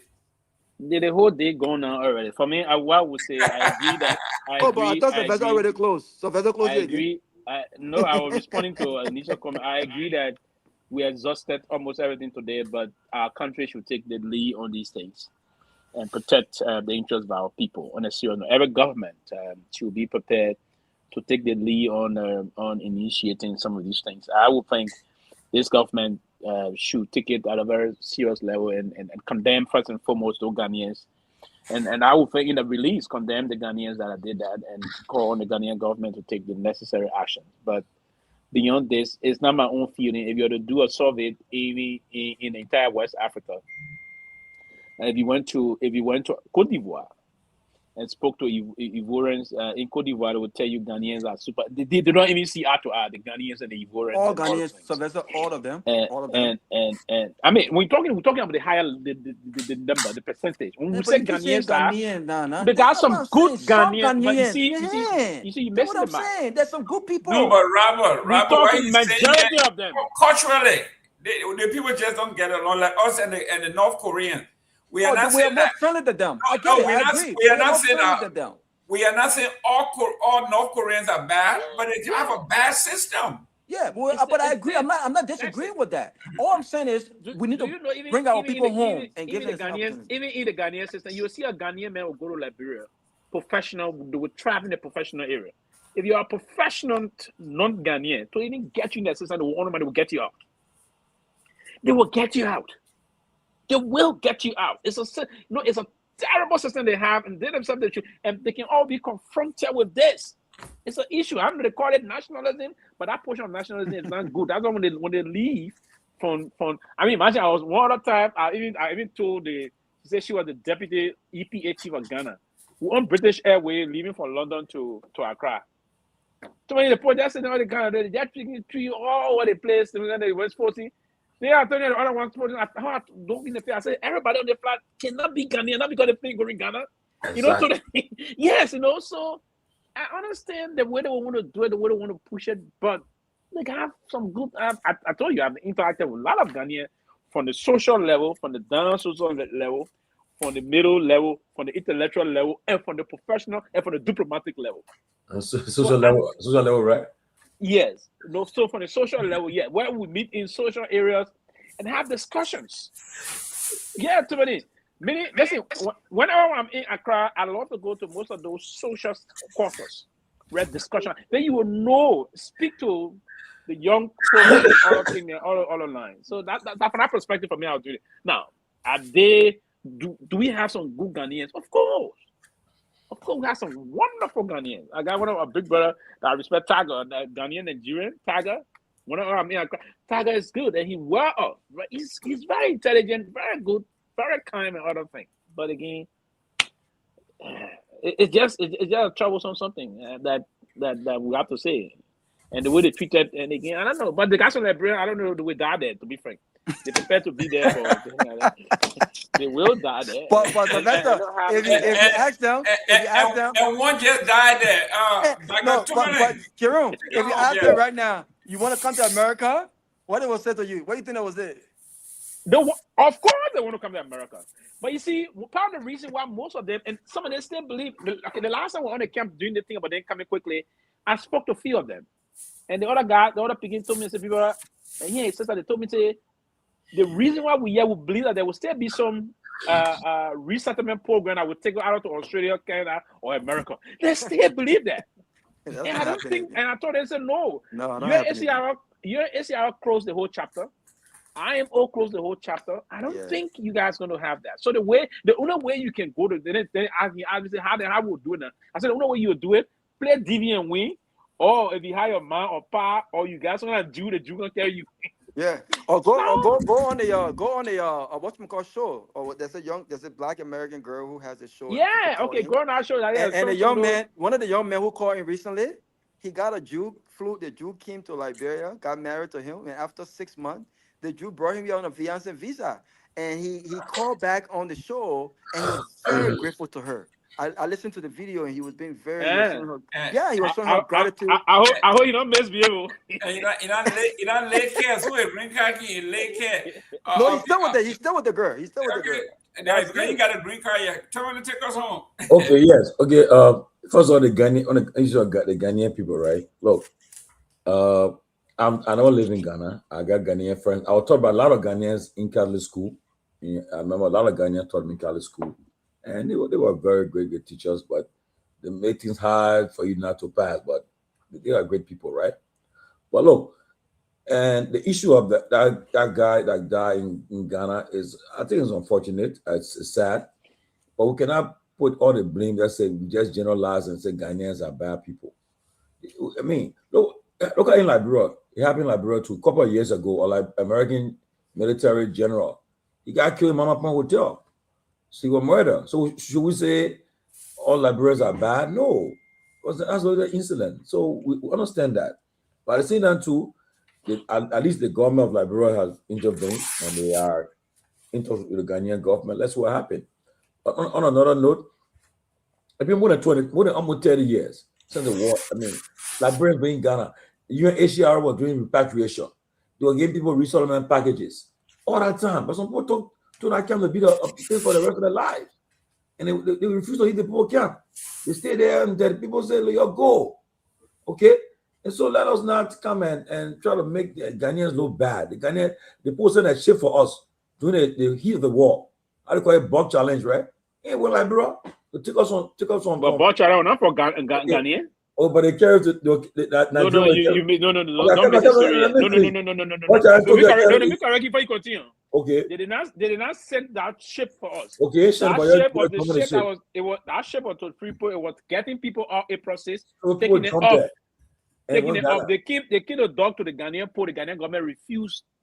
But the state airport Ghana. No, they refused. Nigeria then accepted them. I went on a Ghanaian ship called when they said I think about a Ghanaian ship. I went on a Ghanaian ship. Liberians were on that ship to go to Ghana. So the Ghanaian they accepted us. Heat of our war. We can just yes. So the incident is, again, Liberians should leave Ghana. You should be saying you won't be there for the rest of your life. I don't think it's fair. Okay, so that Ghana issue. But today the president said something. He said, if we discuss something and you disagree, state your disagreement. But if you go out and try to undermine it, you will go. You don't belong on a team with running a government. I agree with him. If you discuss something in a meeting and you disagree, you say that disagreement, but you move further, you go undermine, you say undermine the government, he'll kick you out. Yeah, you should be fired. It tells you that there are cracks in the ruling party now, in their lines. There are cracks. With that kind of comment, it's not well. The president, the government, that whole alliance, they're cracking. And maybe the cracks, we'll see the cracks coming into fruition by the end of the year. Because again, I know some you people are telling me today, say the president have given the vice president a major tax. And it appears as though in a UP cycle, they say that probably preparing men to be the 2-1 now. Well, get them all the tax, but again, the vice president job is the president tells you to do something, you do it. So again, watching the alliance, I know they are cracking. Okay? And then Madam Salif today said something that I brought in the show day, you push me. No. I supported you guys. Okay. I told you. Madam Salif addressed the house today. She said, it's about time that we revisit that particular article in the Constitution to give a non-Negro made a citizen. What article? Article 17, I think. Yeah. No, 27. When you ask me, you want you go ahead, but it's not article. Nobody, yeah. You know. He asked me a question. What you want to do? I get where you go. The idea, the Umar brought it here today, and people supporting it. Her argument is that, why she do it in hotel? It's true. She's brought it in hotel, but things can happen. But she addressed the house today. And she told them that law is racist. I think we should.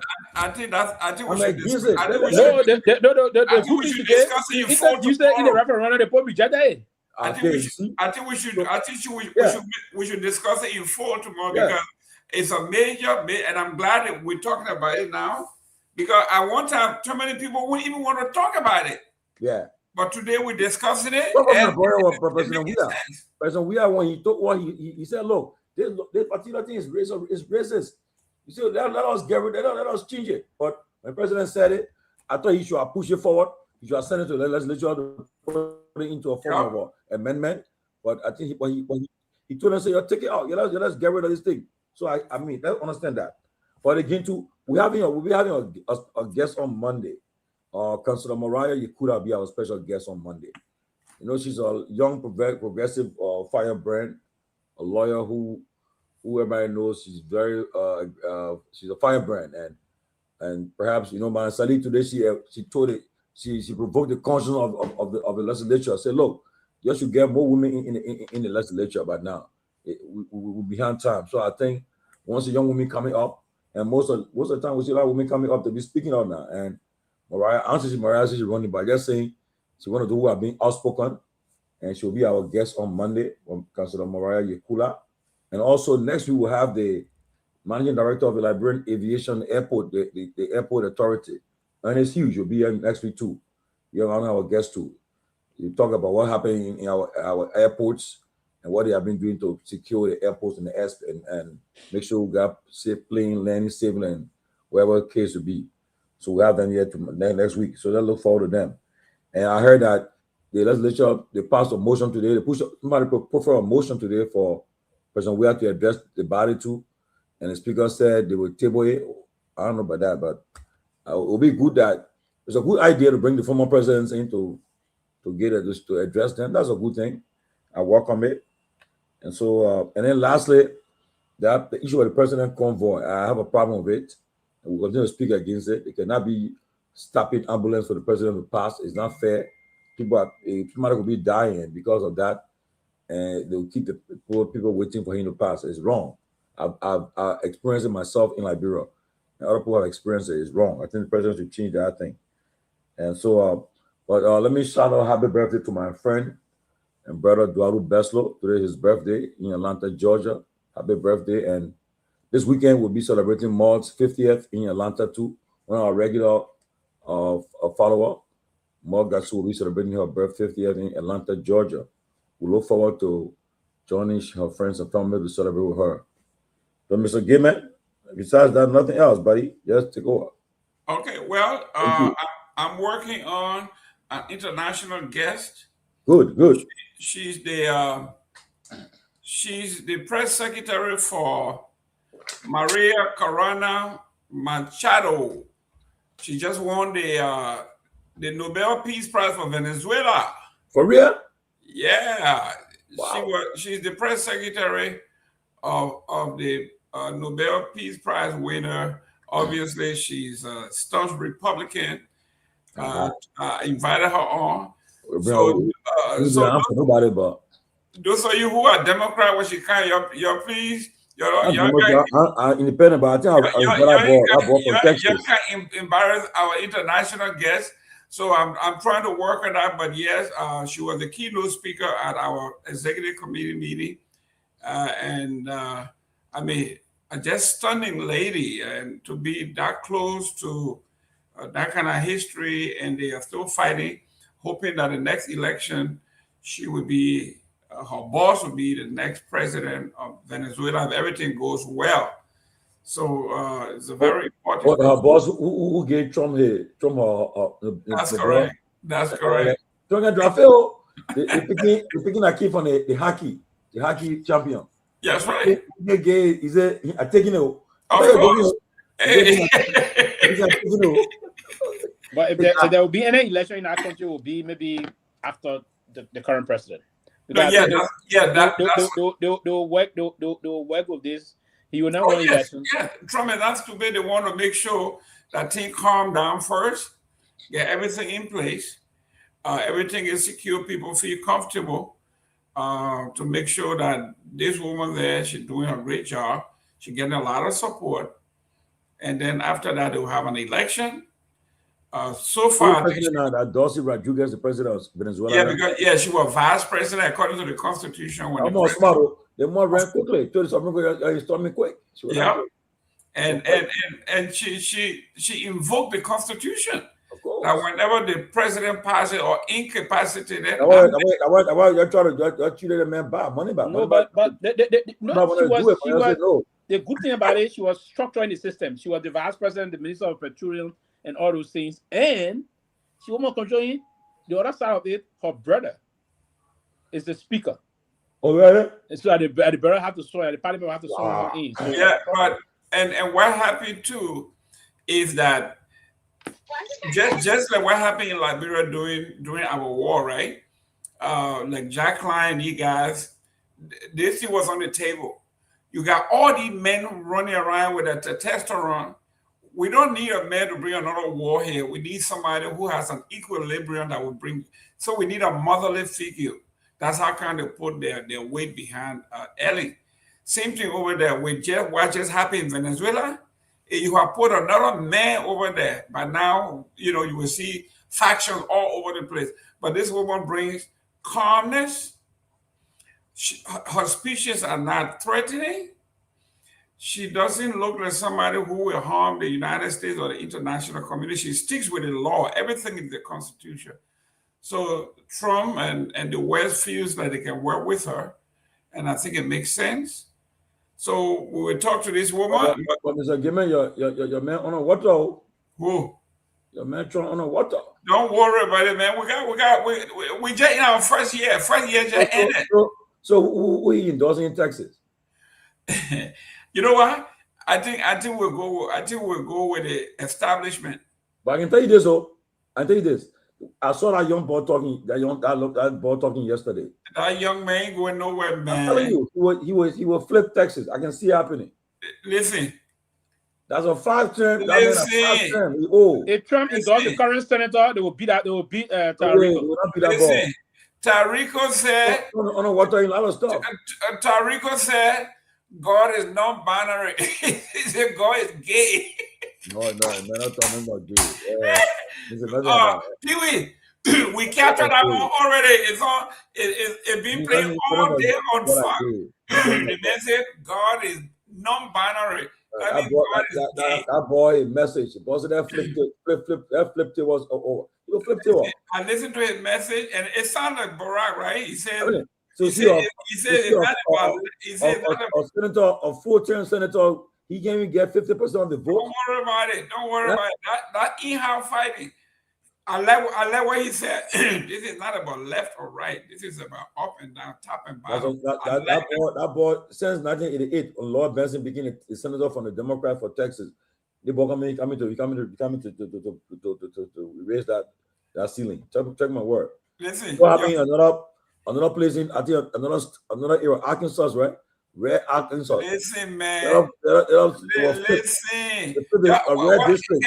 And you have Orugo over there, or where Oro is supposed to be the darling boy. I'm not a Democrat, but I'm telling you from what I've seen. Man, come on. Listen, Tomalin, anybody can look in your face and tell George Bush. My man. Bush man. I'm not kidding about Bush man. I like Bush. Yeah, I like both of the Bushes though. Even the old man, Papa Bush was also. Papa Bush, when I gave he gave librarians the TPS. No, it was Reagan. TPS? Yeah, Reagan. That gave us green card. No, I talk about the TPS during the war. Papa Bush. Oh yeah. During the war. Only thing he failed to do to send troops to stop the war, or he should have done it. But his son did it. His son stood there in Rose Garden and said, is it Taylor, you gotta go back? I give you 24 hours. Yeah, you 24 hours, but trust me. But I tell you though. Listen, that's the reason my boy and do at Digby. He won't hear nothing about America. At Digby don't want to hear nothing about America the way they treat them, because he was Deputy Minister of Commerce. Didn't tell her that? Yeah, and dude, I think he was Deputy Commerce or Deputy Minister for Commerce when Trump rolled into town. Yeah, it's just that I don't know who advising Taylor, but if Taylor had just forgotten about Sierra Leone and focused on Liberia, Taylor, that bro needed a man of Taylor, very smart man. He was ready to push things. He not joke. So right now, look, the whole country right now, the way the country is heading, I'm afraid, but it left for the opposition like bro. If they remain divided, then they'll crowd the tire. If they don't hold together, right now everybody build your party, but coming to 2028, you should start thinking seriously about the country. If they want the country to, but other than that, the country will just be. Unfortunately, I can tell you based on our past experience, just what Joseph Walker did to the CPP. Infiltrate them, and then do something. I mean, can you imagine these people were in court over a document? Who fingered the document? Who didn't finger it? That's what I'm saying. The man came and he became the chairman of the CPP and chakla the whole thing. I mean, just imagine Honor Cummings, right? The CPP won several seats. Yeah, they won a lot of seats. They won a lot of seats. the old man king and chocolate, the whole A thing. lot of factors, Mr. Gayman. First of all, there was poor plunder to make sure that that CPB should not hold. There were poor plunder to make sure that Boaga and Cummings don't go on the same ticket. There were poor plunder to make sure that the guy destroy the CPP. They destroy it. They don't make it to survive. And at the end of the day, they succeeded, but it played into the hands of the UP people, and they were able to win in a slim majority. But 2029, the way things are going, the guy that somebody said earlier, I think you were seeing Pew when the show was on earlier today. The UP got to deliver. They got to deliver this year. They deliver next year, and the burden is on the vice president. The president is taxing a lot of big tax on him. If they cannot deliver, he the one that's saying they will win the first round. They will win. If they don't vote, if we won't carry road to the southeast by 2029, you don't vote for us. I hope they know what they're doing. If they don't do these things, they'll come out and hunt them. Yeah, but the man said road. He didn't say paved road. He said road. So are you qualified now? No, but I'm saying is it paved road? I would say paved road. Yeah. Oh, is that paved road? He just said we won't carry road to southeast. But that's what I'm saying. Oh, got road already. Yeah, that's what I'm saying, right? I mean, what do you got road there? Where they're gonna open few farm to market road and say, we promise road, we deliver road. He's gonna say there were no road here. We brought 10 farm to market road. It's better than no road. I mean, I know the people very well. I know their game. I understand he got technique. And you look what we read today. The entire government, everybody holding 2 or 3 positions. How can you be secretary of the party proper still and executive director of LPRC? How is that possible? How? You minister of youth and sports, and then you remember that you're still chairman over mobilization and recruitment and youth. I mean, like I said, the opposition allowed these things to stand. Somebody should have taken it to court by now, but nobody do anything. So you gotta feel like they're invincible. They can do whatever they want to do. And then when you go talk, they will rein you back, talk tired. They talk tired, we'll do what we can do. Guys, let's do it tomorrow. Thank you very much for tuning in. It's almost 9 o'clock. Chief, I'll see you tomorrow. Okay, man. Good night. God bless.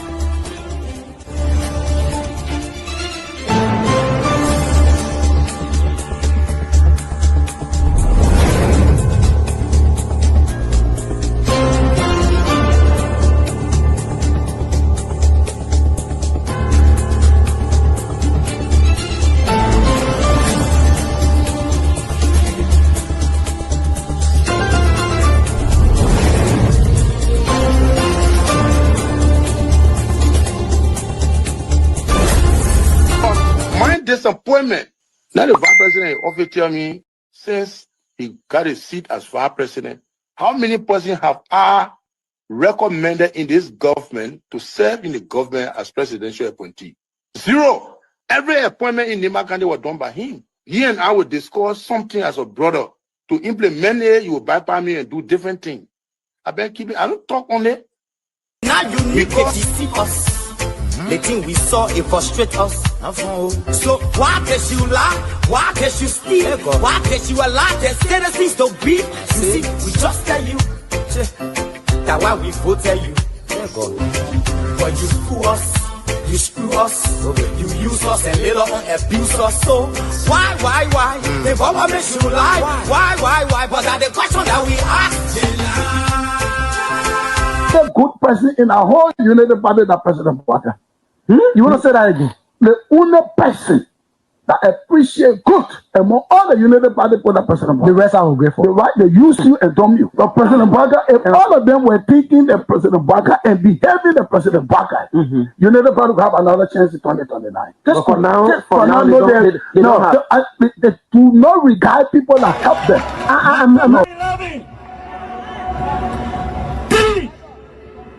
Of our soldiers were executed on this party ground.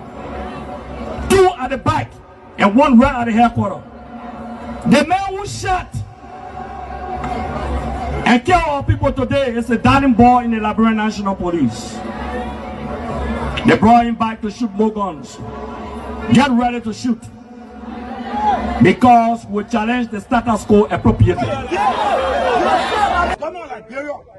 Inform them the violence or still any student because of their action. It will be the day the entire Brothers administration will cut down. We will massively violate the students in this country and we'll shut down the Brothers administration. They dare that happen. We have the capability to do so.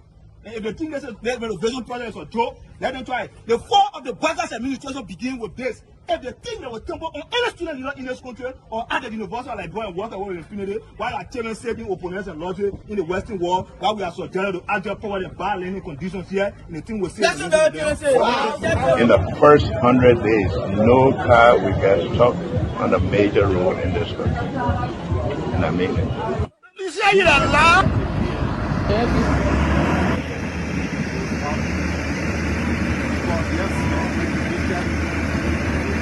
It's going down. First floor. There you have it. That led to decades of war still run deep.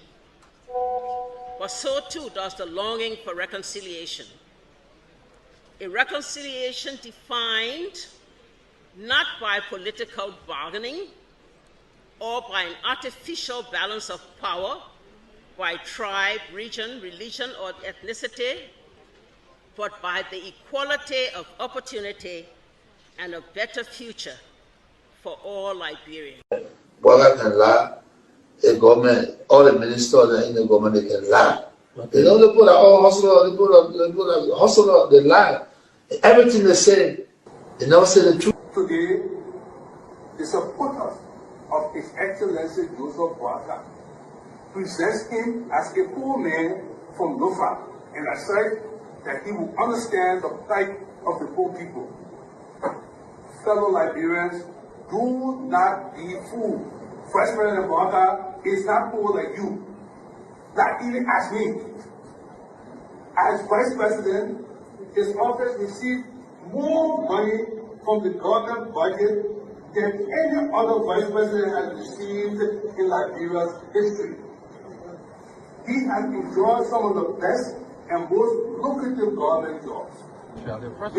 There's this, what I call sort of vicious lie about the fact that Mr. Kobe is gay or bring gay lifestyle to Liberia. It's complete bullshit. When people can accuse you of stealing people's money, when they can accuse you of being involved in war, anything, people don't make up stuff. They don't make up shit. Excuse my language, right? So it's complete nonsense. I'm married, 8 Teresa, 2 children, 5 grandchildren. I believe in traditional family values, so it's complete bullshit, complete nonsense. Jamaikun, the young man, vice president, young man that are vice president, the major stole 500,000. I mean, Jamaikun, the major went to I forgot that Jamaikun, the majors went to Ghana, the fit, and they may bring it all company in the country. I mean, Kun Ninja can reach himself. Kun man, you know, Kun, but I want to sophisticated, quiet, hardcore rule in Liberia. When Liberia when 2029 come and pass, then you finally leave. Mission is completed. Now, what the rules of engagement? When the war ended, the guy said, the commander said, mission complete. There wounded out first. All men on board. Everywhere there is no school, I'll put school. And everywhere there is school and school in bad condition, I'll renovate it. I told them, towns and villages, everywhere you will have lights in a town for children to play and people to see. I told them, every town will have safe drinking water. If translator is the problem, he will be out of here in the twinkle of an eye. And I say, let well-meaning Liberians come home. If we respect this constitution, a government formed in Accra is a violation of Article 1 of the Constitution. Let them come home. Let that government be formed in Monrovia. The government that capital road, small, B road, all kinds of places. I think the reason Joseph Boakai will not do much because the old man, the papa is suffering. The papa loves the country, but he can't make it. The criminal there around him, they sophisticated than him. They are sophisticated criminals, so they can't make it. Your league Costa, God know how to pay people. It's just simple. Costa died, killed everybody but himself. Everybody, Joe, we join, we killed Joe, he killed Joseph Boakai. Boakai still living. Joe, no, you leave better. He made me senator. He almost made Joseph Boakai president until he screwed up. We gave God the glory. Yeah. Well, Boakai, when he screwed, he said, oh, we don't want to make sure we fought for him to be reconciled with the president. And then the people who fought for him. Look, Yoli Costa, you come. And Costa was in a podcast, he said, they don't been calling me. Okay. The time you were calling me for me to carry the president, Boakai, did I put it on radio? That immaturity to do what you're talking about. And I guarantee you, when we finish, there will not be a winner or the loser. Today, we all wear the jersey of Liberia. And the victory belongs to the people, to the peace, and to our democracy. As we begin to build upon the foundation of this new Liberia, I, George Seleke Kromah, the new president, will first give thanks and praises to the Almighty God for the blessing He has bestowed upon our country. And I say, my people, thank you, We elected on 85 irresponsible men what happened to our country. We elected on 85 irresponsible men to govern this country, not to be very irresponsible.